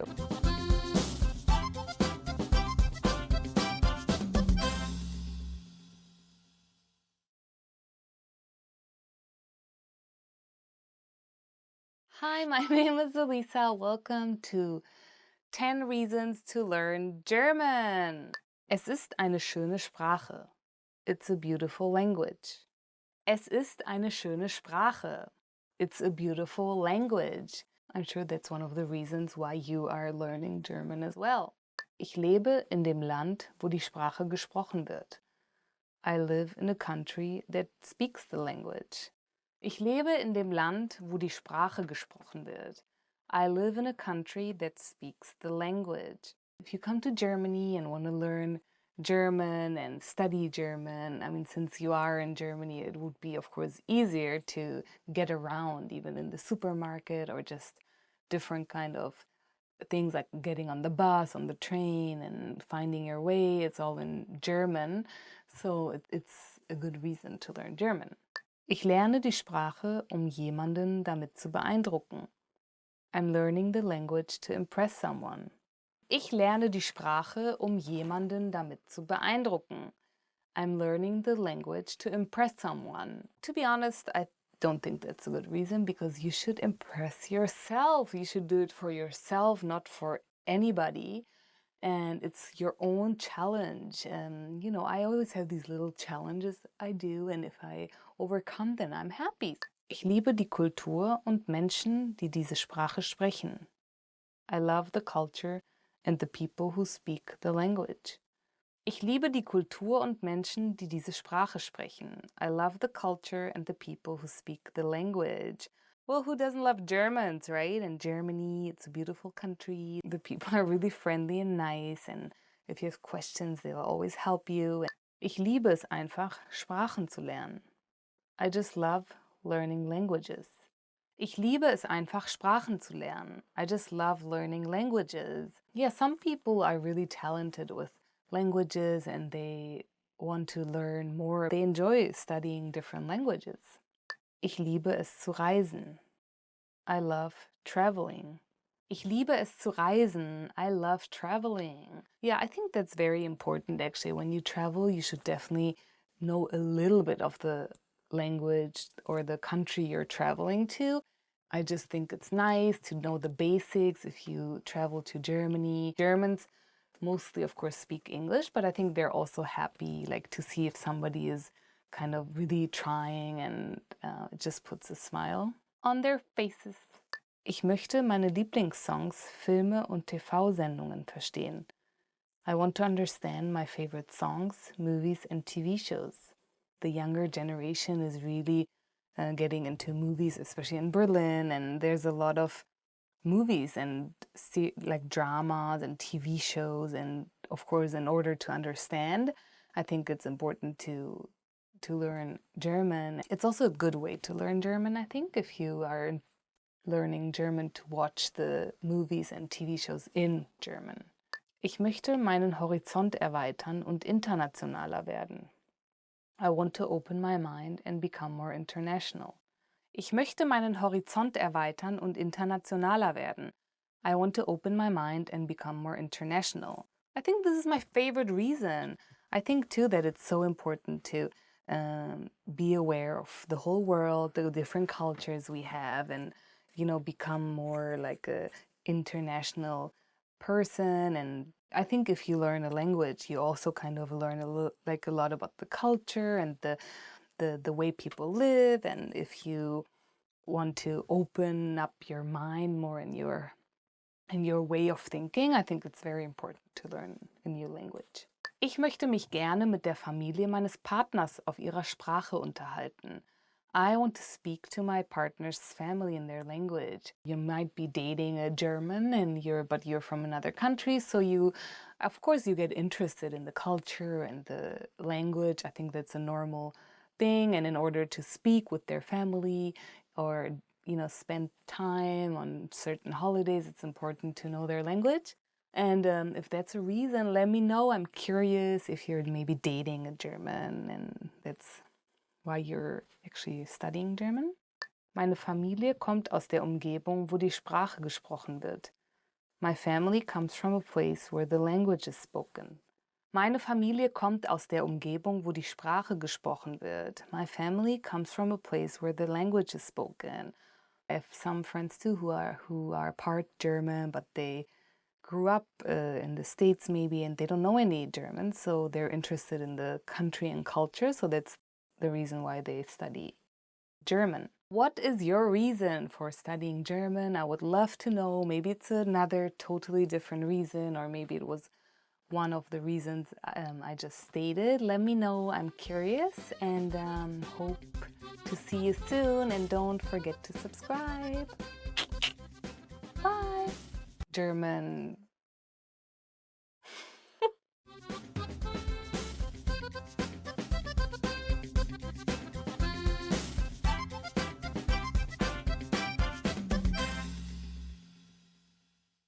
Hi guys, welcome to German Weekly Words. My name is Elisa and today's topic will be the weather. I am, for example, a very weather mood person. Das Wetter would be the German word. It will be hot one day and very cold the next day, and it's very crazy. The first word, bewölkt, cloudy. Der Himmel ist heute sehr bewölkt. The sky is very cloudy today. The next word, Blitz, lightning. You don't get to see that a lot in Germany. Der Blitz war heute sehr belichtet. The lightning was very flashy today. If there was a lightning, I don't know if you guys feel about that, but I was always outside. I wanted to take the best picture. Yeah, the next word is Regen, rain. We do get a lot of that in Germany, unfortunately. If you ever go to Germany and even apply there for a job, that's a good conversations. Germans love to talk about the weather, so that's an inside tip. Ja, der Regen ist heute sehr, sehr stark, meaning the rain is very, very strong today. Sonnig is sunny. In Germany, there are days where it can be sunny and pretty and everybody is just outside in cafes. Ja, so wenn es sonnig wird, dann gehen die Menschen mehr raus. When it gets sunny, people just go outside more and enjoy the beautiful weather. Windig, windy, very similar. Es ist ein guter Tag, segeln zu gehen, weil das Wetter windig ist. It is a good day to go sailing because the weather is windy. Is that even right? I went to this camp in the summer and we did go sailing. And actually Germany has a lot of lakes to go sailing to, so that's definitely a fun experience. So that was about the German weather and some insight tips, and hopefully you enjoyed it.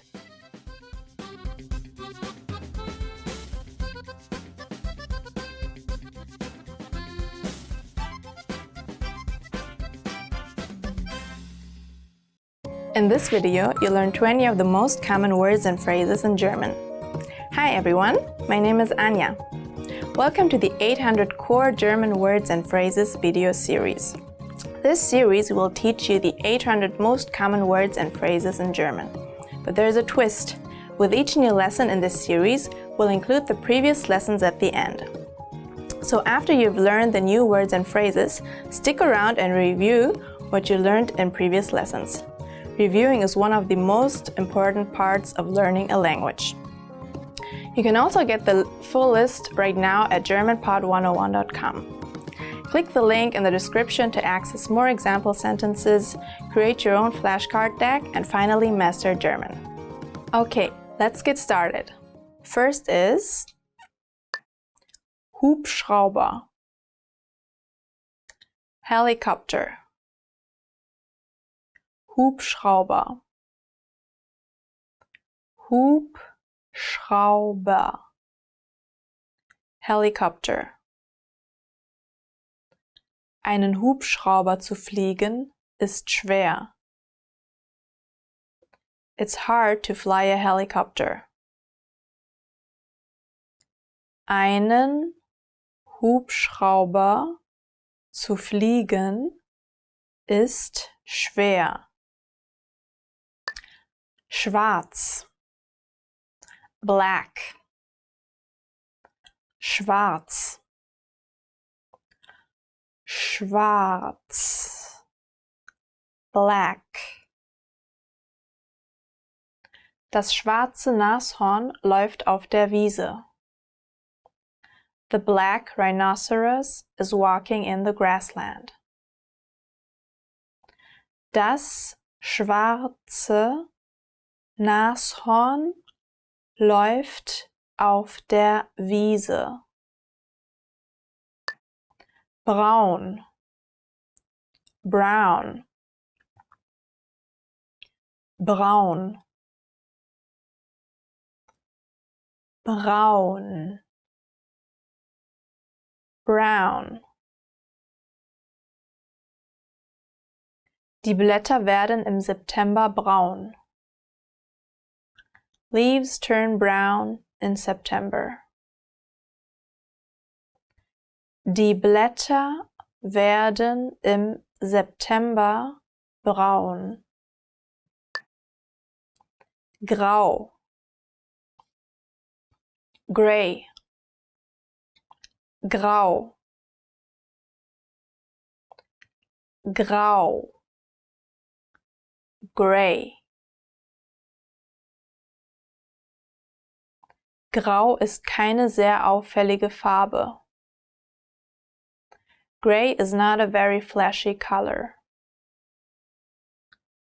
Grau ist keine sehr auffällige Farbe. Sich ausruhen. Rest. Sich ausruhen. Sich ausruhen. Rest. Diese Stadt ist ein idealer Ort, um sich auszuruhen. This city is an ideal place to rest. Diese Stadt ist ein idealer Ort, um sich auszuruhen. Hören. Hear. Hören. Hören. Hear. Ich kann dich nicht gut hören. I cannot hear you clearly. Ich kann dich nicht gut hören. Möchten. Want. Möchten. Möchten. Want. Möchten Sie Geld abheben oder einzahlen? Do you want to take money from your account or pay into your account? Möchten Sie Geld abheben oder einzahlen? Ekelig. Disgusting. Ekelig. Ekelig. Disgusting. Bohr nicht in der Nase, das ist eklig. Don't pick your nose, that's disgusting. Bohr nicht in der Nase, das ist eklig. 11. 11. 11. 11. 11. Dieses Kaufhaus hat 11 Etagen. This department store has 11 floors. Dieses Kaufhaus hat 11 Etagen. 12. 12. 12. 12. 12. 50% von 12 ist 6. 50% of 12 is 6. 50% von 12 ist 6. 13. 13. 13. 13. 13. Das Mädchen ist 13 Jahre alt. The girl is 13 years old. Das Mädchen ist 13 Jahre alt. E-Mail. E-Mail. E-Mail. E-Mail. E-Mail. Wie ist Ihre E-Mail-Adresse? What is your email address? Wie ist Ihre E-Mail-Adresse? Handy. Cellular phone. Handy. Handy. Cellular phone. Die Frau hat auf ihrem Handy geschrieben. The woman texted on her cellular phone. Die Frau hat auf ihrem Handy geschrieben. SMS. Text message. SMS. SMS. Text message. Eine SMS schreiben. Type a text message. Eine SMS schreiben.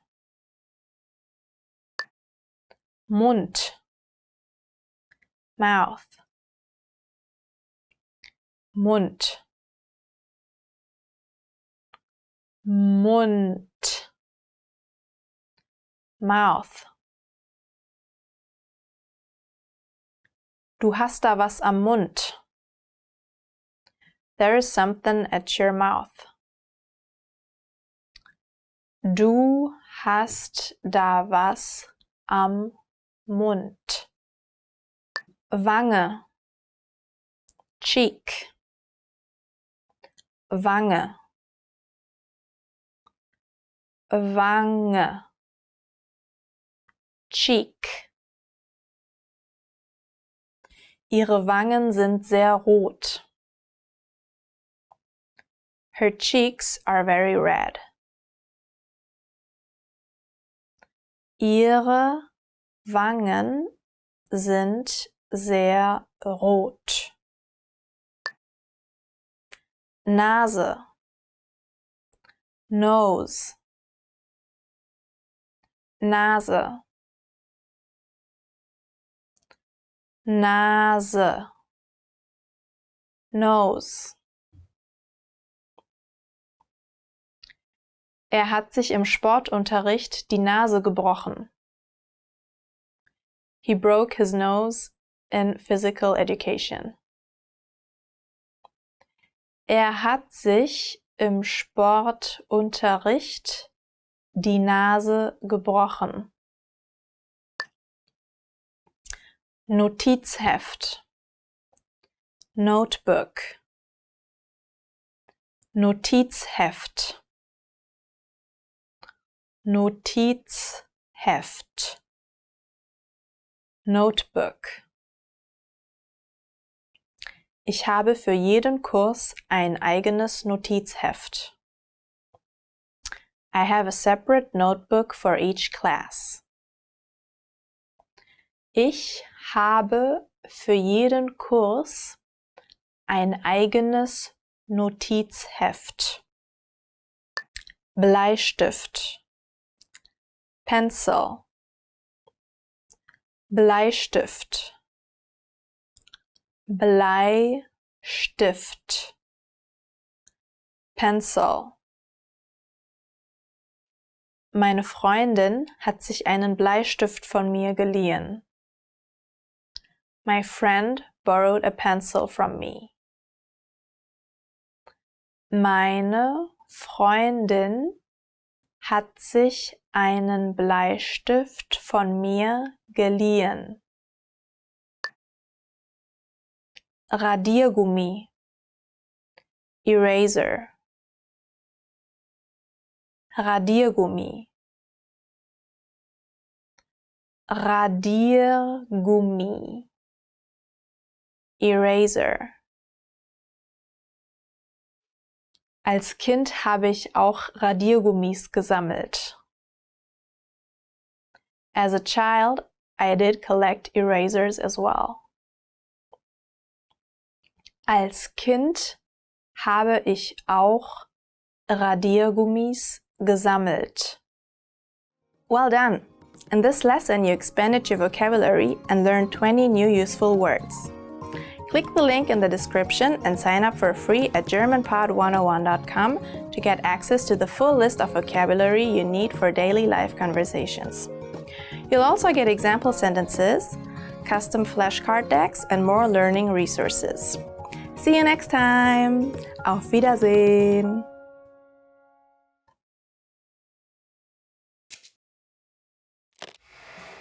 How are your German listening skills? First, you'll see an image and hear a question. Next comes a short dialogue. Listen carefully and see if you can answer correctly. We'll show you the answer at the end. Ein Student und eine Studentin schauen sich Jobangebote an. Für welchen Job wird die Studentin sich bewerben? Hey, was hältst du von diesem Job? Der Stundenlohn ist ziemlich hoch. Klar, der Lohn ist klasse, aber könntest du wirklich ein Zeitungsauslieferer sein? Aber klar doch. Ich bin gut im Fahrradfahren. Aber das frühe Aufstehen macht mir Sorgen. Wie wäre es damit? Der Lohn ist zwar nicht so hoch, aber du kannst 2 oder 3 Tage die Woche arbeiten und du fängst abends an. Oh, dieser hier. Als Kassiererin im Supermarkt, hm? Naja, es wäre gut nach der Schule zu arbeiten. Dieser hier in einem Coffeeshop wäre eventuell auch gut. Oh ja, da gehe ich gern hin. Und es ist auf dem Weg zur Schule. Nicht schlecht, was? Für welchen soll ich mich bewerben? Welche 2 sind in der näheren Auswahl? Der Job im Coffeeshop und der als Zeitungslieferant? Ja, das Gehalt für den Zeitungsdienst ist echt gut. Okay, ich habe mich entschieden. Ich glaube, ich muss wohl einfach früh aufstehen. Für welchen Job wird die Studentin sich bewerben?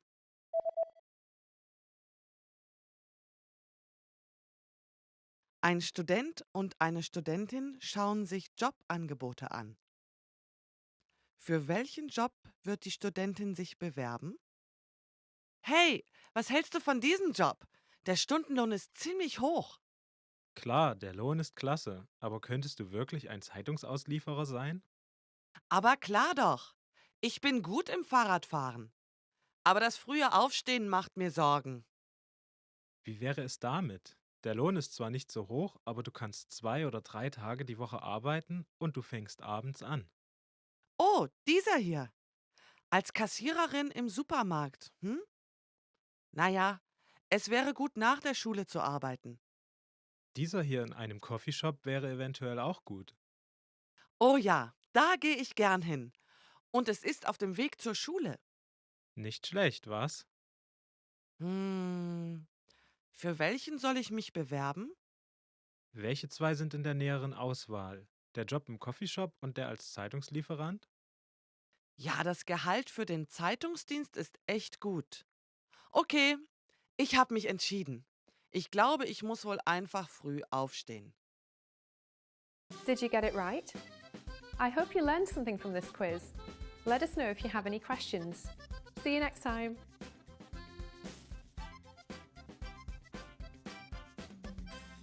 Hello, my name is Elisa. Welcome to 15 favorite words chosen by you. Let's start with the first favorite word. Bitte, please. Bitte, please. Kannst du mir bitte das holen? Can you please bring that to me? My mom tells me a lot, please, Lisa, today do the laundry. Blume, flower. Blume, flower. That's one of my favorite words too. Meine Lieblingsblume sind Orchideen. My favorite flowers are orchids. Danke, thank you. Danke, dass du heute das für mich gemacht hast. Thank you for doing that today. Du, you. Kannst du heute mit mir einkaufen gehen? Can you go shopping with me today? Freund, friend. Ein guter Freund ist wie Familie. A good friend is like family. Geld, money. Geld macht nicht unbedingt glücklich. Money doesn't necessarily make you happy.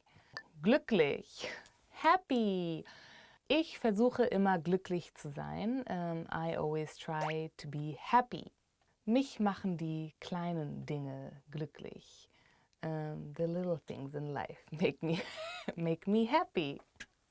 Liebe, love.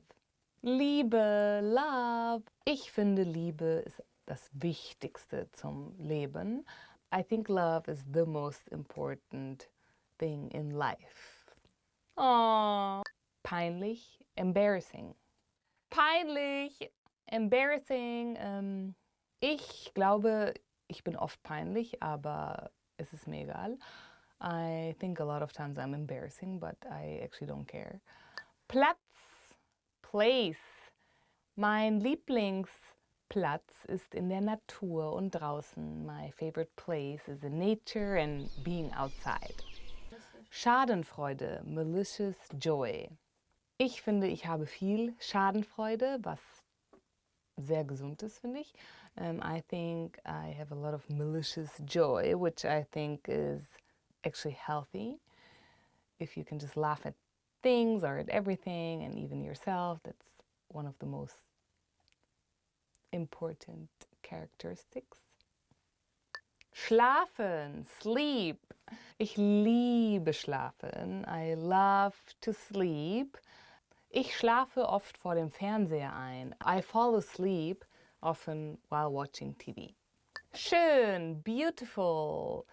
Ich liebe, wenn das Wetter schön ist und die Sonne scheint. I love it when the weather is beautiful and the sun is shining. Süßigkeiten, Candy.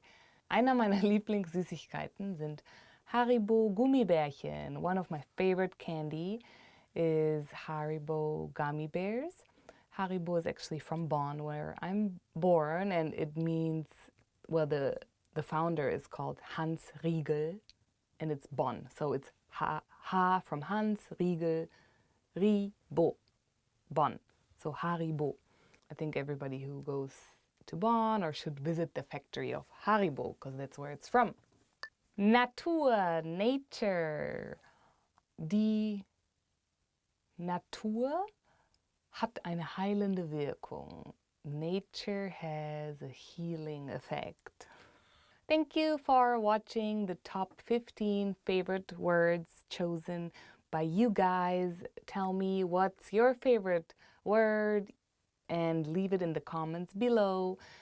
Don't forget to subscribe to watch more videos with me, and I hope to see you soon. Bye! Aww. Oh my god, can you cut that though? No. Yes! No.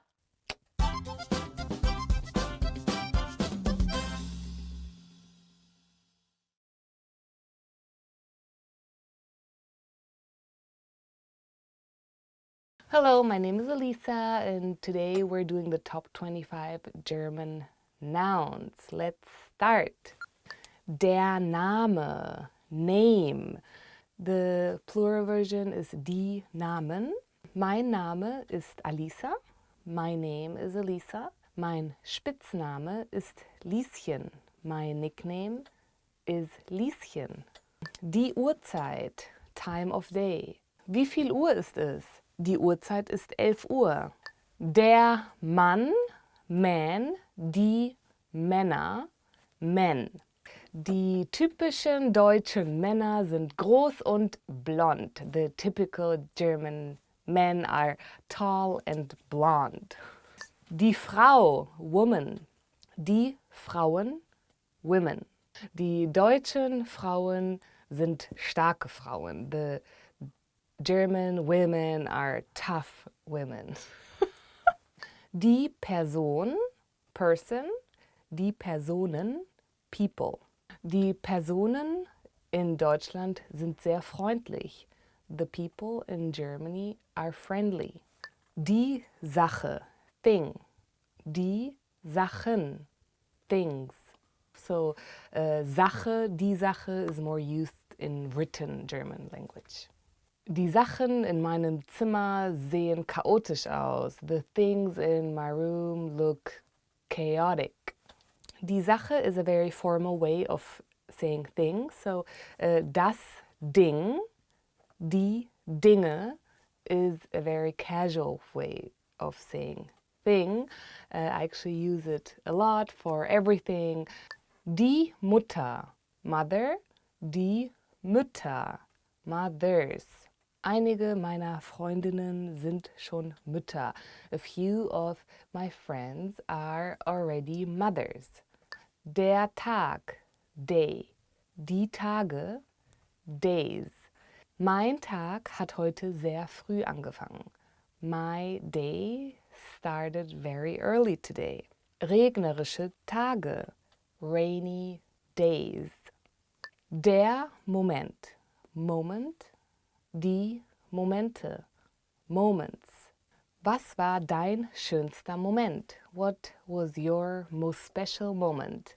Die Momente im Leben, the moments in life. Der Vater, father. Die Väter, fathers. Mein Vater ist Deutsch. My father is German. Die Väter in Deutschland lieben es, Bier zu trinken. Fathers in Germany love to drink beer. I'm sure not only Germany, but. Der Bruder, brother.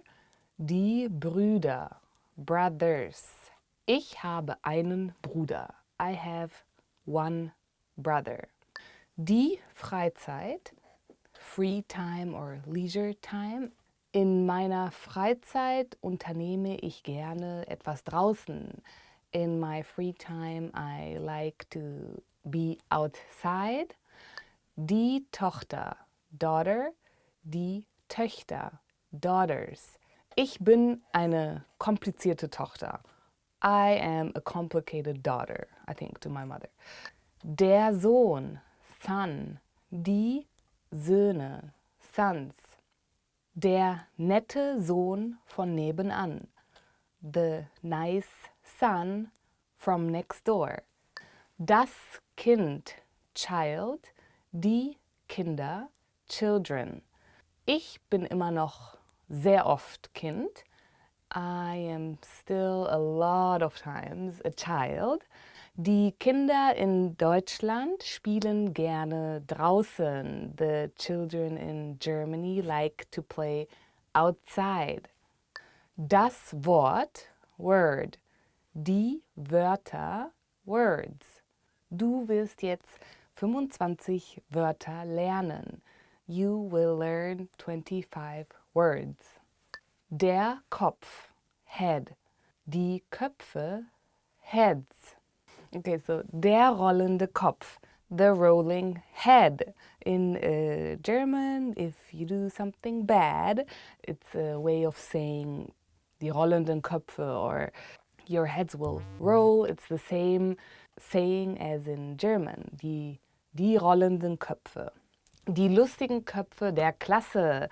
The funny heads in the classroom. There are always some class clowns. In Germany we call them die lustigen Köpfe der Klasse. Der Freund, friend. Die Freunde, friends.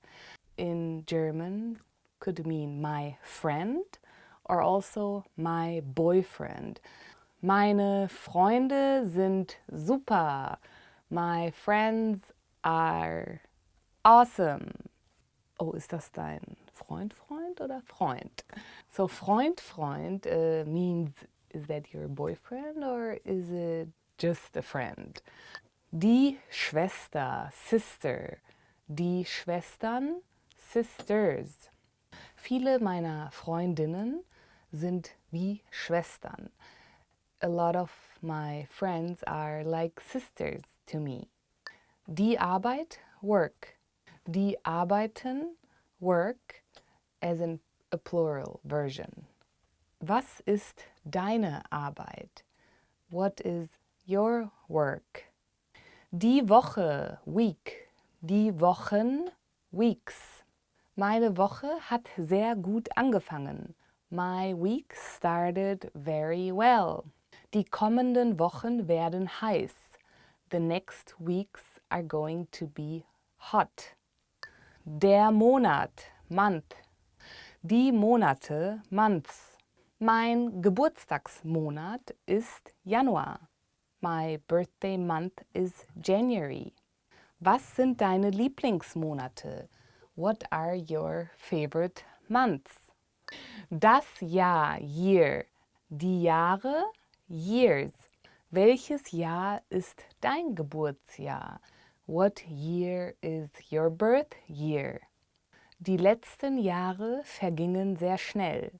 The last years went by fast. Das Zuhause, home. Ich fühle mich an verschiedenen Orten zu Hause. I feel home in different kind of places. Die Nummer, number. Die Nummern, numbers. Das ist die Nummer 25 dieser Lektion. This is number 25 of this lesson. Thank you for watching the top 25 German nouns. Make sure to subscribe to watch more videos with me. Thank you. Bye. We're getting like really deep here.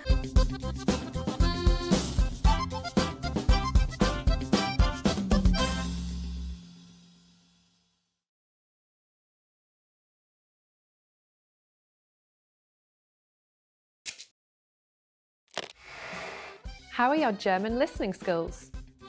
First, you'll see an image and hear a question. Next comes a short dialogue. Listen carefully and see if you can answer correctly. We'll show you the answer at the end. Ein Mann und eine Frau reden über das Design der Firmenvisitenkarte. Für welches Design haben Sie sich entschieden? Wir haben einige neue Designs für die Firmenvisitenkarte. Welche denkst du ist die beste? Lass uns nachdenken. Ich denke, der Name der Firma sollte größer sein. Okay, dann sollte es einer von diesen sein. Genau. Ich mag diese, weil der Firmenname groß und ganz oben ist. Eine von diesen hat Platz für ein Foto. Was denkst du? Ich denke, es macht den Text ein bisschen zu klein. Ja, der Text mit diesem Bild könnte etwas schwierig zum Lesen werden. Okay, dann lass uns das andere nehmen.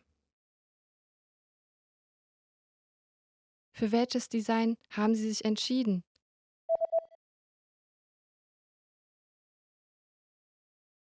Ein Mann und eine Frau reden über das Design der Firmenvisitenkarte.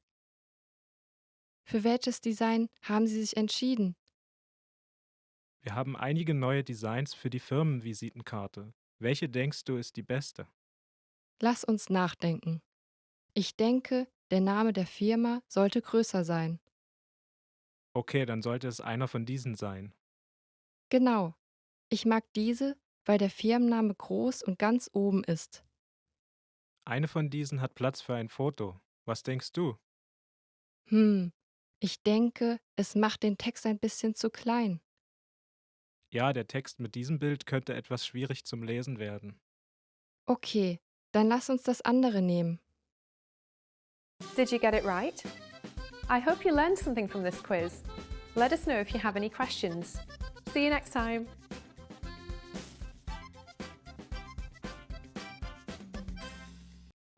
In this video, you learned 20 of the most common words and phrases in German. Hi everybody, my name is Anja. Welcome to the 800 Core German Words and Phrases video series. This series will teach you the 800 most common words and phrases in German. But there is a twist. With each new lesson in this series, we'll include the previous lessons at the end. So after you've learned the new words and phrases, stick around and review what you learned in previous lessons.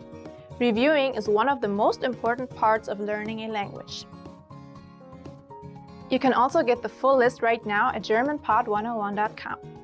Click the link in the description to access more example sentences, create your own flashcard deck, and finally master German. Okay, let's get started. First is Hallo. Hello. Hallo. Hallo. Hello. Wenn ich jemandem zum ersten Mal treffe, sage ich gerne Hallo. When I first meet someone, I like to say hello. Wenn ich jemanden zum ersten Mal treffe, sage ich gerne Hallo. Entschuldigung. Excuse me. Entschuldigung. Entschuldigung. Excuse me.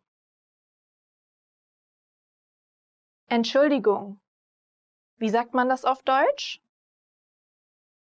Excuse me. How do you say this in German? Entschuldigung. Wie sagt man das auf Deutsch? Es tut mir leid. I'm sorry. Es tut mir leid.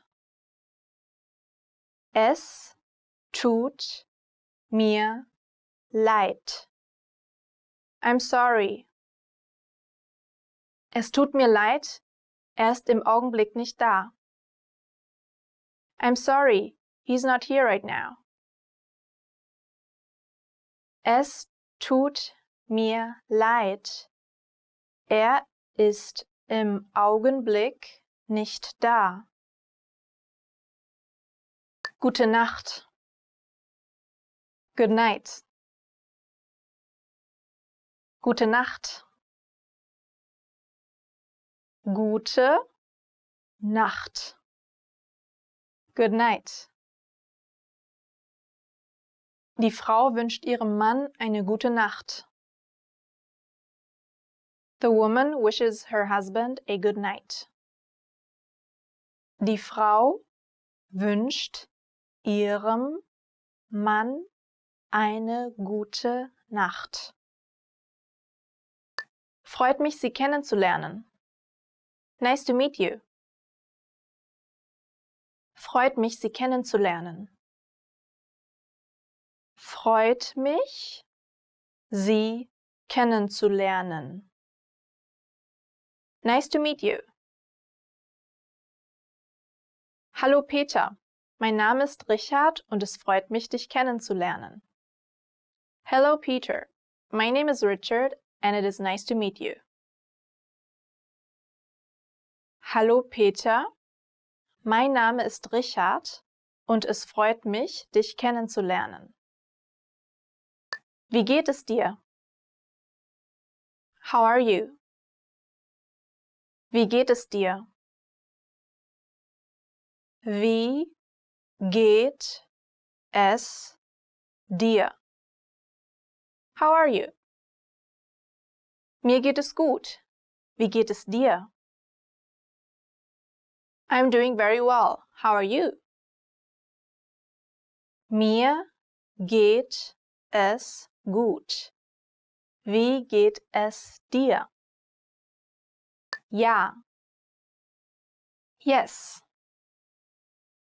Ja. Ja. Yes. Kannst du heute bitte mit dem Hund spazieren gehen? Ja. Can you take the dog for a walk today? Yes. Kannst du heute bitte mit dem Hund spazieren gehen? Ja. Nein. No. Nein. Nein-Zeichen. No sign. Nein-Zeichen. Danke. Thank you. Danke. Danke. Thank you. Danke, aber ich habe dies nicht bestellt. Thank you, but I didn't order this. Danke, aber ich habe dies nicht bestellt. Ich bin. I'm. Ich bin. Ich bin. I'm. Ich bin Lisa. I am Lisa. Ich bin Lisa. Auf Wiedersehen. Goodbye. Auf Wiedersehen. Auf Wiedersehen. Goodbye. Auf Wiedersehen. Bis zum nächsten Mal. Goodbye. See you next time. Auf Wiedersehen. Bis zum nächsten Mal. Schlecht. Bad. Schlecht. Schlecht. Bad. Dieser Film ist wirklich schlecht. This movie is really bad. Dieser Film ist wirklich schlecht. Gut. Good. Gut. Gut. Good. Gemüse ist gut für dich. Vegetables are good for you. Gemüse ist gut für dich. Hübsch. Pretty. Hübsch. Hübsch. Pretty.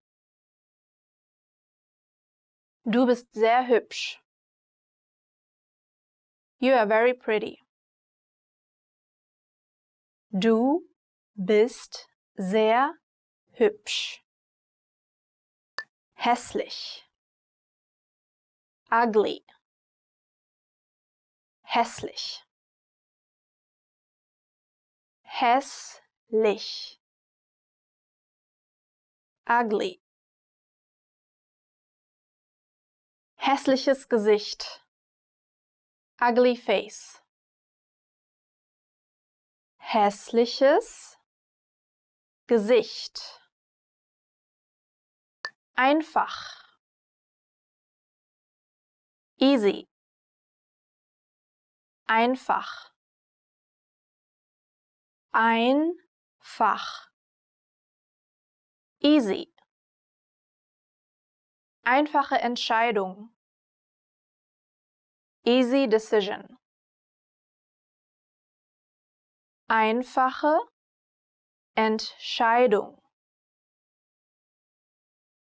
Schwierig. Difficult. Schwierig. Schwierig. Difficult. Sehr schwierig. Very difficult. Sehr schwierig. Nahe. Near. Nahe. Nahe. Near. Ich wohne ganz nahe am Bahnhof. I live very close to the station. Ich wohne ganz nahe am Bahnhof. Weit. Far. Weit. Weit. Far.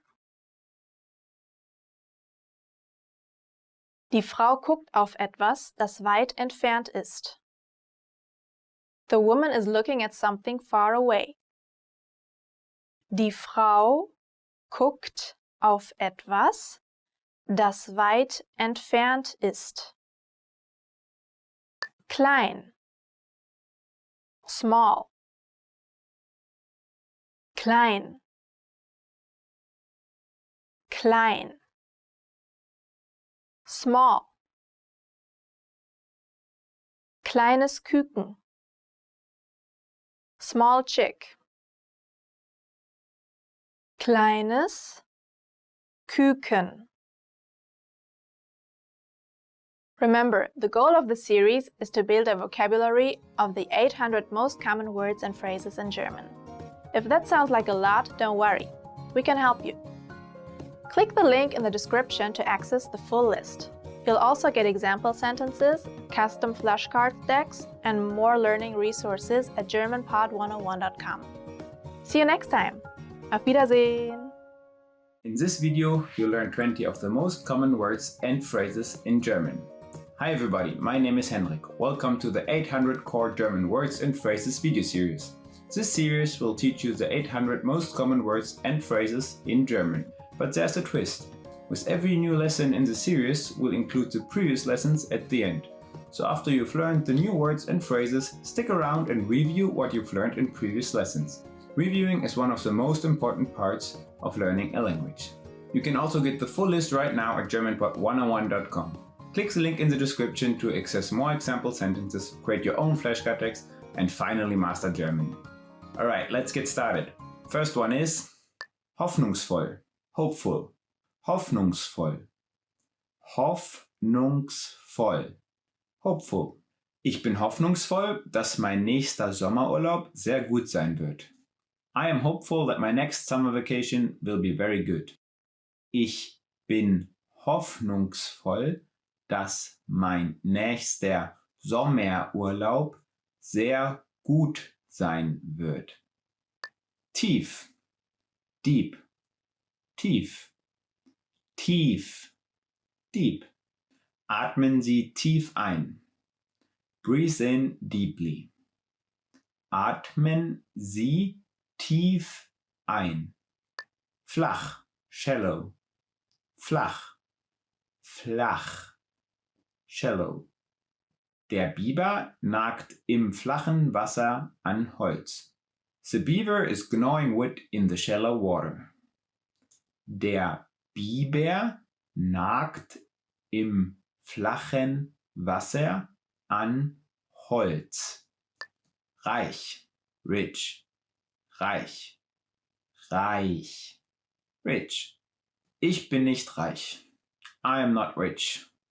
Ich bin nicht reich. Arm. Poor. Arm. Arm. Poor. Viele Studenten sind arm. Many students are poor. Viele Studenten sind arm. Monitor, monitor, monitor, monitor, monitor. Dieser Monitor ist kaputt. This monitor is broken. Dieser Monitor ist kaputt.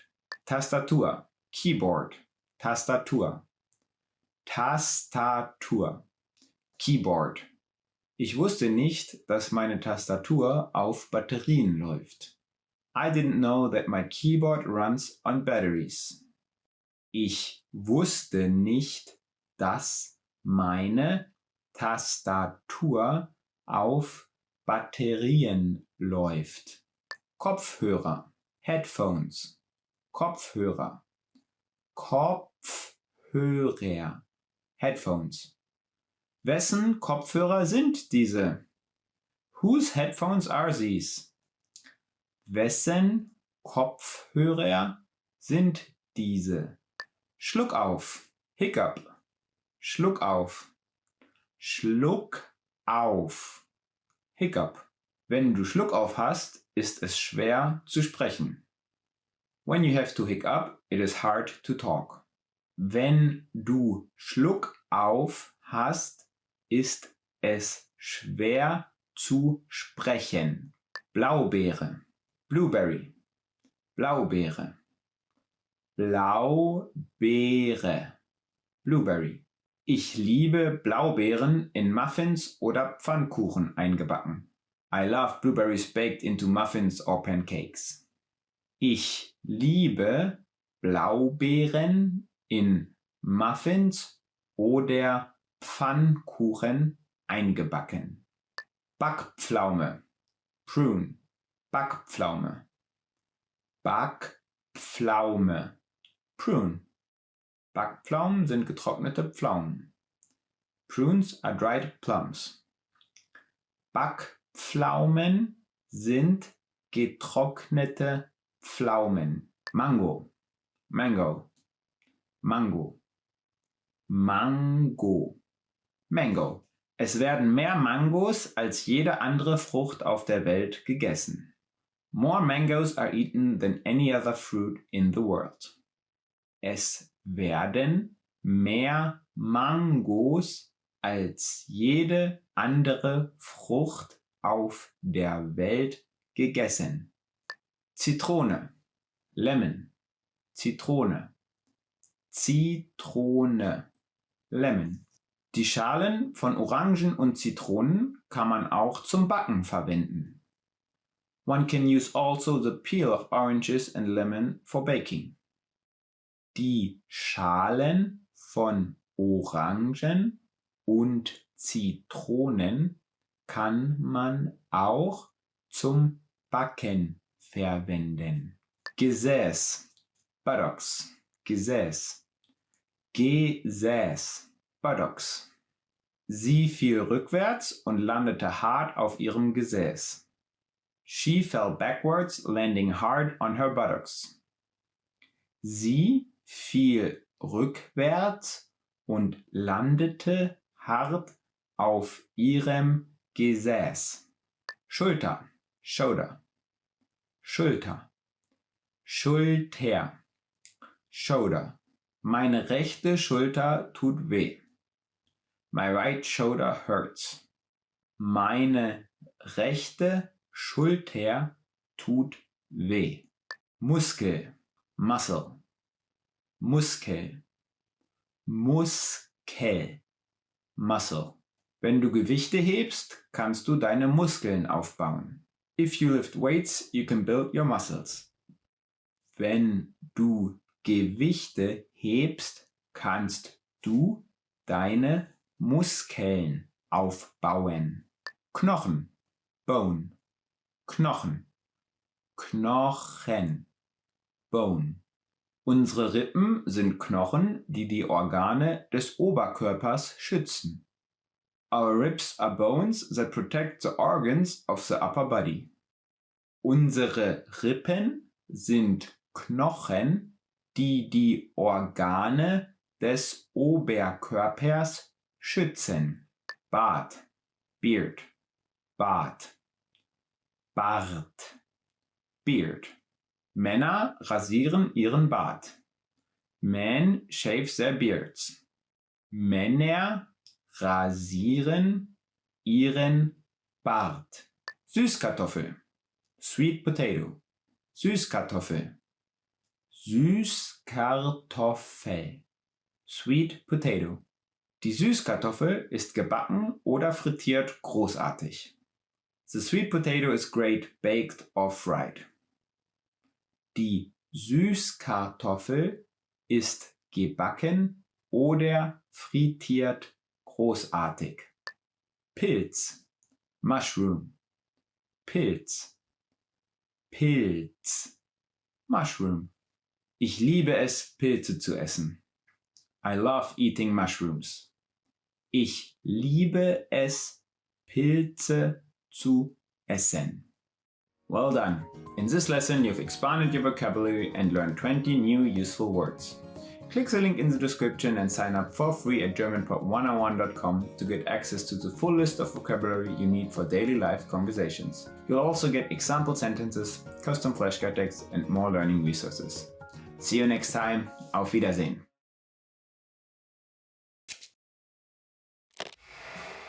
How are your German listening skills? First, you'll see an image and hear a question. Next comes a short dialogue. Listen carefully and see if you can answer correctly. We'll show you the answer at the end. Ein Mann macht eine Reservierung bei einem Hotel. In welchem Raum wird er übernachten? Seaside Hotel, wie kann ich Ihnen weiterhelfen? Hallo, ich hätte gerne eine Übernachtung für den 22. September. Natürlich. Eine Übernachtung am 22. September. Wie viele Personen? 2. Möchten Sie ein Raucher- oder Nichtraucherzimmer? Nichtraucher. Das einzige Nichtraucherzimmer, das an dem Tag frei ist, ist eines mit Blick auf die Berge. Ist das in Ordnung? Nun ja, eigentlich hätte ich gern eines mit Meerblick. Tut mir leid, aber der einzige Raum mit Meerblick, der frei ist, ist ein Raucherzimmer. Verstehe. Ist ein Nichtraucherzimmer mit Meerblick am 23. September frei? Ja, natürlich. Okay, dann werden wir am 23. September kommen. In welchem Raum wird er übernachten?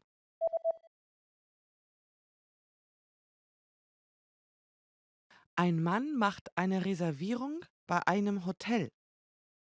In welchem Raum wird er übernachten? Seaside Hotel, wie kann ich Ihnen weiterhelfen? Hallo, ich hätte gerne eine Übernachtung für den 22. September. Natürlich. Eine Übernachtung am 22. September. Wie viele Personen? 2. Möchten Sie ein Raucher- oder Nichtraucherzimmer? Nichtraucher. Das einzige Nichtraucherzimmer, das an dem Tag frei ist, ist eines mit Blick auf die Berge. Ist das in Ordnung? Nun ja, eigentlich hätte ich gern eines mit Meerblick. Tut mir leid, aber der einzige Raum mit Meerblick, der frei ist, ist ein Raucherzimmer. Verstehe. Ist ein Nichtraucherzimmer mit Meerblick am 23. September frei? Ja, natürlich. Okay, dann werden wir am 23. September kommen. Did you get it right? I hope you learned something from this quiz. Let us know if you have any questions. See you next time.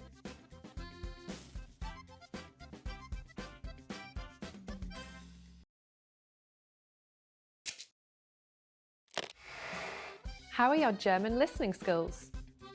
First, you'll see an image and hear a question. Next comes a short dialogue. Listen carefully and see if you can answer correctly. We'll show you the answer at the end. Du hörst dir den Wetterbericht an. Wie ist die Wettervorhersage? Wir werden sonniges Wetter den ganzen Morgen lang haben. Am Nachmittag jedoch wird es etwas bewölkter und wir werden Regen in der Nacht haben. Der Regen setzt sich über Nacht bis zum frühen Morgen, wenn die Sonne wieder aufgeht, fort. Wie ist die Wettervorhersage?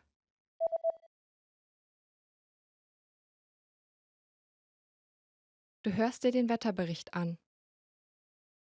Wie ist die Wettervorhersage? Wir werden sonniges Wetter den ganzen Morgen lang haben. Am Nachmittag jedoch wird es etwas bewölkter und wir werden Regen in der Nacht haben. Der Regen setzt sich über Nacht bis zum frühen Morgen, wenn die Sonne wieder aufgeht, fort. Did you get it right? I hope you learned something from this quiz. Let us know if you have any questions. See you next time.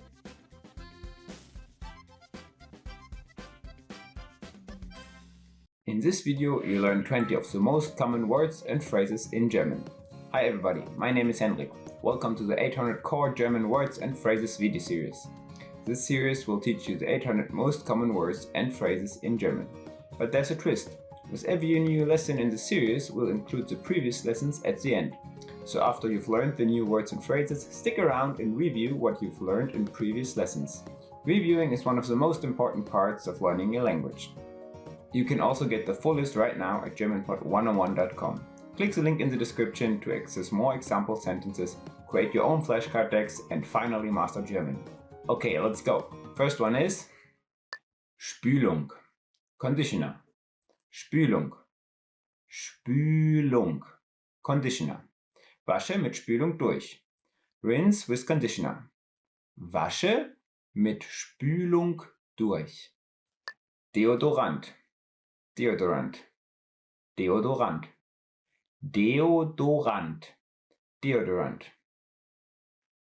Benutze Deodorant nach dem Waschen, um nicht schlecht zu riechen. Put on deodorant after washing to keep you from smelling bad. Benutze Deodorant nach dem Waschen, um nicht schlecht zu riechen. Flüssigseife, Liquid Soap. Flüssigseife, Flüssigseife, Liquid Soap. Haben Sie Flüssigseife? Do you have liquid soap? Haben Sie Flüssigseife? Ente, Duck, Ente, Ente, Duck. Am See gibt es viele Enten. At the lake there are a lot of ducks. Am See gibt es viele Enten. Krähe, Crow, Krähe, Krähe, Crow. Krähen gehören zu den schlauesten Vögeln. Crows are among the smartest birds. Krähen gehören zu den schlauesten Vögeln. Kakerlake, Cockroach, Kakerlake, Kakerlake, Cockroach. Eine Kakerlake hat 6 Beine, Flügel und Fühler. A cockroach has 6 legs, wings and antennae. Eine Kakerlake hat 6 Beine, Flügel und Fühler. Mücke, Mosquito, Mücke, Mücke, Mosquito. Libellen fressen Mücken. Dragonflies eat mosquitoes. Libellen fressen Mücken. Bauarbeiter, Construction worker. Bauarbeiter, Bauarbeiter, Construction worker. Man kann ein hohes Gehalt als Bauarbeiter verdienen, aber es ist wirklich harte Arbeit. You can earn a high salary as a construction worker, but it's really hard work. Man kann ein hohes Gehalt als Bauarbeiter verdienen, aber es ist wirklich harte Arbeit. Hausfrau, Homemaker, Hausfrau, Hausfrau, Homemaker. Hausfrauen verrichten eine sehr wertvolle Arbeit, aber erhalten üblicherweise keinen Gehaltscheck. Homemakers do very valuable work, but usually don't get a paycheck. Hausfrauen verrichten eine sehr wertvolle Arbeit, aber erhalten üblicherweise keinen Gehaltscheck. Eis, Eis, Eis, Eis, Eis. Es ist Eis auf der Straße. There's ice on the road. Es ist Eis auf der Straße. Geschichte, History, Geschichte, Geschichte, History. Ich werde nächstes Jahr Geschichte studieren. I will study history next year. Ich werde nächstes Jahr Geschichte studieren. Geografie. Geography. Geografie. Geografie. Geography. Er studiert Geografie mit Nebenfach Psychologie. He is a geography major with a minor in psychology. Er studiert Geografie mit Nebenfach Psychologie. Laden. Store. Laden. Laden. Store. Ich gehe zum Laden, um Milch und Eier zu kaufen. I'm going to the store to buy milk and eggs. Ich gehe zum Laden, um Milch und Eier zu kaufen. Markt. Market. Markt. Markt. Market. Wir kaufen unser Obst und Gemüse auf dem örtlichen Markt. We buy our fruits and vegetables at the local market. Wir kaufen unser Obst und Gemüse auf dem örtlichen Markt. Preis. Price. Preis. Preis. Price. Wie hoch ist der Preis für einen Big Mac in deinem Land? What's the price for a Big Mac in your country? Wie hoch ist der Preis für einen Big Mac in deinem Land? Coupon. Coupon. Coupon. Coupon. Coupon. Ich habe gute Coupons ausgedruckt. I printed good deals of coupons. Ich habe gute Coupons ausgedruckt. Gang. Ale. Gang. Gang. Ale. Gewürze und Kräuter sind im Gang 6. Spices and seasonings are on ale 6. Gewürze und Kräuter sind im Gang 6. Tasche. Bag. Tasche. Tasche. Bag. Diese Tasche ist teuer. This bag is expensive. Diese Tasche ist teuer. Foto. Photograph. Foto. Foto. Photograph. Das Gebirge auf dem Foto sieht wirklich schön aus. Wo hast du das her? The mountain in the photograph is really beautiful. Where did you get it from? Das Gebirge auf dem Foto sieht wirklich schön aus. Wo hast du das her? Limo. Soda. Limo. Limo. Soda. Limonade enthält viel Zucker. Soda contains a lot of sugar.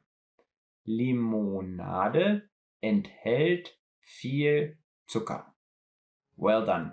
In this lesson, you've expanded your vocabulary and learned 20 new useful words. Click the link in the description and sign up for free at GermanPod101.com to access the full list of vocabulary you need for daily life conversations. You'll also get example sentences, custom flashcard text, and more learning resources. See you next time. Auf Wiedersehen.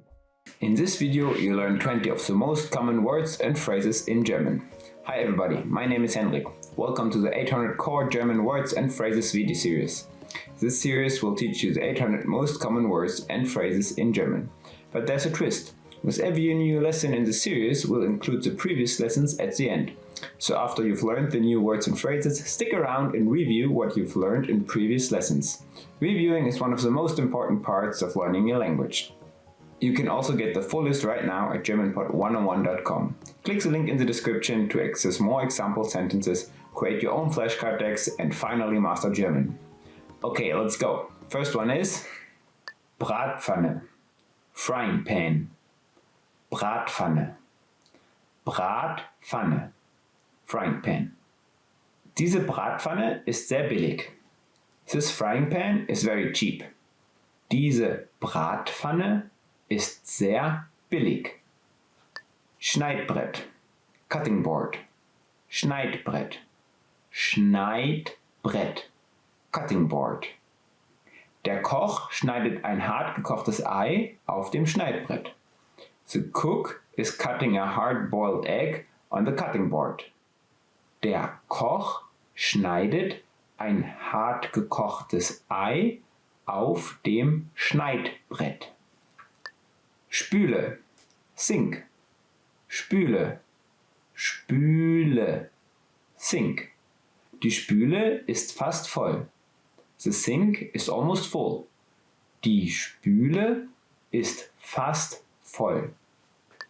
Schüssel, Bowl, Schüssel, Schüssel, Bowl. Hast du die Schüssel mit dem Kartoffelsalat gesehen? Have you seen the bowl of potato salad? Hast du die Schüssel mit dem Kartoffelsalat gesehen? Ausgang, Exit, Ausgang, Ausgang, Exit. Um deinen Weg hinauszufinden, suche nach dem Ausgangsschild. To find your way out, look for the exit sign. Um deinen Weg hinauszufinden, suche nach dem Ausgangsschild. Karte, Map, Karte, Karte, Map. Ich mag es, auf der Weltkarte zu stöbern. I like to browse around a world map. Ich mag es, auf der Weltkarte zu stöbern. Koffer, Suitcase, Koffer, Koffer, Suitcase. Lasse keine Wertsachen in deinem Koffer. Don't leave valuables in your suitcase. Lasse keine Wertsachen in deinem Koffer. Tourist, Tourist, Tourist, Tourist, Tourist. Es sollte Spaß machen, als Tourist zu reisen. It should be fun to travel as a tourist. Es sollte Spaß machen, als Tourist zu reisen. Politik, Politics, Politik, Politik, Politics. Ich blogge über Politik und die Wirtschaft. I blog about politics and the economy. Ich blogge über Politik und die Wirtschaft. Biologie, Biology, Biologie, Biologie, Biology. Biologie ist die Lehre von lebenden Organismen. Biology is the study of living organisms. Biologie ist die Lehre von lebenden Organismen.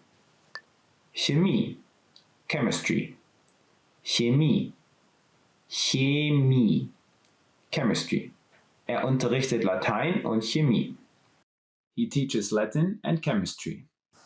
Er unterrichtet Latein und Chemie.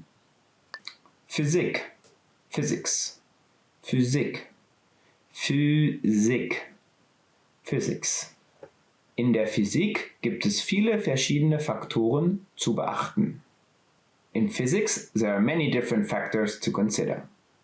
In der Physik gibt es viele verschiedene Faktoren zu beachten. Volkswirtschaftslehre, Economics, Volkswirtschaftslehre, Volkswirtschaftslehre, Economics. Volkswirtschaftslehre ist ein gutes Grundwissen für viele Gebiete. Economics is a good background for many fields. Volkswirtschaftslehre ist ein gutes Grundwissen für viele Gebiete. Legen, put, legen, legen, put. Kannst du meine Kamera auf den Tisch legen? Can you put my camera on the desk? Kannst du meine Kamera auf den Tisch legen? Erinnern, remember, erinnern, erinnern, remember. Ich kann mich noch vage daran erinnern. I can still remember it vaguely. Ich kann mich noch vage daran erinnern. Halten, hold, halten, halten, hold. Kannst du das kurz halten? Can you hold that for a second? Kannst du das kurz halten? Einkaufswagen, Shopping Cart. Einkaufswagen, Einkaufswagen, Shopping Cart. Der Einkaufswagen ist leer. The shopping cart is empty. Der Einkaufswagen ist leer. Plastiktüte, Plastic Bag. Plastiktüte, Plastiktüte, Plastic Bag. Wenn du Lebensmittel kaufst, benutze Stoffbeutel anstatt Plastiktüten. When grocery shopping, use cloth bags instead of plastic bags. Wenn du Lebensmittel kaufst, benutze Stoffbeutel anstatt Plastiktüten. Komödie, Comedy, Komödie, Komödie, Comedy. Sie schauen sich eine Komödie an und lachen. They're watching a comedy and laughing. Sie schauen sich eine Komödie an und lachen. Roman, Novel, Roman, Roman, Novel. Ich mag spannende Romane. I like suspense novels. Ich mag spannende Romane. Well done. In this lesson, you've expanded your vocabulary and learned 20 new and useful words. Click the link in the description and sign up for free at GermanPod101.com to access the full list of vocabulary you need for daily life conversations. You'll also get example sentences, custom flashcard texts, and more learning resources. See you next time. Auf Wiedersehen.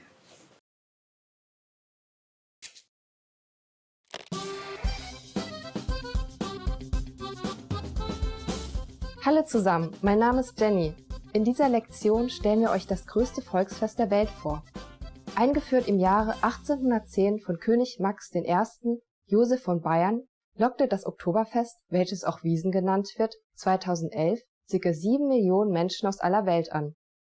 Die jährliche Veranstaltung findet jährlich im September und Oktober ganztägig auf der Theresienwiese in München statt und dauert zwischen 16 und 18 Tagen. Wie viel Liter Bier werden in Deutschland pro Kopf durchschnittlich im Jahr getrunken? Wir verraten euch die Antwort am Ende des Videos.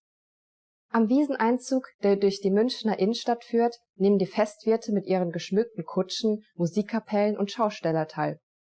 Der offizielle Auftakt des Festes wird nicht nur vom heimischen Publikum, sondern auch von Zuschauern aus aller Welt am Bildschirm verfolgt. Mit dem Spruch "O zapft is" und dem Anstich des ersten Fasses durch den Münchner Oberbürgermeister beginnt dann das Volksfest.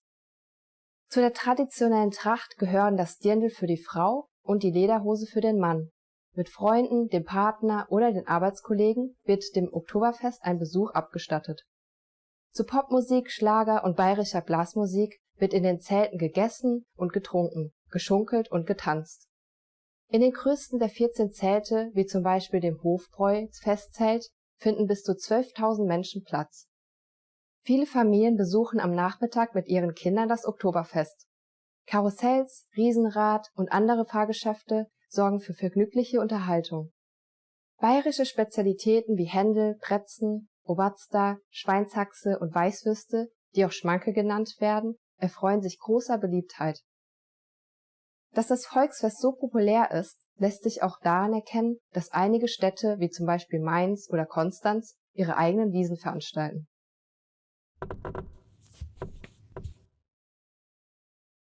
Die Münchner Brauereien brauen für das Oktoberfest ein spezielles Bier mit mehr Stammwürze und einem höheren Alkoholgehalt von rund 6-7%, welches auch Wiesn-Märzen genannt wird. Und nun noch die Antwort auf die Quizfrage von vorhin. Wie viel Liter Bier werden in Deutschland pro Kopf durchschnittlich im Jahr getrunken? Jedes Jahr werden in Deutschland durchschnittlich 125 Liter Bier pro Kopf getrunken. Prost! Wie hat euch dieses Video gefallen? Habt ihr etwas Interessantes gelernt? Gibt es in eurem Land auch ein Fest, bei dem ein bestimmtes Getränk angeboten wird? Hinterlasst einen Kommentar auf GermanPod101.com. Bis zum nächsten Mal!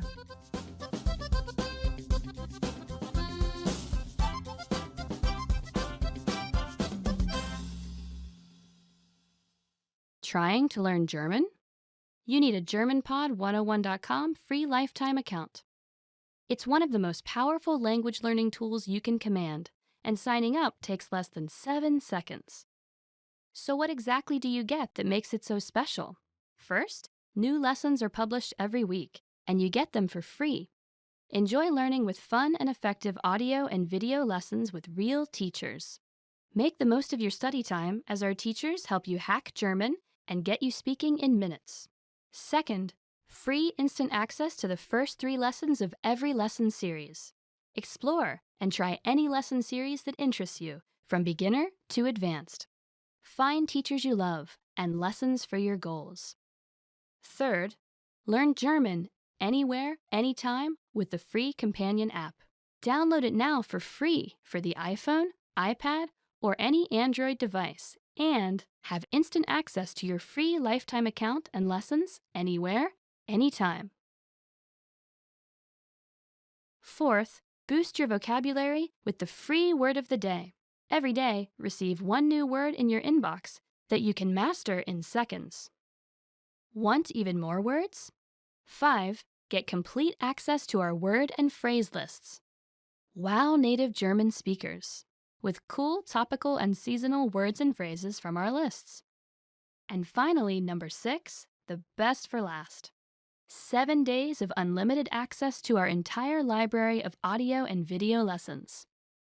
Premium study tools like line-by-line audio, word bank, and smart flashcards to help you learn lightning fast.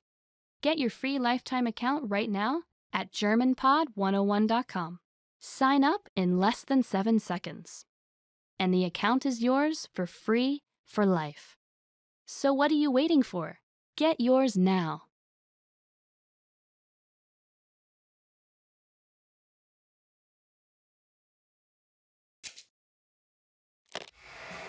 How are your German listening skills? First, you'll see an image and hear a question. Next comes a short dialogue. Listen carefully and see if you can answer correctly. We'll show you the answer at the end. Ein Mann telefoniert mit seiner Frau. Was wird er kaufen? Hey, fahre jetzt nach Hause. Okay, könntest du etwas auf dem Weg nach Hause kaufen? Klar, was soll ich mitbringen?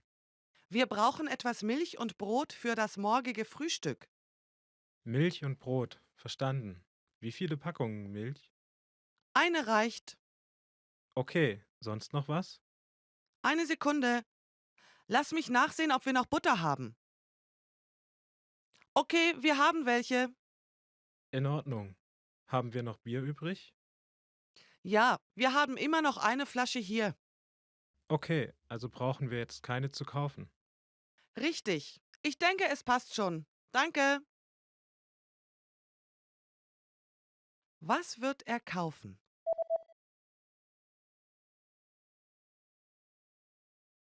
Ein Mann telefoniert mit seiner Frau. Was wird er kaufen? Hey, fahre jetzt nach Hause. Okay, könntest du etwas auf dem Weg nach Hause kaufen? Klar, was soll ich mitbringen? Wir brauchen etwas Milch und Brot für das morgige Frühstück. Milch und Brot, verstanden. Wie viele Packungen Milch? Eine reicht. Okay, sonst noch was? Eine Sekunde. Lass mich nachsehen, ob wir noch Butter haben. Okay, wir haben welche. In Ordnung. Haben wir noch Bier übrig? Ja, wir haben immer noch eine Flasche hier. Okay, also brauchen wir jetzt keine zu kaufen. Richtig. Ich denke, es passt schon. Danke. Did you get it right? I hope you learned something from this quiz. Let us know if you have any questions. See you next time.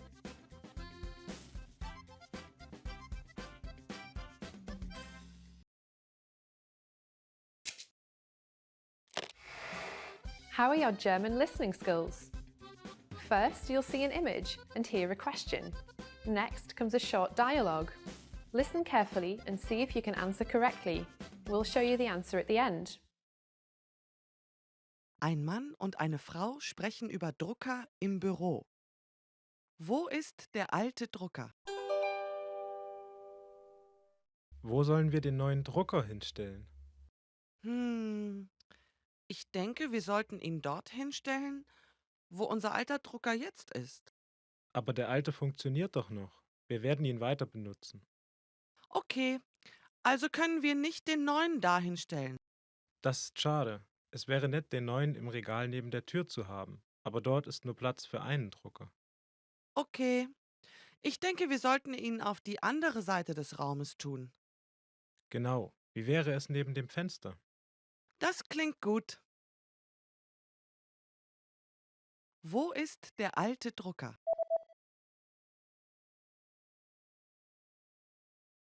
Ein Mann und eine Frau sprechen über Drucker im Büro. Wo ist der alte Drucker? Wo sollen wir den neuen Drucker hinstellen? Ich denke, wir sollten ihn dort hinstellen, wo unser alter Drucker jetzt ist. Aber der alte funktioniert doch noch. Wir werden ihn weiter benutzen. Okay, also können wir nicht den neuen dahin stellen. Das ist schade. Es wäre nett, den neuen im Regal neben der Tür zu haben. Aber dort ist nur Platz für einen Drucker. Okay, ich denke, wir sollten ihn auf die andere Seite des Raumes tun. Genau. Wie wäre es neben dem Fenster? Das klingt gut. Did you get it right? I hope you learned something from this quiz. Let us know if you have any questions. See you next time.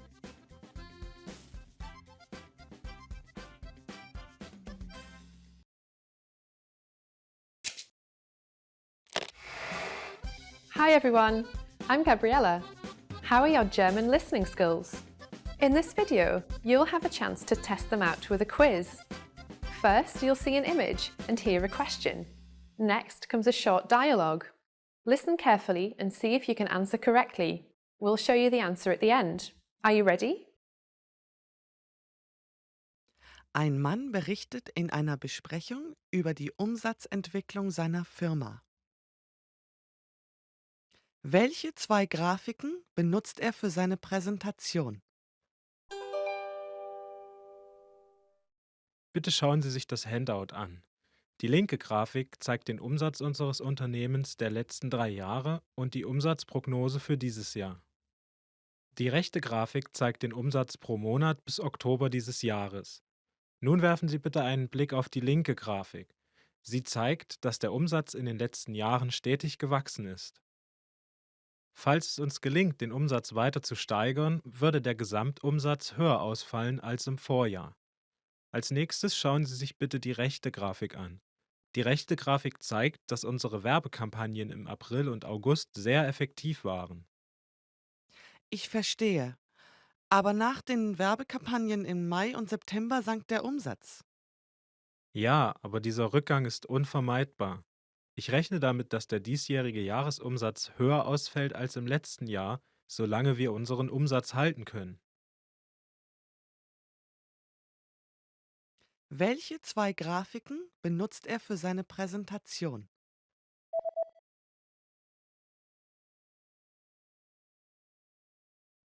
Ein Mann berichtet in einer Besprechung über die Umsatzentwicklung seiner Firma.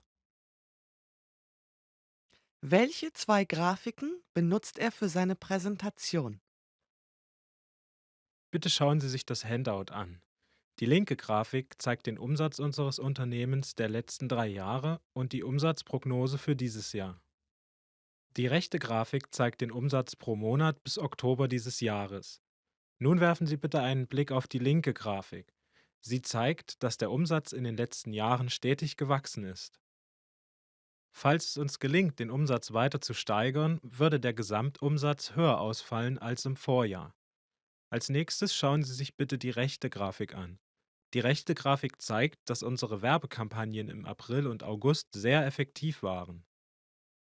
Ich verstehe. Aber nach den Werbekampagnen im Mai und September sank der Umsatz. Ja, aber dieser Rückgang ist unvermeidbar.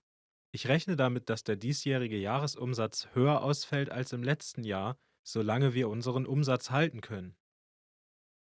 Did you get it right? I hope you learned something from this quiz. Let us know if you have any questions. See you next time.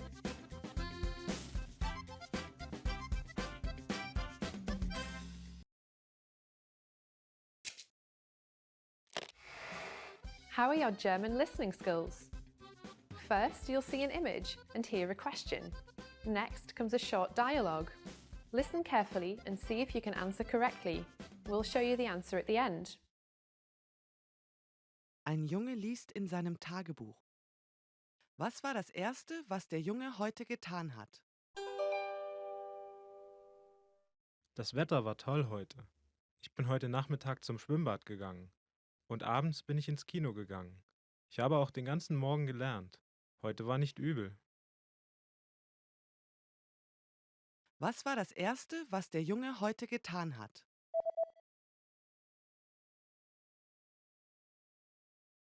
Ein Junge liest in seinem Tagebuch.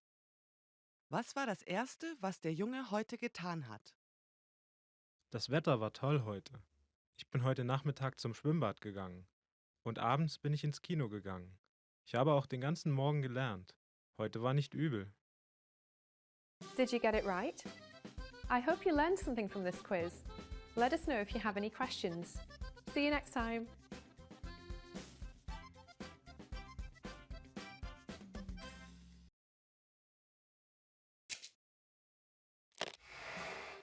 Hi everyone, I'm Gabriella. How are your German listening skills? In this video, you'll have a chance to test them out with a quiz. First, you'll see an image and hear a question. Next comes a short dialogue. Listen carefully and see if you can answer correctly. We'll show you the answer at the end. Are you ready? Ein Ehepaar schaut sich mehrere Raumpläne an. Welche Wohnung werden sie sich ansehen? Wie wäre es mit dieser? Sie hat ein schönes großes Wohnzimmer. Ich hätte gern ein großes Wohnzimmer, aber auch einen Parkplatz. Mal sehen. Wie wäre es mit dieser? Ja, klingt gut. Sollen wir uns die ansehen? Moment mal. Ist der Schrank denn nicht ein bisschen zu klein? Stimmt. Es scheint keine perfekte Wohnung zu geben. Warte, wie wäre es hiermit? Diese Wohnung hat alles, was wir brauchen, oder nicht? Und der Schrank ist auch sehr groß. Lass uns die anschauen. Alles klar. Welche Wohnung werden Sie sich ansehen?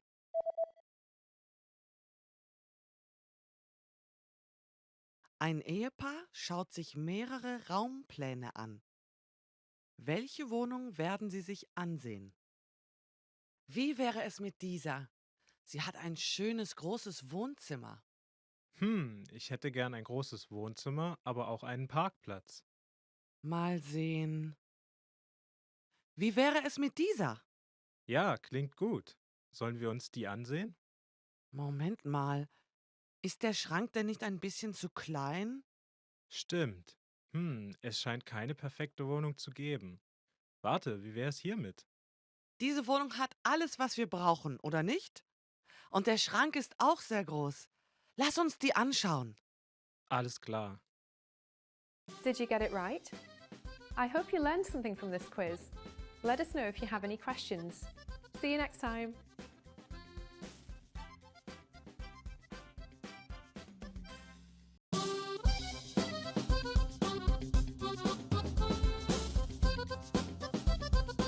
Hi! Welcome to Introduction to German. My name is Alicia, and I'm joined by... Hi everyone, I'm Jenny. In this lesson, you'll learn the basics of German pronunciation. German uses the exact same letters as English. It also uses one extra character and has unique markers which look like two dots appearing over some vowels.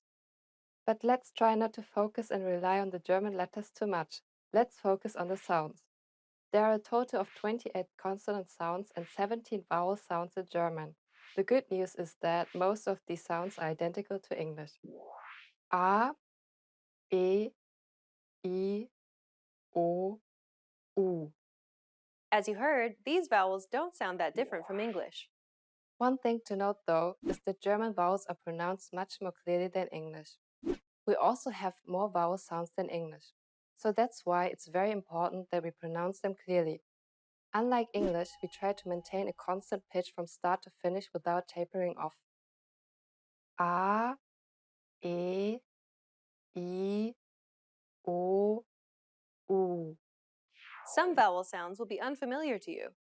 Some vowels, such as A, O, and U, can have two dots over them. We call these dots Umlaute. They indicate a change in the original pronunciation of the vowel.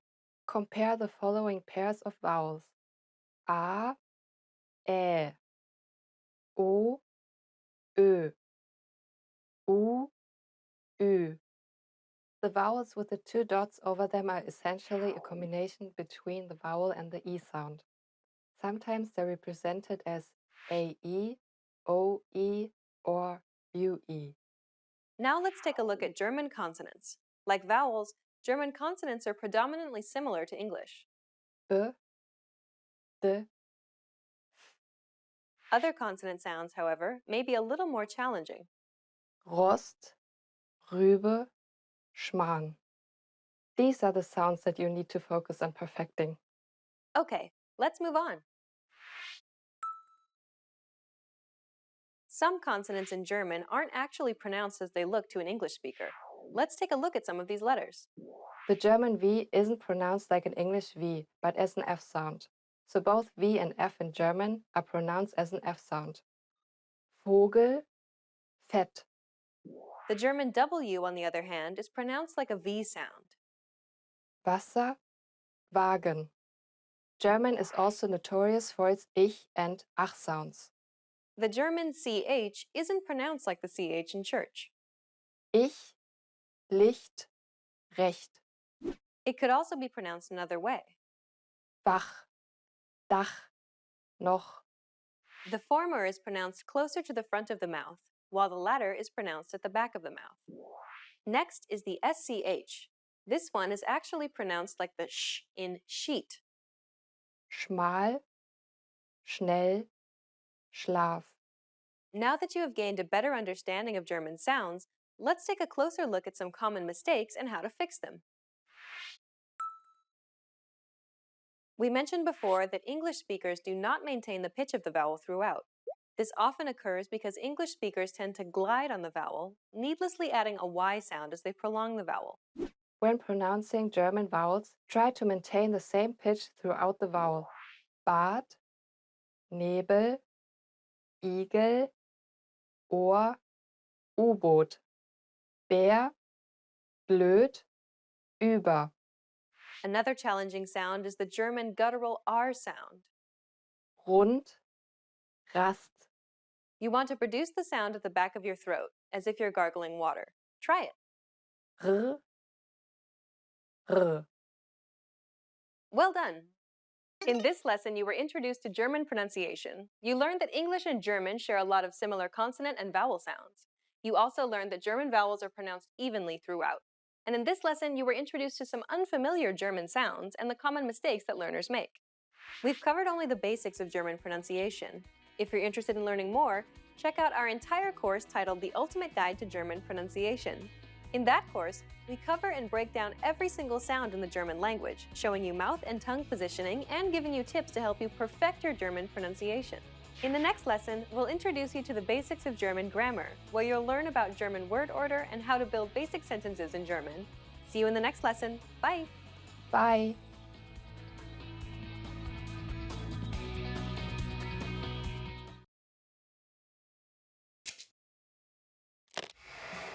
How are your German listening skills?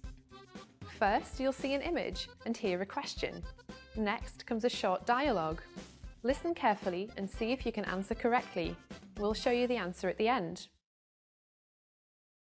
Eine Frau und ein Mann schauen sich eine Fotografie an. Nach welchem Foto schauen Sie? Das ist ein Foto des Fußballteams, in dem Ihr Sohn spielt, oder? Welcher davon ist Ihr Sohn? Dieser hier. Oh, er ist der Größte. Ja, er ist sogar größer als ich. Nach welchem Foto schauen Sie?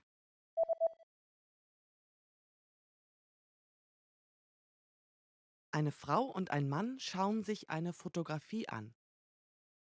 Nach welchem Foto schauen Sie? Das ist ein Foto des Fußballteams, in dem Ihr Sohn spielt, oder? Welcher davon ist Ihr Sohn? Dieser hier. Oh, er ist der Größte. Ja, er ist sogar größer als ich. Did you get it right? I hope you learned something from this quiz. Let us know if you have any questions. See you next time.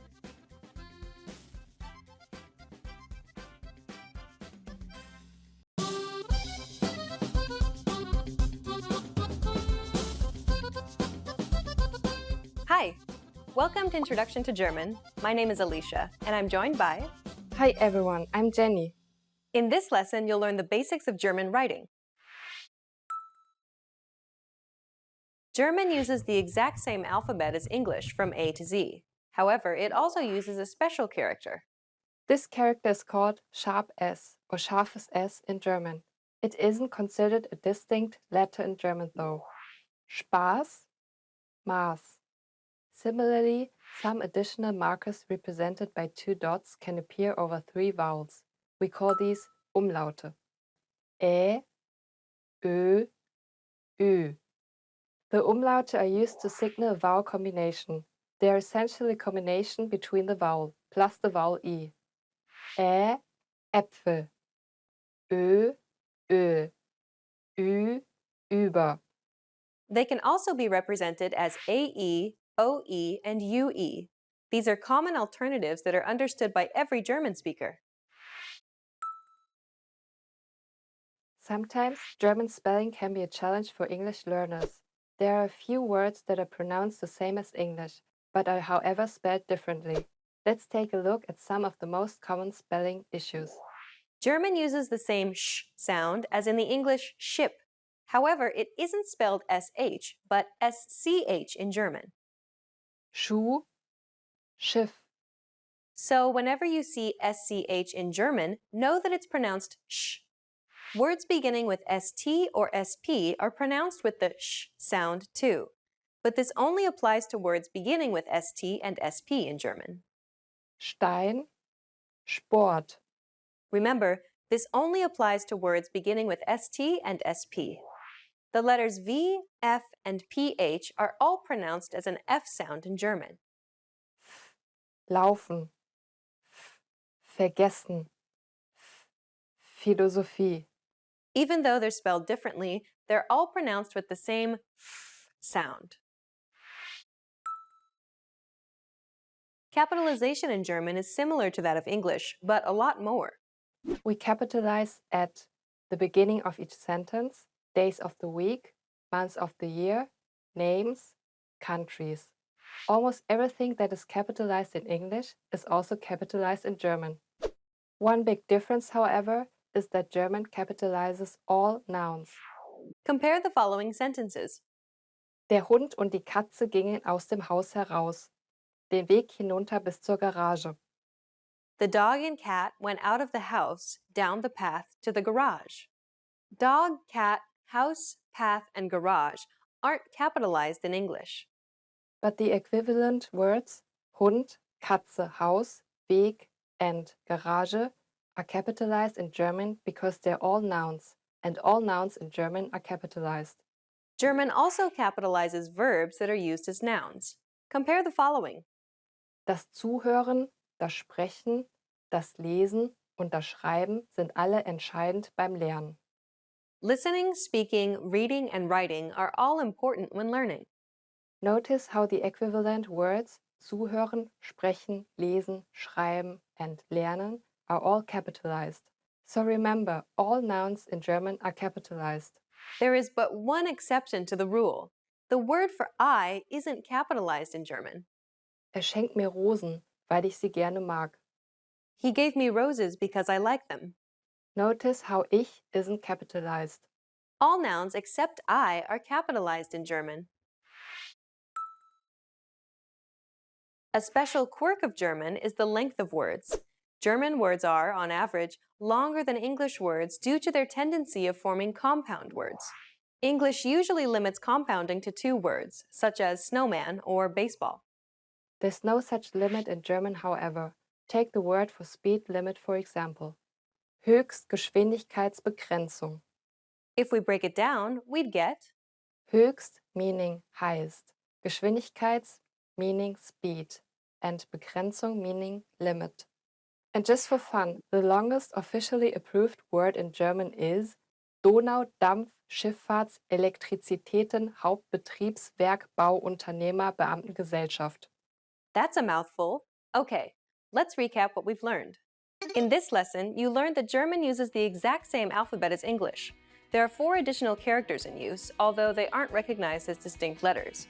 You also learned that there are some tricky consonant and consonant clusters you need to look out for.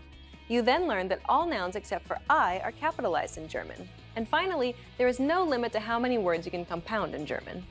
In the next lesson, you'll be entering German Boot Camp, where you'll learn some useful beginner phrases to get you speaking German right away. See you in the next lesson. Bye! Bye!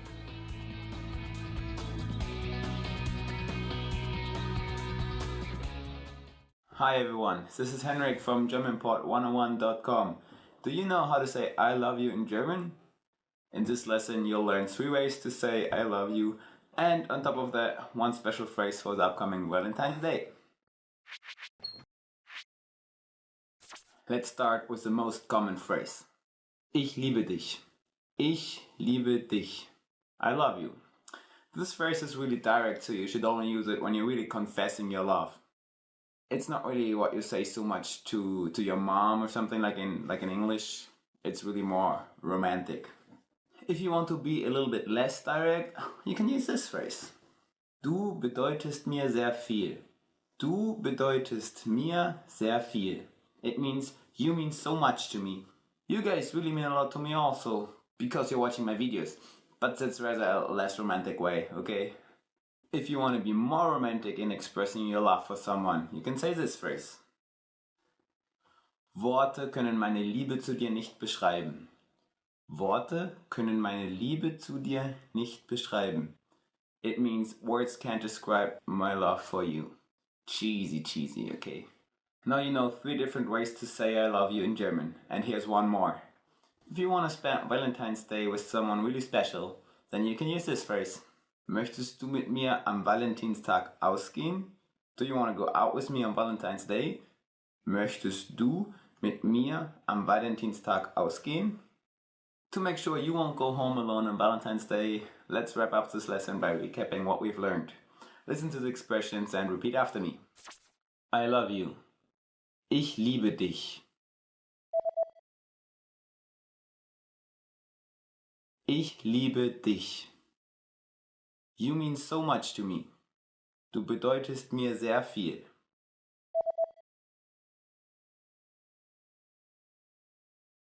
Du bedeutest mir sehr viel. Words can't describe my love for you. Worte können meine Liebe zu dir nicht beschreiben.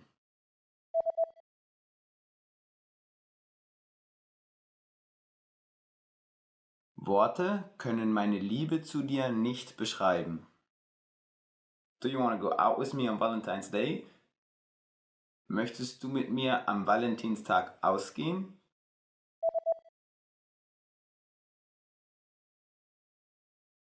Möchtest du mit mir am Valentinstag ausgehen? Well done! Did you know that on Valentine's Day, the most prominent symbol is a rotes Herz, or red heart?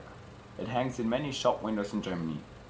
They also adorn greeting cards with inscriptions like For you, für dich, and I love you, or Ich liebe dich. You just learned how to say I love you in 3 different ways in German, and a special phrase for Valentine's Day. And if you're interested in learning more, don't forget to download your free Romance and Love cheat sheet, which includes Romance words, compliments and pickup lines. Check out the description below and go to GermanPod101.com now. I'll see you next time. Bis zum nächsten Mal.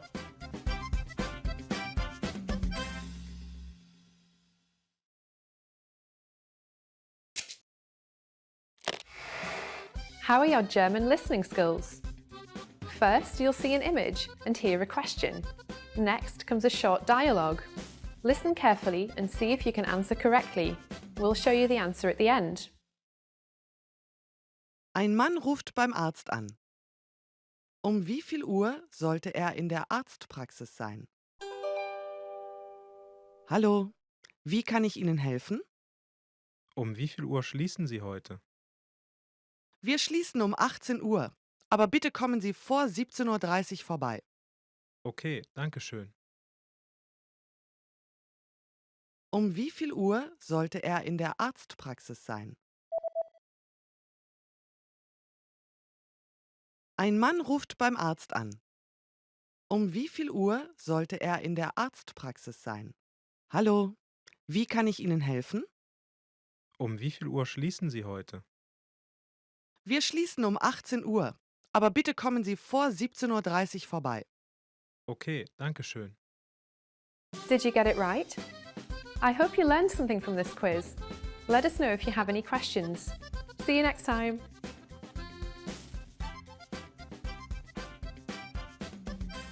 Hi, this is Elisa. Welcome to Top 25 German Verbs. Let's get started. Sein, be, means to be. A little complicated because ich bin, a version of sein, but because it's ich bin, it changes.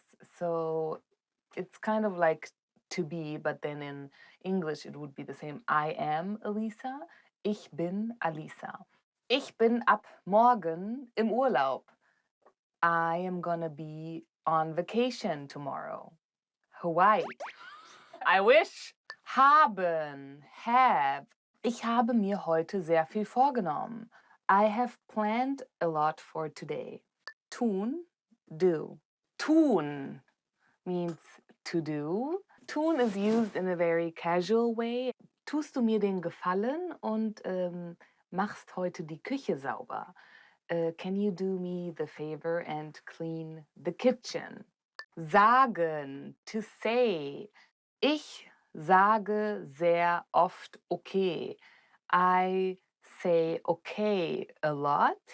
Meine Kollegen sagen, dass ich sehr gut arbeite. My colleagues say that I work very good. Bekommen, get. Ich habe heute mein Gehalt bekommen. I got my paycheck today. Machen, make. For example, meine Mutter macht heute einen Kuchen. My mother is making a cake. And if you've never tried German cake, it's really good. And then I'm going to put it in the oven. Ding! Now it's done. And then it's going to go whipped cream. Gehen, go. Gehen literally means to go or walk. And ich gehe gerne mit meinem Hund spazieren. I like to go on walks with my dog. Gehst du heute zum Volleyball? Are you going to volleyball today? Wissen, to know. Oh. Wer weiß was? The 3 W's. Who knows? Oh, okay, in English it's not the W, but in German, who knows what? B. Oh, and it's like W. For example, weißt du, wie viel Uhr es ist? Ja, ich weiß es. Do you know what time is it? Yes, I know. Nehmen, take. Ich nehme einen Regenschirm mit. I take the umbrella with me. Ich nehme an, du hast heute viel zu tun. In this case, ich nehme an means I assume you have a lot to do today. So it means something totally different because of the whole sentence, but that's really the magic. Sehen, to see, literally to see with your eyes. Ich sehe mir heute einen Film an. I am gonna see a movie today. So in this case, it means to see a movie. Ich sehe, dass es dir heute viel besser geht. I see that you're doing much better today. Kommen, come. Heute Abend kommt meine Freundin zu Besuch. Tonight, my friend is coming to visit. Ich komme gleich is actually a very casual thing to say. It means, oh, I'm gonna be there in a second, or I'm coming now, or you can write it as a message, or when you're on your way to somewhere. Denken, think. Ich denke, dass dieses Video sehr hilfreich ist. I think this video is very helpful. Gucken, look. Gucken means to look, and it's kind of used between friends and more young people, and it's not very formal, it's more casual. Ich gucke mir gerne den Himmel an. I like to look at the sky. Möchten, want. Ich möchte im Sommer an den Strand. I want to go to the beach in summer. Die Blumen möchten Wasser und brauchen Sonne. The flowers want water and need sunlight. Geben, give. Meine Freundin gibt mir heute ihre CDs. My friend is giving me CDs today. Ach, ich gebe jetzt auf. I'm gonna give up. Können, be able to, means be able to or can. Ich kann mehrere Sprachen sprechen. I am able to speak different languages. It really means that you're capable of or you can do something. Ich kann Kleidung designen. I am able to design clothes. Finden, find. Ich finde means when you're expressing your feelings or when you're expressing something you want to say to someone. Or finden means to really find something. So as you guys probably know, but Easter is really big in Germany, and die Kinder finden Ostereier im Garten. The kids find Easter eggs in the garden. Erzählen, tell. Immer wenn ich aus dem Urlaub zurückkomme, erzähle ich die aufregendsten Geschichten. When I come back from vacation, I always tell the most amazing stories. Als Kind hat meine Mutter mir Märchen erzählt. As a kid, my mom used to tell me fairy tales. The most famous fairy tales, Märchen, are from the Grimm brothers, and they're actually German. And I really used to love, Rotkäppchen, it's Red Riding Hood. Fragen, ask. When you're asking your teacher, for example, Hallo, Herr Müller, ich habe eine Frage. Hello, Mr. Müller, I have a question, or can I ask a question? Arbeiten, work. Gerade arbeite ich an einem Video für euch. Right now I am working on a video for you guys. Die Bauarbeiter arbeiten an der Straße. The construction workers are working on the street. Scheinen, seem. Scheinen has actually two different meanings. So one is seem, but one is actually to shine. You're in a good mood. Ja, wenn ich gut drauf bin, dann scheine ich von innen. When I'm in a good mood, I shine from the inside. Seem. Es scheint mir so, als wäre Katrin gut drauf. It seems like Katrin is in a good mood. Fühlen, feel. Ich fühle mich heute sehr gut. Today I feel really good. If you're buying a carpet and you say, ja, ich fühle den Teppich und er fühlt sich sehr weich an. I feel the carpet and it feels really soft. And also, ich fühle die Musik. I feel the music. Yeah, lately I actually have been listening to a lot of music, and so I've been in a good mood. I think music makes you feel really good. Versuchen. Try. This one is interesting because in versuchen, there's also the verb suchen, which means to search. Ich versuche jedes Jahr etwas Neues zu lernen. I try to learn something new every year, either if it's an instrument or reading something new and something that I've never read before. I think it's important to challenge yourself. Essen, eat. Ja, gleich gehe ich zum Mittagessen. Soon I'm gonna go eat lunch. So eat is really, really eating. Glauben, believe. Ich glaube, Karl hat heute eine gute Arbeit geleistet. I believe that Carl did a good job today. Thank you for watching the top 25 German verbs. Don't forget to subscribe and I hope to see you soon. Bye. I love that.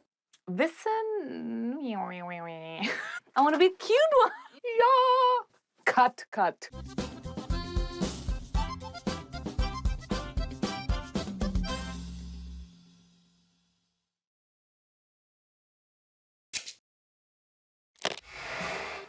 Hi everyone, I'm Gabriella. How are your German listening skills? In this video, you'll have a chance to test them out with a quiz. First, you'll see an image and hear a question. Next comes a short dialogue. Listen carefully and see if you can answer correctly. We'll show you the answer at the end. Are you ready? Ein Mann sucht nach einem Geburtstagsgeschenk für seine Frau im Schmuckladen. Welche Kette wird er kaufen? Kann ich Ihnen helfen? Ich suche nach einem Geburtstagsgeschenk für meine Frau. Haben Sie eine Empfehlung? Nun ja, wie wäre es mit dieser Kette? Sie sieht etwas lang aus. Wie wäre es mit dieser da drüben? Wir haben eine mit einem Blumenanhänger und eine andere mit einem Herz. Ich suche nach etwas, das ein bisschen mehr Klasse hat. Wie viel kostet diese Perlenkette da drüben? Das macht 3.000 Euro. Das ist zu teuer. Okay, ich nehme die erste. Klar, bitteschön. Welche Kette wird er kaufen?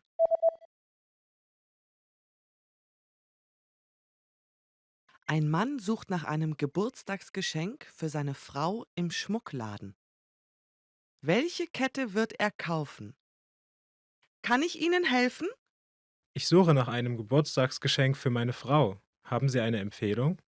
Nun ja, wie wäre es mit dieser Kette? Sie sieht etwas lang aus. Wie wäre es mit dieser da drüben? Wir haben eine mit einem Blumenanhänger und eine andere mit einem Herz. Ich suche nach etwas, das ein bisschen mehr Klasse hat. Wie viel kostet diese Perlenkette da drüben? Das macht 3.000 Euro. Das ist zu teuer. Okay, ich nehme die erste. Klar, bitteschön. Did you get it right? I hope you learned something from this quiz. Let us know if you have any questions. See you next time.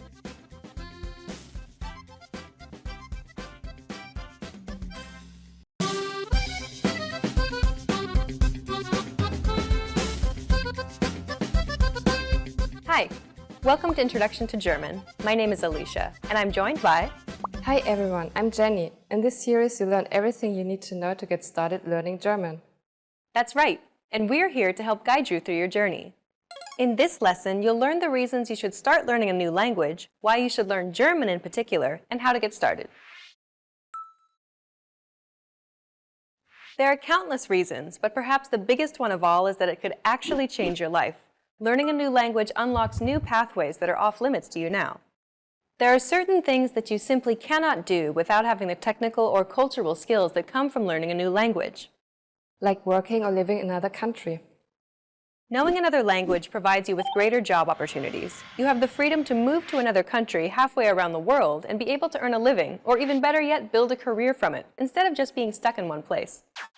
Language allows you to visit or live in places that you may never have even considered going, simply because that wasn't a possibility for you. Knowing another language simply gives you more options to choose from.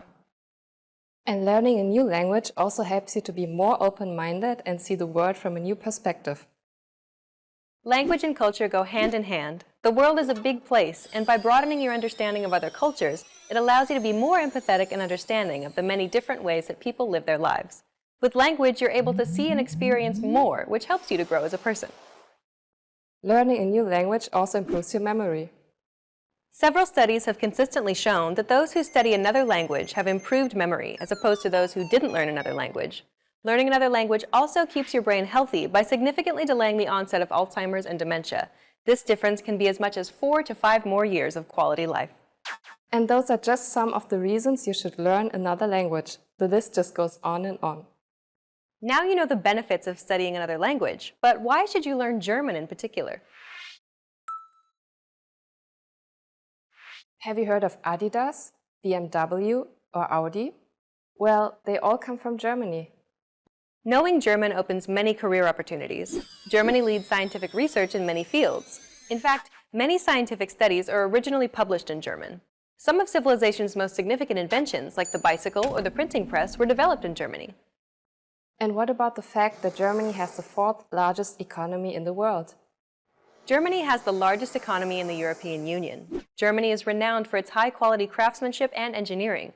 German car makers take up a large percentage of the global automobile market. Volkswagen, Daimler, and BMW alone make up 1/5 of the entire automobile industry worldwide. Knowing the German language can open up business opportunities for you. Understanding their customs and work ethic can go a very long way in the world of business. Oftentimes, it could even make or break an important business deal. So knowing German will put you ahead of the pack. Germany is also one of the top-ranked tourism destinations in the world. Germany is known for its festive culture, most notably for hosting Oktoberfest, which is a yearly beer festival of epic proportions. It hosts roughly 6 million visitors every year. Oktoberfest takes place in Bavaria in southern Germany, where many of Germany's pristine castles are located. In fact, castles like Schloss Neuschwanstein was actually the original model for the iconic Disney castle today. Another spot I really like is the Zugspitze, Germany's highest mountain. Being at the top gives you a great view of the Alps and the German countryside. In northern Germany, Berlin is of particular interest as this city has a mixture of cultures and ethnic groups as well as historical sites, museums, and street art. If you love traveling and exploring, learning German is a must, because it allows you to discover much more of Germany than just common tourist spots. Okay then, we've talked about why you should start learning a new language and why you should start learning German, but how can you get started, Jenny? The good news is that you already know some German. Kindergarten, Dachshund, Gesundheit. Not only does German use the same Roman script as English, but there are many loanwords that have made their way into English. According to researchers, roughly 26% of modern English is derived from Germanic roots. The reverse is also true. Many English words are now used in German too. In fact, 10% of all the words in German are borrowed from English. Outlet, Club, Computer. This means that you already know about 10% of German vocabulary. Let's teach you something that you might not know but is very useful. Dankeschön. It means thank you very much in German. That's a useful phrase, but can you please explain a little more about it? Sure, the first part, danke, can stand alone. It means thanks. The second part, schön, means pretty. It makes danke more polite. So the phrase Dankeschön essentially means thank you very much. These two dots here will be unfamiliar to English speakers, but don't worry. We'll talk a little bit about them in the next lesson. For now, just listen and repeat after Jenny. Dankeschön. Now you try. Dankeschön. Your turn again. Dankeschön. One last time. Dankeschön. Well done! Now you know how to say thank you very much in German. We've covered a lot of things already, so why don't we wrap up the first lesson and recap on what we've learned. In this lesson, you learned that studying another language has many benefits, such as opening up career and business opportunities. Germany has a rich culture with many things to see and learn, and to say thank you very much in German, it's Dankeschön. In the next lesson, we're going to take a closer look at German pronunciation by examining the sounds of German, so be sure to watch the next video. See you in the next lesson. Bye! Bye!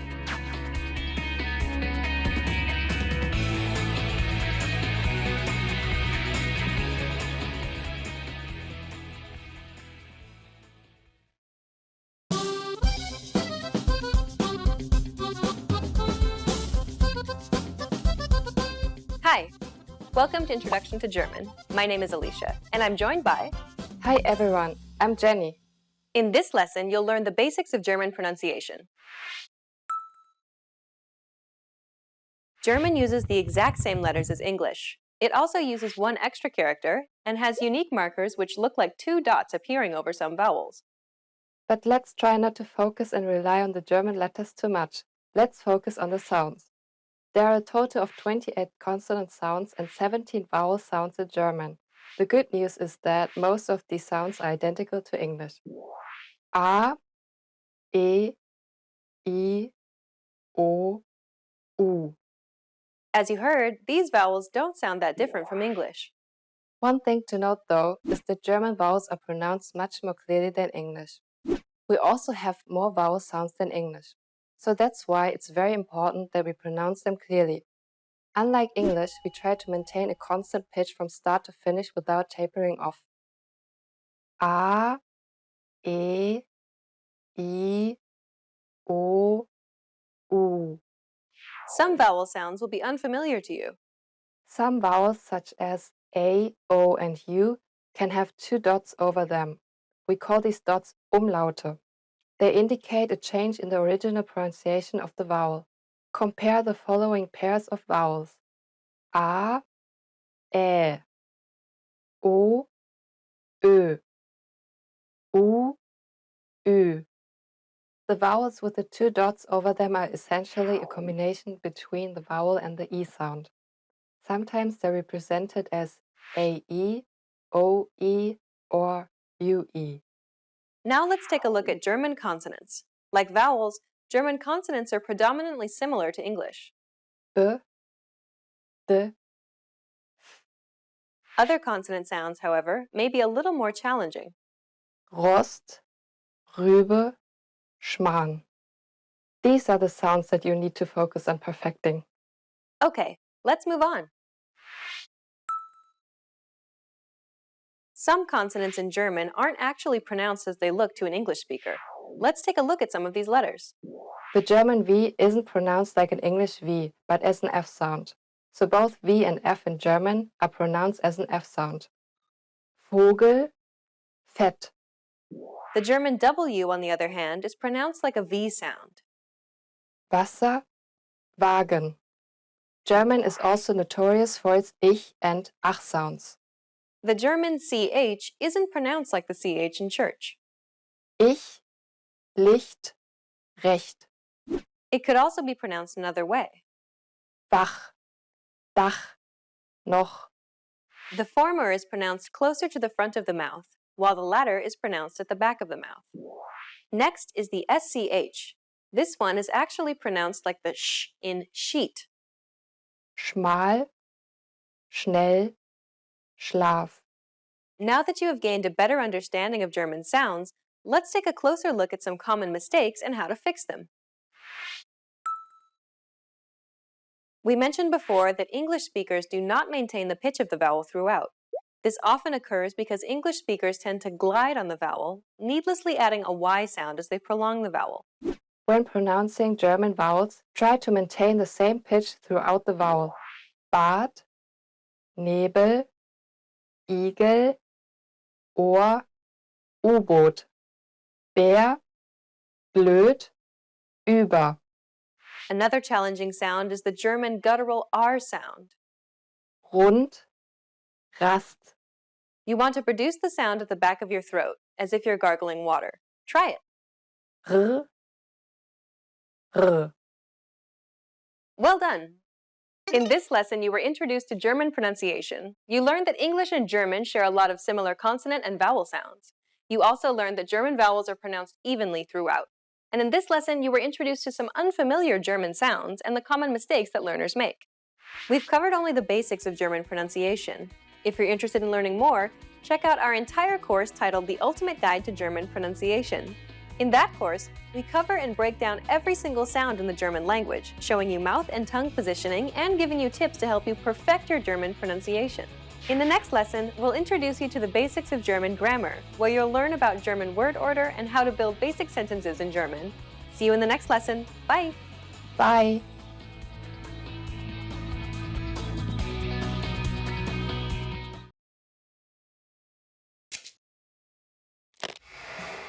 How are your German listening skills? First, you'll see an image and hear a question. Next comes a short dialogue. Listen carefully and see if you can answer correctly. We'll show you the answer at the end. Ein Mann und eine Frau schauen sich das Menü in einem Restaurant an. Was wird der Mann bestellen? Was wirst du bestellen? Die Pizza sieht lecker aus. Ich denke, die nehme ich. Ich hatte gestern schon Pizza, also Okay, dann, wie wäre es mit Hamburger? hört sich toll an. Das nehme ich. Was wird der Mann bestellen?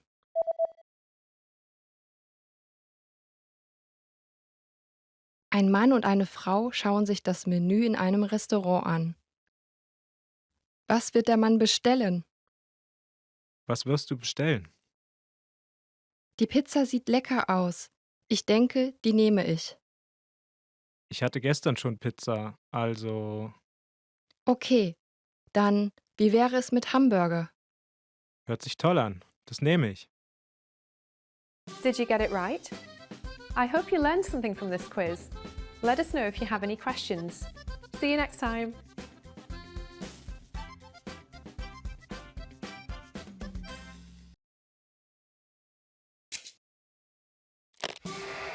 Hi everyone! Welcome to the Ultimate German Pronunciation Guide.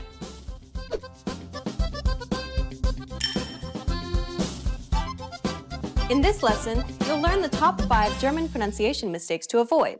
These are common mistakes that students of German tend to make, so pay close attention and make sure that you don't make these same mistakes too. Are you ready? Then let's get started. Number 1. Pronouncing German words with an English accent. English and German have many words in common, so the tendency is to pronounce them as you would pronounce them in English. Compare a few English words with their German derivatives. Pretzel, Brezel, bagel, Bagel, cobalt, Kobalt, Autobahn. Autobahn. The difference is quite obvious. Be sure to always pronounce words using German consonant and vowel sounds when speaking German. Get out of the habit of pronouncing these words as you would in English. While it may feel unnatural to say these words in a different manner than what you're used to, realize that it actually sounds more natural to native German listeners. Number 2. Under-enunciating vowels and final syllables. While both English and German have vowel reductions of some sort, English is much more lax than German. This means that many English speakers tend to under-enunciate vowels. The same applies to final syllables as well. Take, for example, Ich habe mir heute ein Stück Kuchen gegönnt. learners of German would often be unclear in these problem areas. The problem gets worse when an indirect or direct object is involved, as this makes it even more difficult for a listener to understand what it is exactly you're trying to say. In meinem Auto habe ich eine Spinne entdeckt. Ich habe mir einen Koffer gekauft.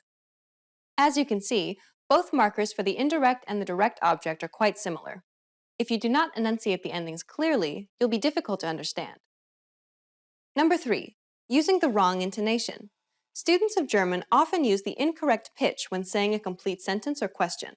When you connect phrases leading up to a complete sentence, the endings of each phrase should rise in pitch. It's only at the final phrase of the sentence that the pitch falls if it's a statement. Take a look at this example. Marie macht das Fenster zu, denn ihr ist kalt. Notice how the pitch rises at the end of the first clause and falls at the end of the sentence? Würden Sie mir verraten, wie ich zum Bahnhof komme?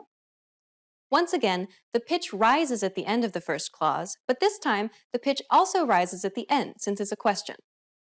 Number 4. Mispronouncing the German R. R. English speakers typically associate all R-like sounds with some manner of articulation using the tip of the tongue and somewhere in the front part of the mouth. The German R, however, actually comes from the throat using the back of the mouth. Listen to a few examples which use this letter. Rost, Rast, Rutsch. We'll take an in-depth look at pronouncing German R sounds in Lesson 6. Number 5. Mispronouncing consonant combinations with the letter S. When combined with other consonants in German, the letter S typically changes to a sh sound. When S is paired with an H, Show, Schare Ware. when S is paired with CH, Scheck, komisch, Fisch. when S is paired before a P at the beginning of a word or the first syllable, Spiel, sprechen. when S is paired before a T at the beginning of a word or the first syllable, Stadt, studieren. as you can see, there are many instances in which the letter S changes to a sh sound. We'll cover more of this in Lesson 8. Now you know the top 5 German pronunciation mistakes to avoid. Try to be careful so that you don't make these same mistakes. Still feel a bit worried? Over the rest of this series, we'll cover all of these topics in depth. In the next lesson, we'll start learning vowel sounds in German. Have you been guilty of any of these 5 mistakes? Have you learned any tricks to deal with them? Let us know in the comments and share them with other students like you. See you in the next Ultimate German Pronunciation Guide lesson.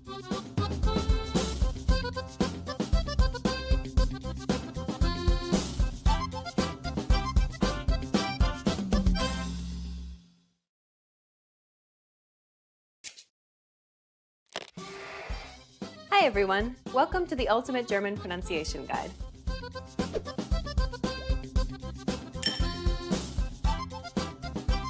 In this lesson, you'll learn all 17 German vowel sounds. A, A, A, Ö, E, Ö, Ä, Ä, E, I, Ü, I, Ü, O, O, U, U. With these sounds, you can pronounce any vowel that could possibly appear in German. Some vowels may be hard for you to distinguish, especially for English speakers, so make sure you listen carefully. Are you ready? Then let's get started. The first vowel is A, maximal, Wasser, Dach. It's very similar to the A sound in the word pat, though not as whiny. Try moving your tongue further back into the mouth so that it assumes a more centralized position. It should sound a little deeper as a result, and instead of a whiny sound, it now has a darker quality to it. The resulting vowel should sound somewhere in between the A sounds of the words pat and bra. Listen to Elisa. A, A,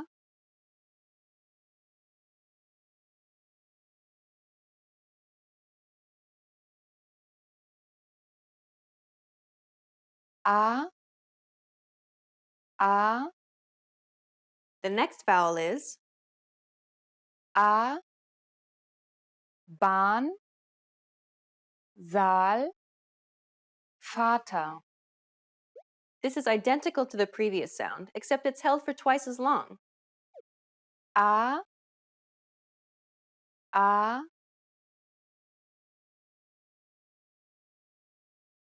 A, A, The next vowel is A,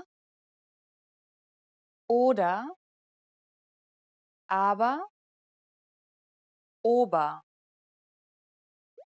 This is identical to the previous sound, except that the tongue is raised a tiny bit higher. This sound typically occurs at the end of a word and is pronounced softly. A, A,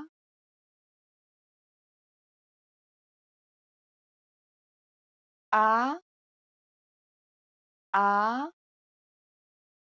The next vowel is Ö, Hölle, göttlich, erörtern. This sounds roughly like the U in the word hurt. To pronounce this sound, however, try saying the E sound in the word red while rounding your lips. Ö, Ö, Ö, Ö. The next vowel is E, Seele, Meer, Bet. This sounds a little bit like the double E in the word feet, except your tongue is not as high. Try to relax your jaw and say it as if to allow the vowel to spill out. Listen to Elisa. E. E.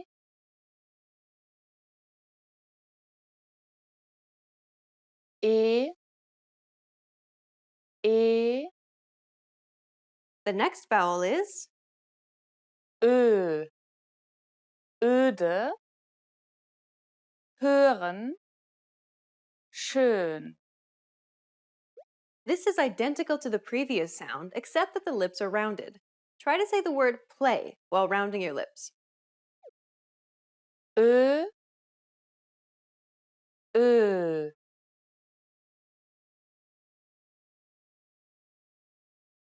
Ö. Ö. The next vowel is Ä. Hätte. Männer. Bett.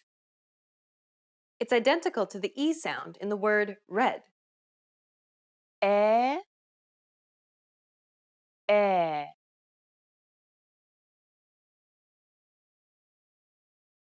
Ä. Ä. The next vowel is Ä. Wähle. Spät. Länge. This is identical to the previous sound, except that it's pronounced twice as long. Ä. Ä. Ä. Ä. The next vowel is E. Halte. Behalten. Gesund. It's identical to the E sound at the end of the word problem. E. E.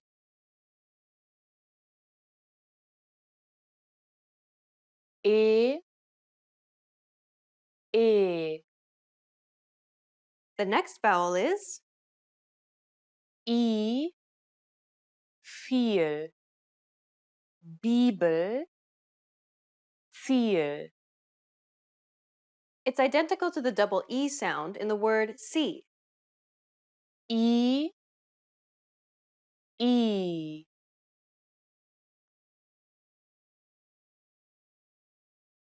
I.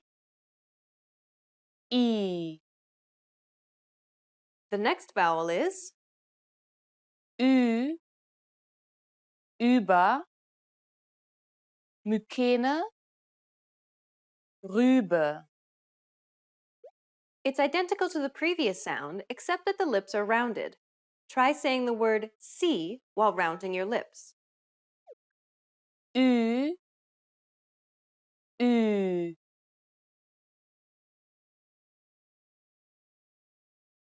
Ü. Ü. The next vowel is I. Bitte. Willig. Bist. It's identical to the I sound in the word it. I. I. I. I. The next vowel is Ü. Füllt. Rhythmus. Schützen. It's identical to the previous sound, except that the lips are rounded. Try saying the word it while rounding your lips. Ü.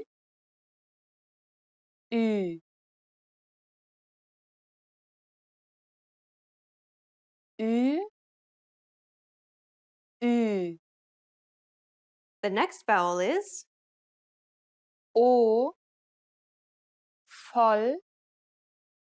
Kommen. Ort. It's identical to the OU sound in the word ought. O. O. O. O. The next vowel is O. Oder. Boot. Moos. This is very similar to the previous sound, except your tongue is positioned a little bit higher. It's quite similar to the O sound in the word O, though be careful not to carry over the W sound too much. Listen to Elisa. O. O.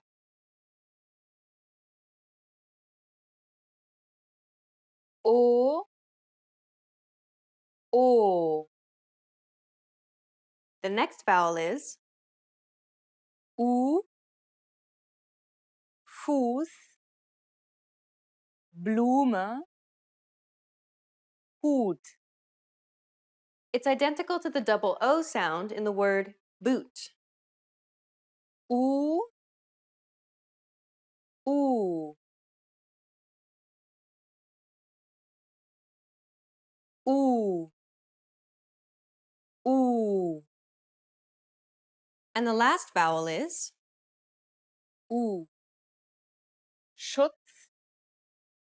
Kurz. Putz.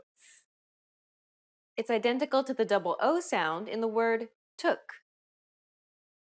U. U.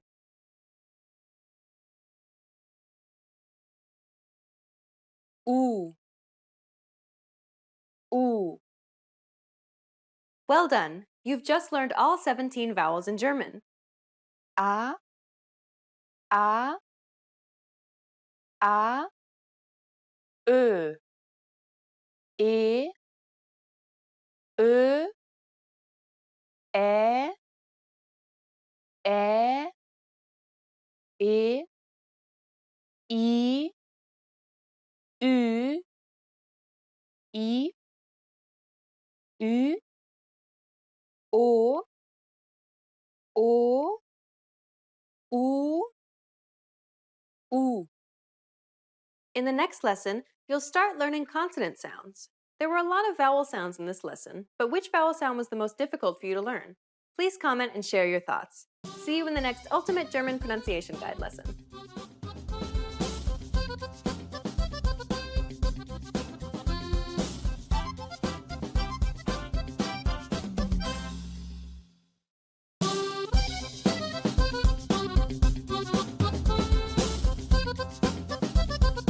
Hi, welcome to Introduction to German. My name is Alicia, and I'm joined by... Hi everyone, I'm Jenny. In this lesson, you'll learn the basics of German grammar. Word order refers to the order in which words are structured to form a sentence in a given language. Consider the English sentence, I ate an apple. But first, let's remove the article an here for simplicity, so we're just left with I ate apple. The basic word order for English is subject, verb, object, or SVO for short. If we break down the English sentence, I ate apple, we can see that the subject I is presented first, followed by the verb ate, and then finally the object apple is positioned last. This is the basic word order for sentences in English. Now let's compare that same sentence, I ate an apple, in German. Ich esse einen Apfel. Like before, let's remove the article to keep it simple, so we're just left with the words. If we break down the German sentence, we get the subject ich, meaning I. Then comes the verb esse, meaning eat. And finally we have the object Apfel, meaning apple. Ich esse Apfel. The basic word order for German then is subject, verb, object, or SVO for short. As you can see, English and German both have the same word order. This essentially means that you can create basic German sentences by exchanging English words for German words. This isn't perfect, but it's a good place to get you started. Understanding basic word order will allow you to string together the few German words you've learned to create basic sentences and to start communicating in German. In the previous section, you learned that English and German both use the same SVO word order. Let's study this aspect in a little more detail. First, let's take a look at an example in English. She sees the boy every day. We can clearly see the SVO word structure used in English, even with the adverb attached at the very end there. But what if we were to try and change the word order of this sentence? Let's swap the object and the subject around. Now we get, the boy sees she every day. As you can see, rearranging the word order of an English sentence actually changes the meaning of the sentence itself. The word order of German, on the other hand, is much more flexible than English. While German does follow an SVO word order like English, it's much less rigid, allowing us to move elements of the sentence around. Sie sieht den Jungen jeden Tag. Den Jungen sieht sie jeden Tag. As you can see, swapping the object and the subject around in German doesn't change the core meaning of the sentence itself. Jeden Tag sieht sie den Jungen. In fact, all parts of the sentence can be rearranged, except the verb. As long as the verb is the second element in the sentence, you can generally rearrange the sentence however you wish. We've talked about basic sentences in English and German, but what if you wanted to give more detail to a sentence? Consider the following English sentence. I like apples because they taste good. Notice how there are two parts to this sentence. I like apples and because they taste good. We call the first part of this sentence the main clause and the second part of this sentence the dependent clause because it depends on the first part to make sense. If we break down the two parts, we can see that English sticks to the SVO word order once again. Now, let's compare the same sentence in German. Ich mag Äpfel, weil sie gut schmecken. The main clause has the verb as the second element, so this is fine. The dependent clause, however, has the verb as the final element in the sentence, not as the second element. So in fact, German sentences will always have the verb as the second element, but if there's a dependent clause, the verb in that clause will always be moved to the final position. Ich mag Äpfel, weil sie gut schmecken. Negating basic sentences in German is easy compared to English. Simply add nicht, which means not, at the end of a German sentence. Ich schlafe. Ich schlafe nicht. If you want to show that you have zero sum of something, you would add kein, which can be translated to no, depending on the sentence. Ich habe kein Geld. Ich habe keine Energie. This is a simplified way to negate basic sentences in German. Formulating questions in German is also easy. Simply swap the verb and the subject to make a sentence into a question. Sie ist hier. Ist sie hier? Sie isst Äpfel. Isst sie Äpfel? Just a quick swap makes this a question. Well done! We've covered a lot of things in this lesson, so let's recap on what we've learned. In this lesson, you learned that the same word order as English can be used in German. German word order can be rearranged any which way, so long as the verb is the second element in the sentence. If there are dependent clauses, then the verb in that clause will appear at the end of the sentence. Simply add the word for not at the end of a sentence to make it negative. And to formulate a question, simply swap the subject and verb around. We've covered only the very basics of German grammar. If you're interested in learning more, check out our German in 3 Minutes video series. In that course, we teach you useful phrases while covering the fundamentals of German grammar, and each lesson is only 3 minutes long. In the next lesson, we will introduce you to basics of German writing. See you in the next lesson. Bye! Bye!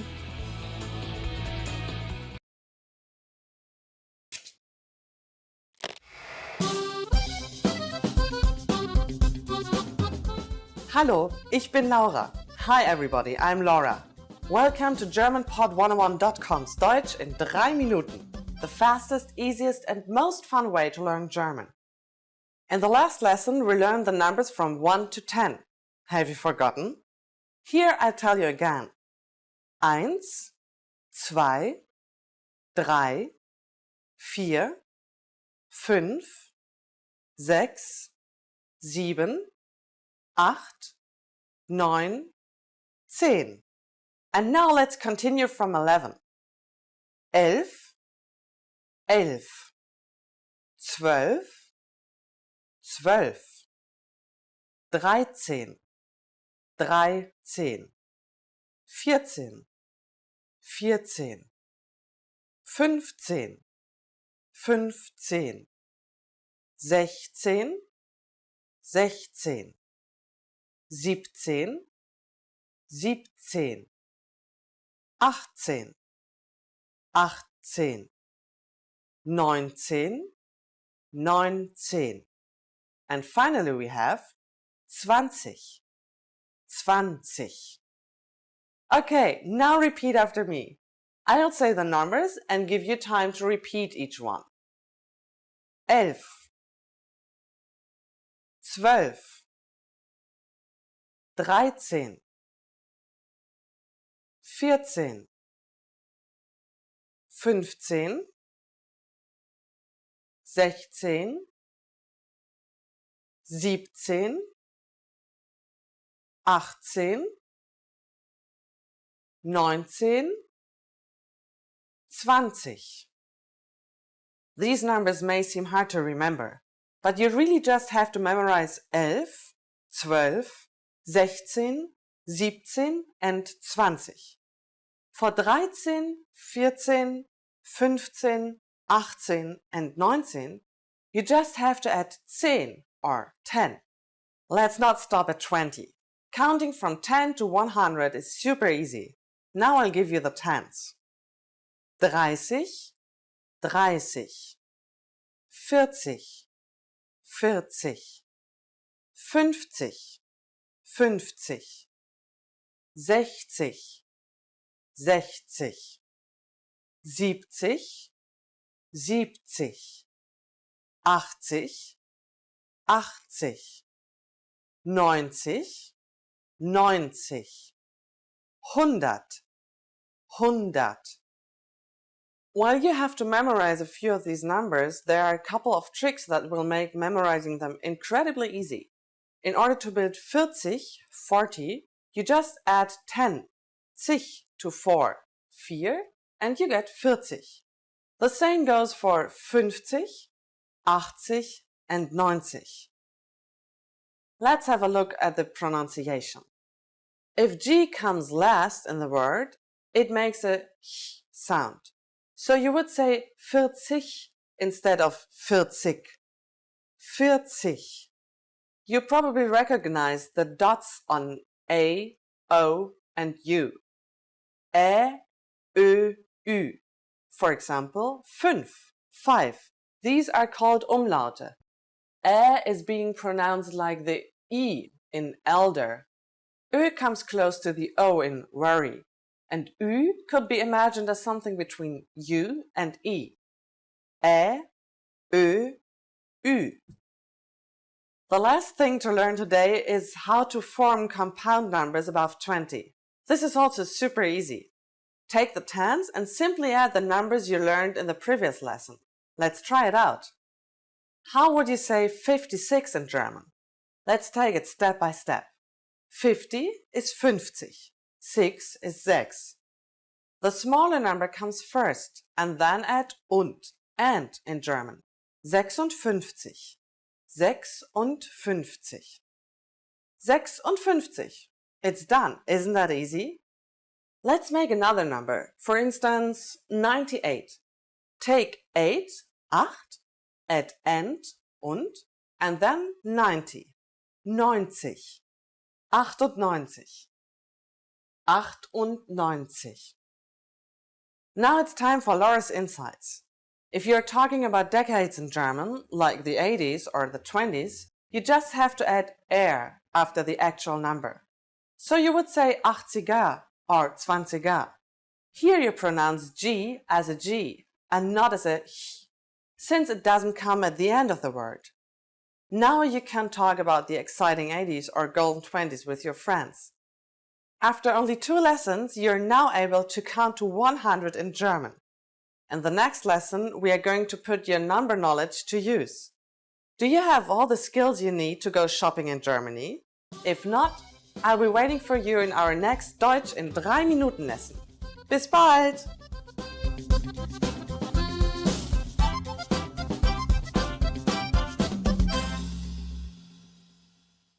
Hi, my name is Elisa. Welcome to Top 25 German Phrases.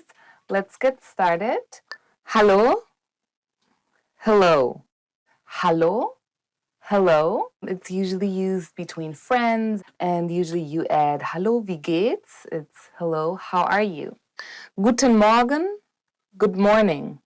Guten Morgen, good morning. And obviously it's used in the very casual would be just morning, morgen. Guten Tag, good afternoon. Guten Tag means good afternoon or good day. You don't usually say it to friends. Guten Tag. Na klar, of course. Na klar means of course. I actually use it a lot. It's very casual. Kannst du mein Auto heute waschen? Na klar. That would be really good. But it means, can you wash my car today? Of course. Who wouldn't want that, right? Wie heißen Sie? What's your name? Wie heißen Sie means what's your name? Wie heißen Sie is a very formal way to say it. Between friends, it would be more wie heißt du? Wie heißen Sie? Ich heiße Alisa. What's your name? My name is Alisa. Ich bin, I am.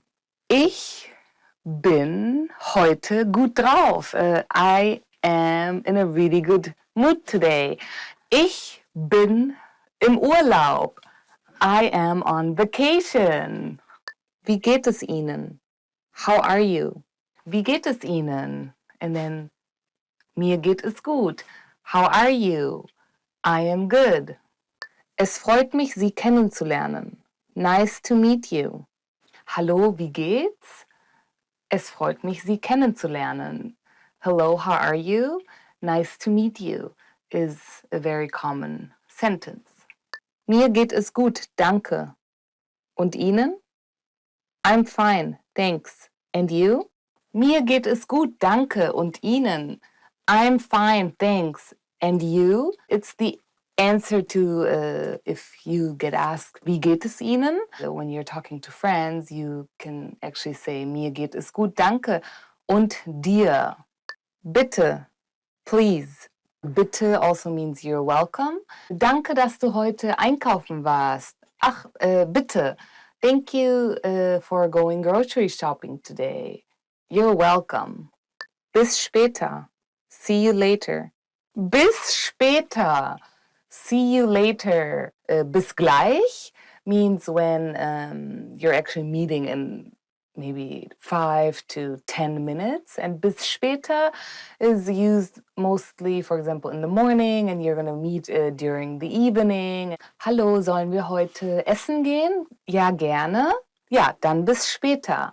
Hello, should we go have something to eat today? Yes, sure. See you later. Ich glaube schon. I think so. Ich glaube schon. I think so. Meinst du, wir können heute was trinken gehen?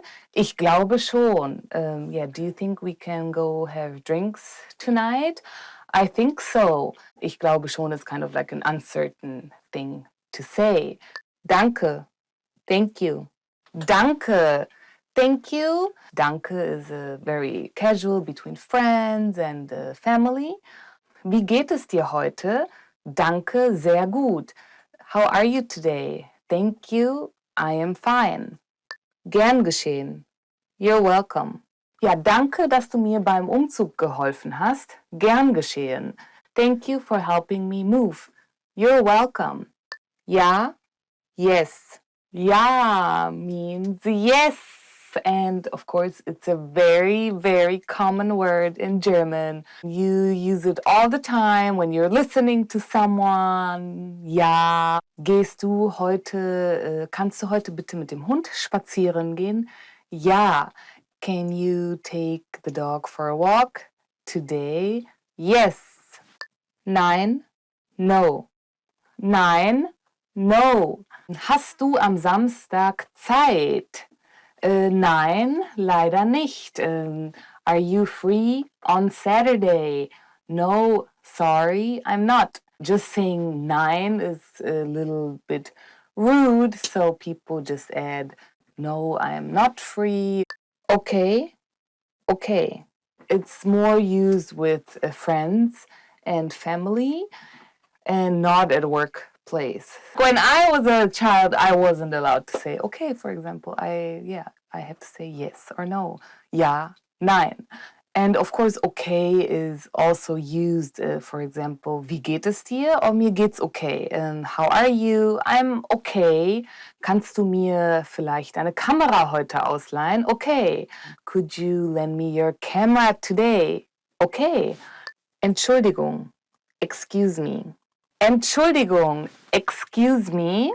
Entschuldigung, Sie haben gerade Ihre Schlüssel verloren. Excuse me, you just dropped your keys. So yeah, excuse me and I'm sorry means both. Entschuldigung. It's a very formal way to ask somebody for a favor. Kein Problem. No problem. Kein Problem. No problem. It's a very common sentence. I use it all the time. Kein Problem. Kein Problem. Kein Problem. If somebody's going to be late or, ich komme erst in 10 Minuten. KP means no problem. Wie viel Uhr ist es? What time is it? Yes, obviously, when you want to know the time, you ask this, and it's used at work. It's neither formal or casual. You can use it with friends. You're in the city and you forgot your watch.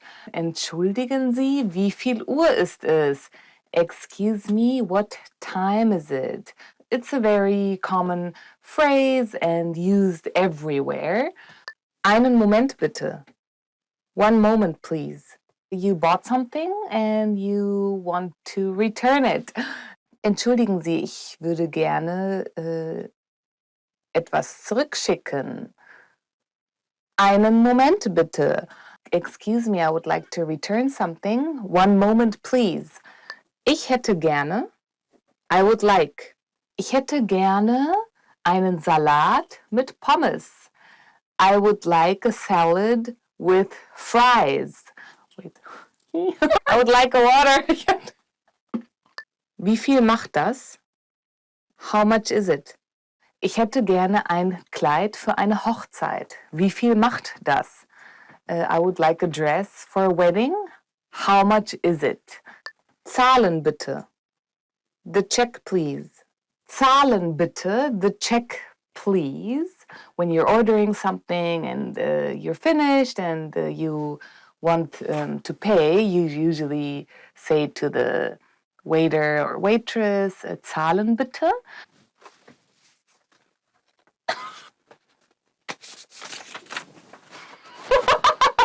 Hilfe, help. Hilfe! Help! Hilfe, like help, is when you're in need of something or you can't do it by yourself. You scream or you say, Hilfe! Ja, ich bräuchte Hilfe heute Abend. I need help tonight. Thank you for watching. Today we did the top 25 German phrases. Don't forget to subscribe. See you soon. Bye. We're done? Cut.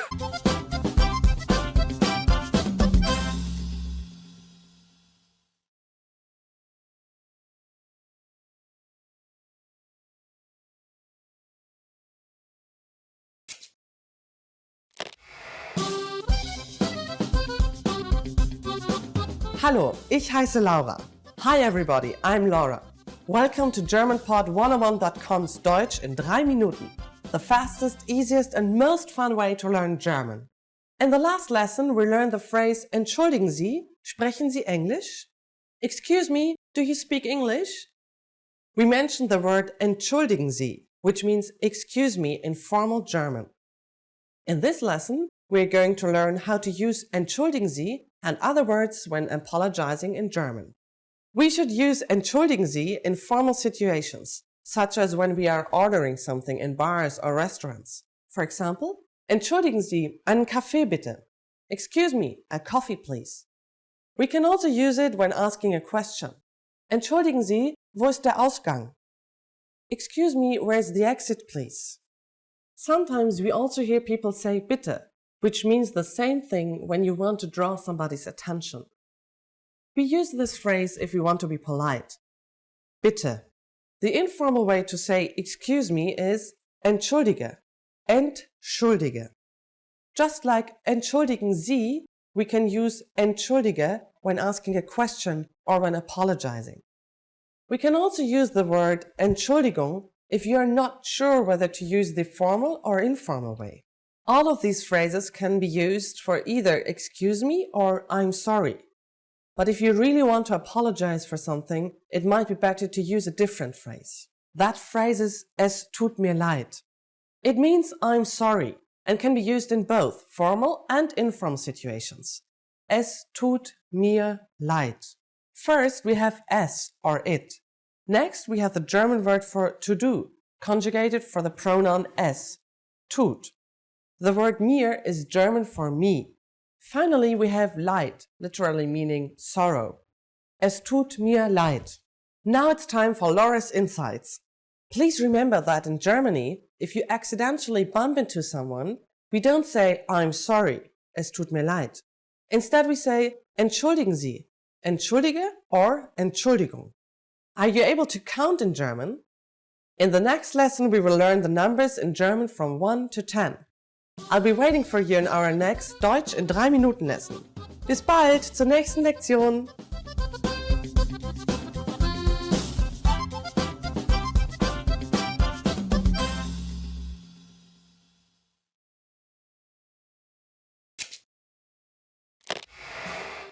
Hi everyone, I'm Gabriella. How are your German listening skills? In this video, you'll have a chance to test them out with a quiz. First, you'll see an image and hear a question. Next comes a short dialogue. Listen carefully and see if you can answer correctly. We'll show you the answer at the end. Are you ready? Eine Frau fragt einen Verkäufer nach etwas in einem Buchladen. Welches Buch möchte die Frau sehen? Entschuldigen Sie, ich würde gerne einen Blick auf ein Buch in diesem Regal werfen. Welches Buch möchten Sie? Jenes über Autos. Einen Moment bitte. Dieses? Ja, das ist es. Hier, bitteschön. Welches Buch möchte die Frau sehen?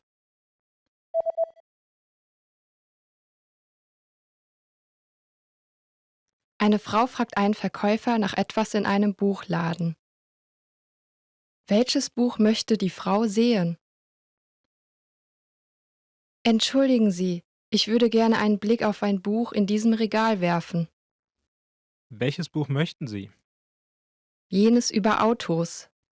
Einen Moment bitte. Dieses? Ja, das ist es. Hier, bitteschön. Did you get it right? I hope you learned something from this quiz.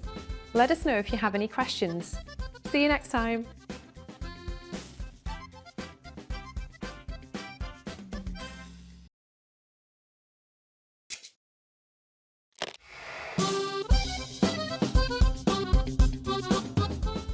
Hallo, ich heiße Laura. Hi everybody, I'm Laura.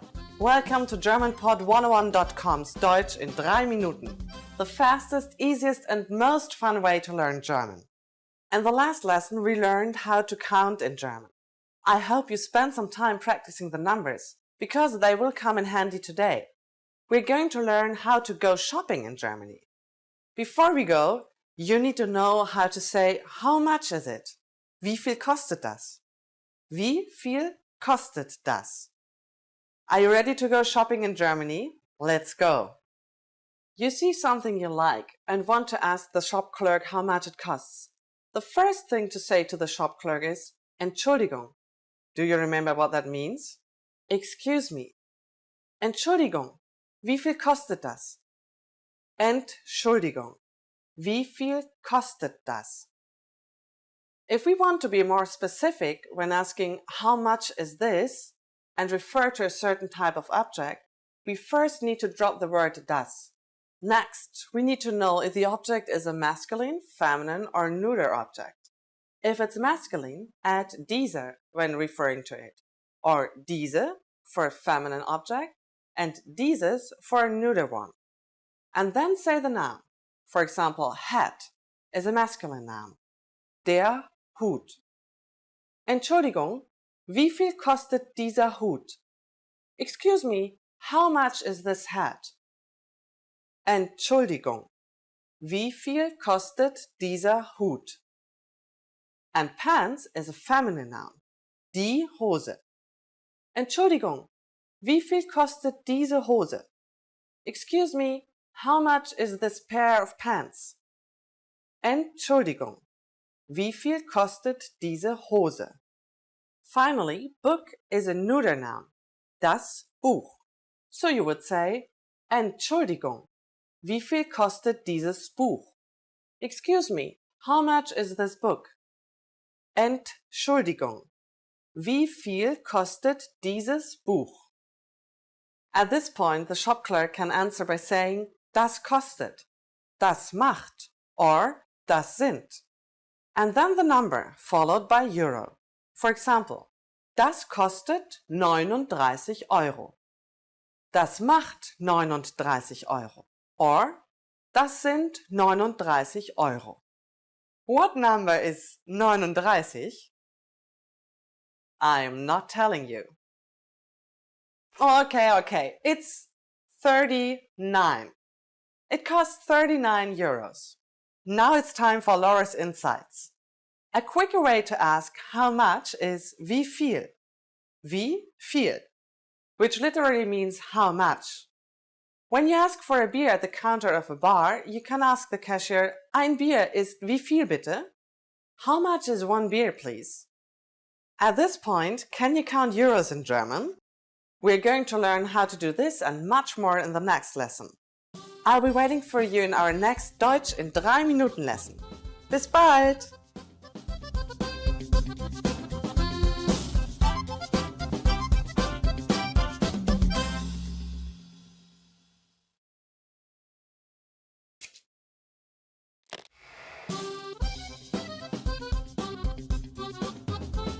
Welcome to GermanPod101.com's Deutsch in 3 Minuten, the fastest, easiest and most fun way to learn German. Hallo, ich heiße Laura, sehr erfreut. Hi, I'm Laura, nice to meet you. In this series, we're going to learn basic German expressions.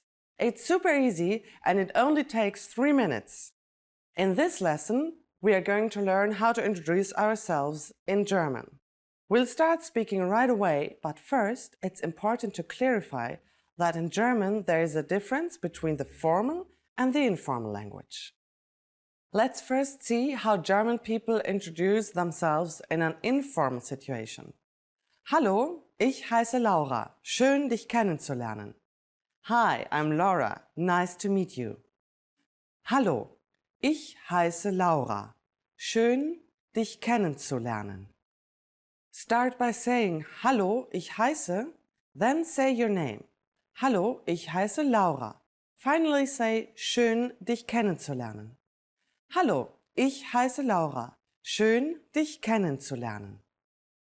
And now, let's see the same sentence in formal speech.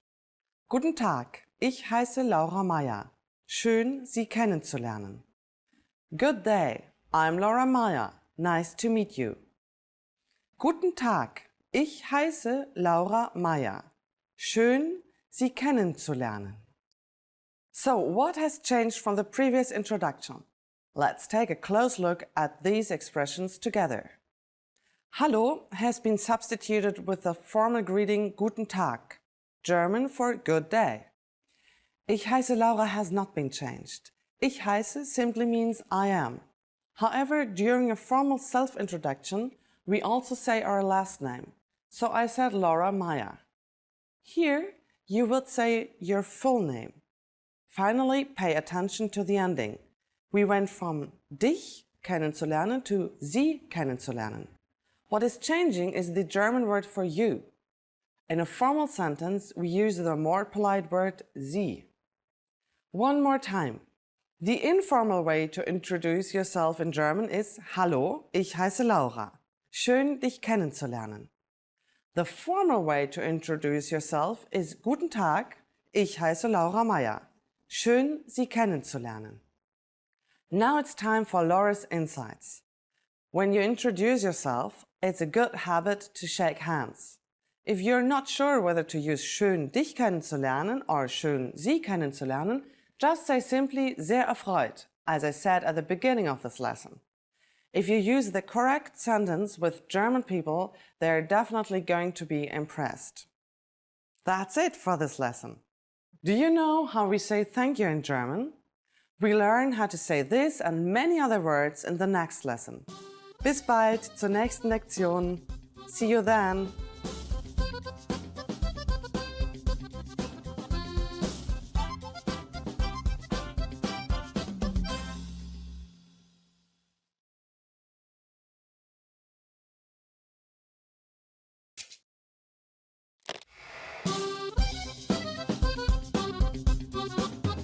Hallo, ich heiße Laura.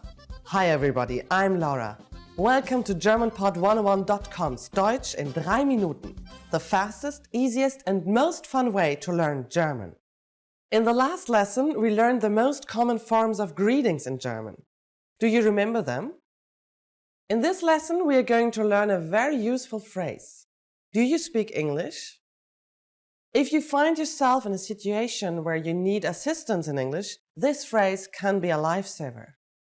And because you're asking it in German, you can be sure that everyone will understand what you're saying, even if their answer is no. Here's the informal way to say it. Sprichst du Englisch? Sprichst du Englisch? In German, verbs change depending on the pronoun that is used. Please notice the word du in the middle of the sentence. Remember that this is the informal way to say you. The first word is sprichst, which means to speak.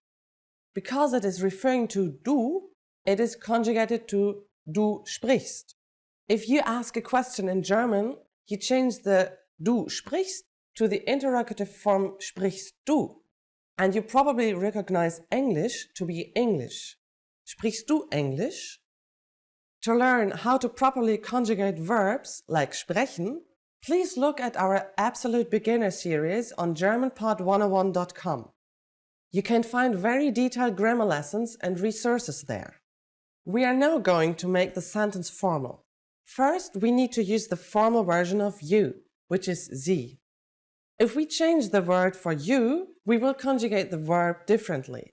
It becomes sprechen instead of sprichst, like in the informal version. Everything else stays the same. Sprechen Sie Englisch? Sprechen Sie Englisch? Adding entschuldigen Sie, excuse me, the sentence becomes even more polite. Entschuldigen Sie, sprechen Sie Englisch? Entschuldigen Sie, sprechen Sie Englisch? The responses you will receive could be one of these 3. Ja, yes. Ja. Ein bisschen. A little. Ein bisschen. Nein, ich spreche nicht Englisch. No, I don't speak English. Nein, ich spreche nicht Englisch. Since this last one is a negative statement, we need to say nicht after the verb sprechen. Notice also that the verb spreche is slightly different than sprechen. Remember, the verb changes depending on the pronoun used. We are now talking about ich, German for I. Thus, I do not speak is ich spreche nicht. Now it's time for Laura's Insights. For those of you who are not only English speakers, you can obviously use this question with any language you need. German people study other European languages at school, so maybe you will get lucky. Just substitute English with Italienisch for Italian, Russisch for Russian, Spanish for Spanish, Französisch for French. In this lesson, we mentioned the expression entschuldigen Sie. But did you know that this could also be used as an apology? In the next lesson, we will learn this and other ways to apologize in German. It's never too late to show your good manners with German people. I'll see you in our next Deutsch in 3 Minuten lesson. Bis bald!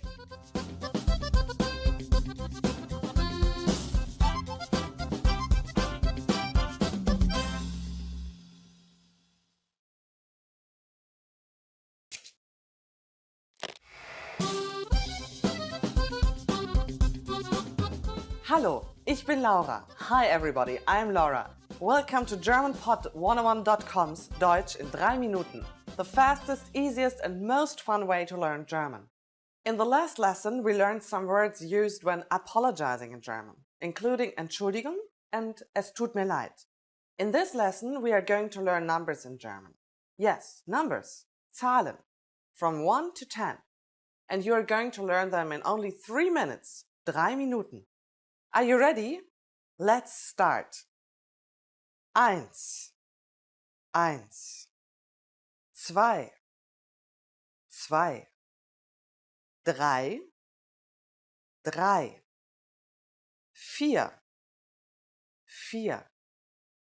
4, 4, 5, 5, 6, 6, 7, 7, 8, 8, 9, 9, 10, 10. Okay, now repeat after me.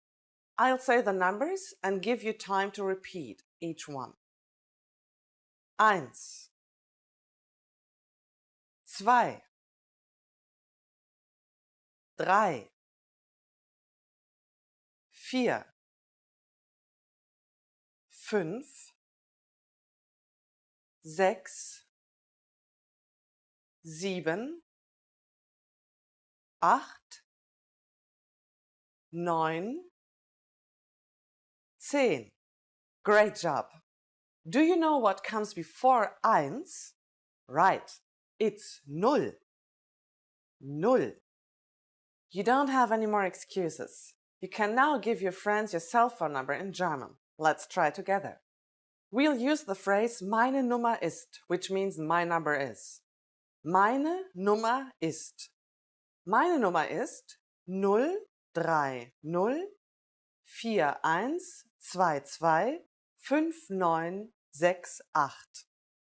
Can you read it by yourself?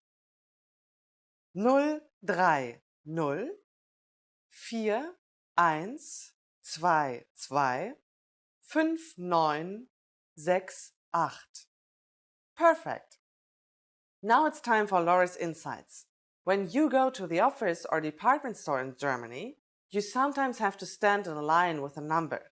When it's your turn to check out, they scream Nummer 1, Nummer 10, and so on. Learn your numbers well so you can be ready. Do you know the German word for 100? It's actually very similar to the English word. In the next lesson, we are going to learn the numbers from 11 to 100 in German. Your task now is to practice the numbers we studied in this lesson, from 1 to 10. Bis bald!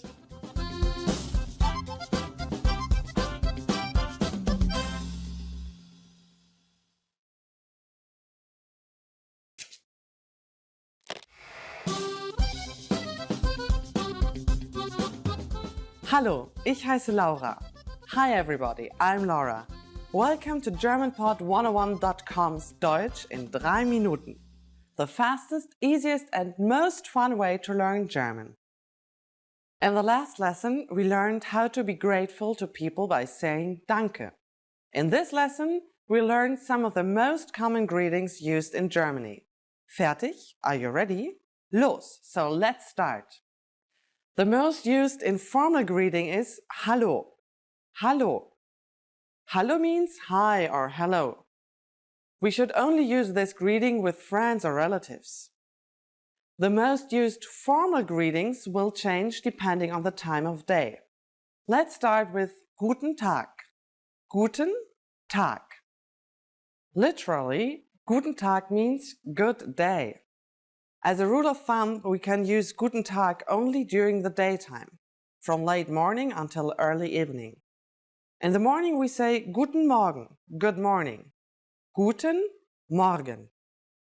During the evening we say Guten Abend.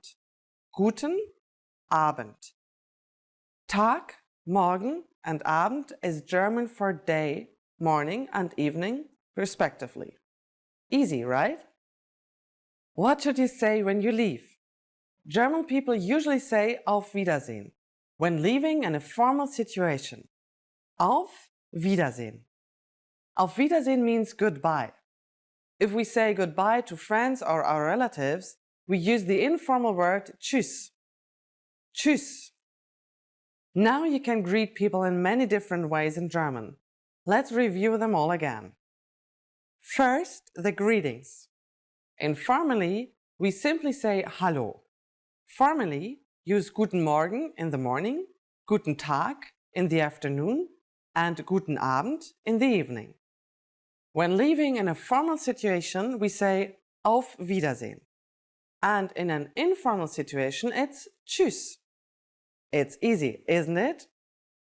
Now it's time for Laura's insights. Due to a huge variety of dialects in Germany, you might hear many different greeting phrases depending on the area. In Austria and in the Catholic southern part of Germany, they even say Grüß Gott, which means greetings to God. In the past, people from the north could barely talk to people from the south, since they spoke very different languages. But nowadays, if you use these common phrases, then everyone will understand you, I'm sure. During the next lesson, we'll learn the meaning of the phrase Sprechen Sie Englisch? Do you already know it? We'll be waiting to talk about it with you in our next Deutsch in 3 Minuten lesson. Tschüss!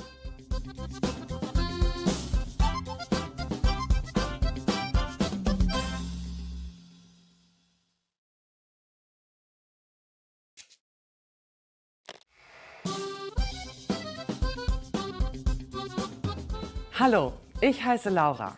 Hi everybody, I'm Laura.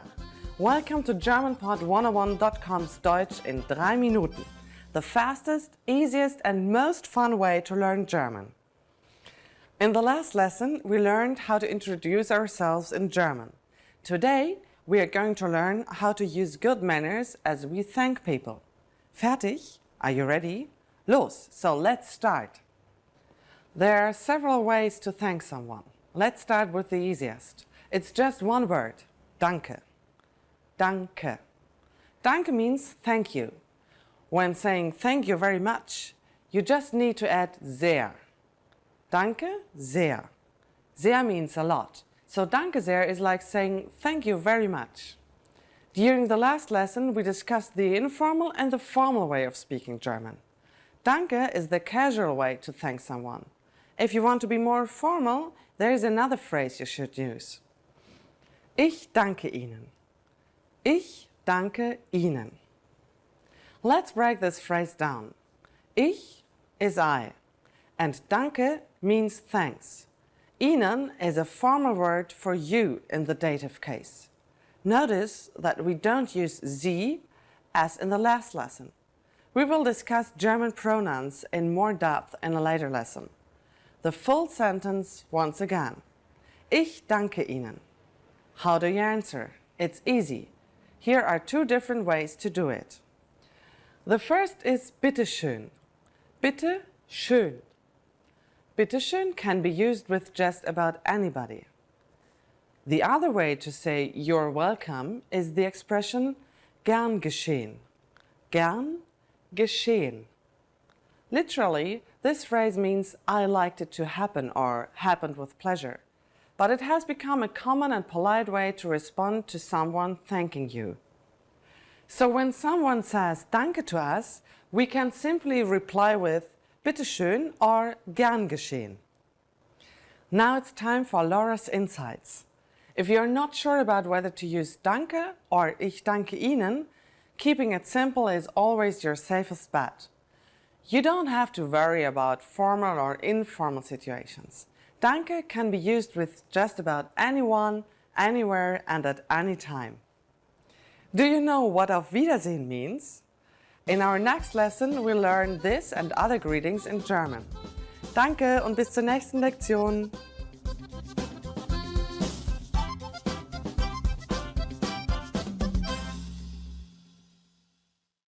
Now that you're finished with this lesson, don't forget, as a free bonus, you get over 30 conversation cheat sheets, but only if you sign up via the link in the description. You'll learn how to have flowing conversations and how to answer the most common questions. You can also print out these colorful cheat sheets to keep as physical study material. So don't miss out on this free gift. Click the link in the description and sign up for a free lifetime account to get your PDF cheat sheets.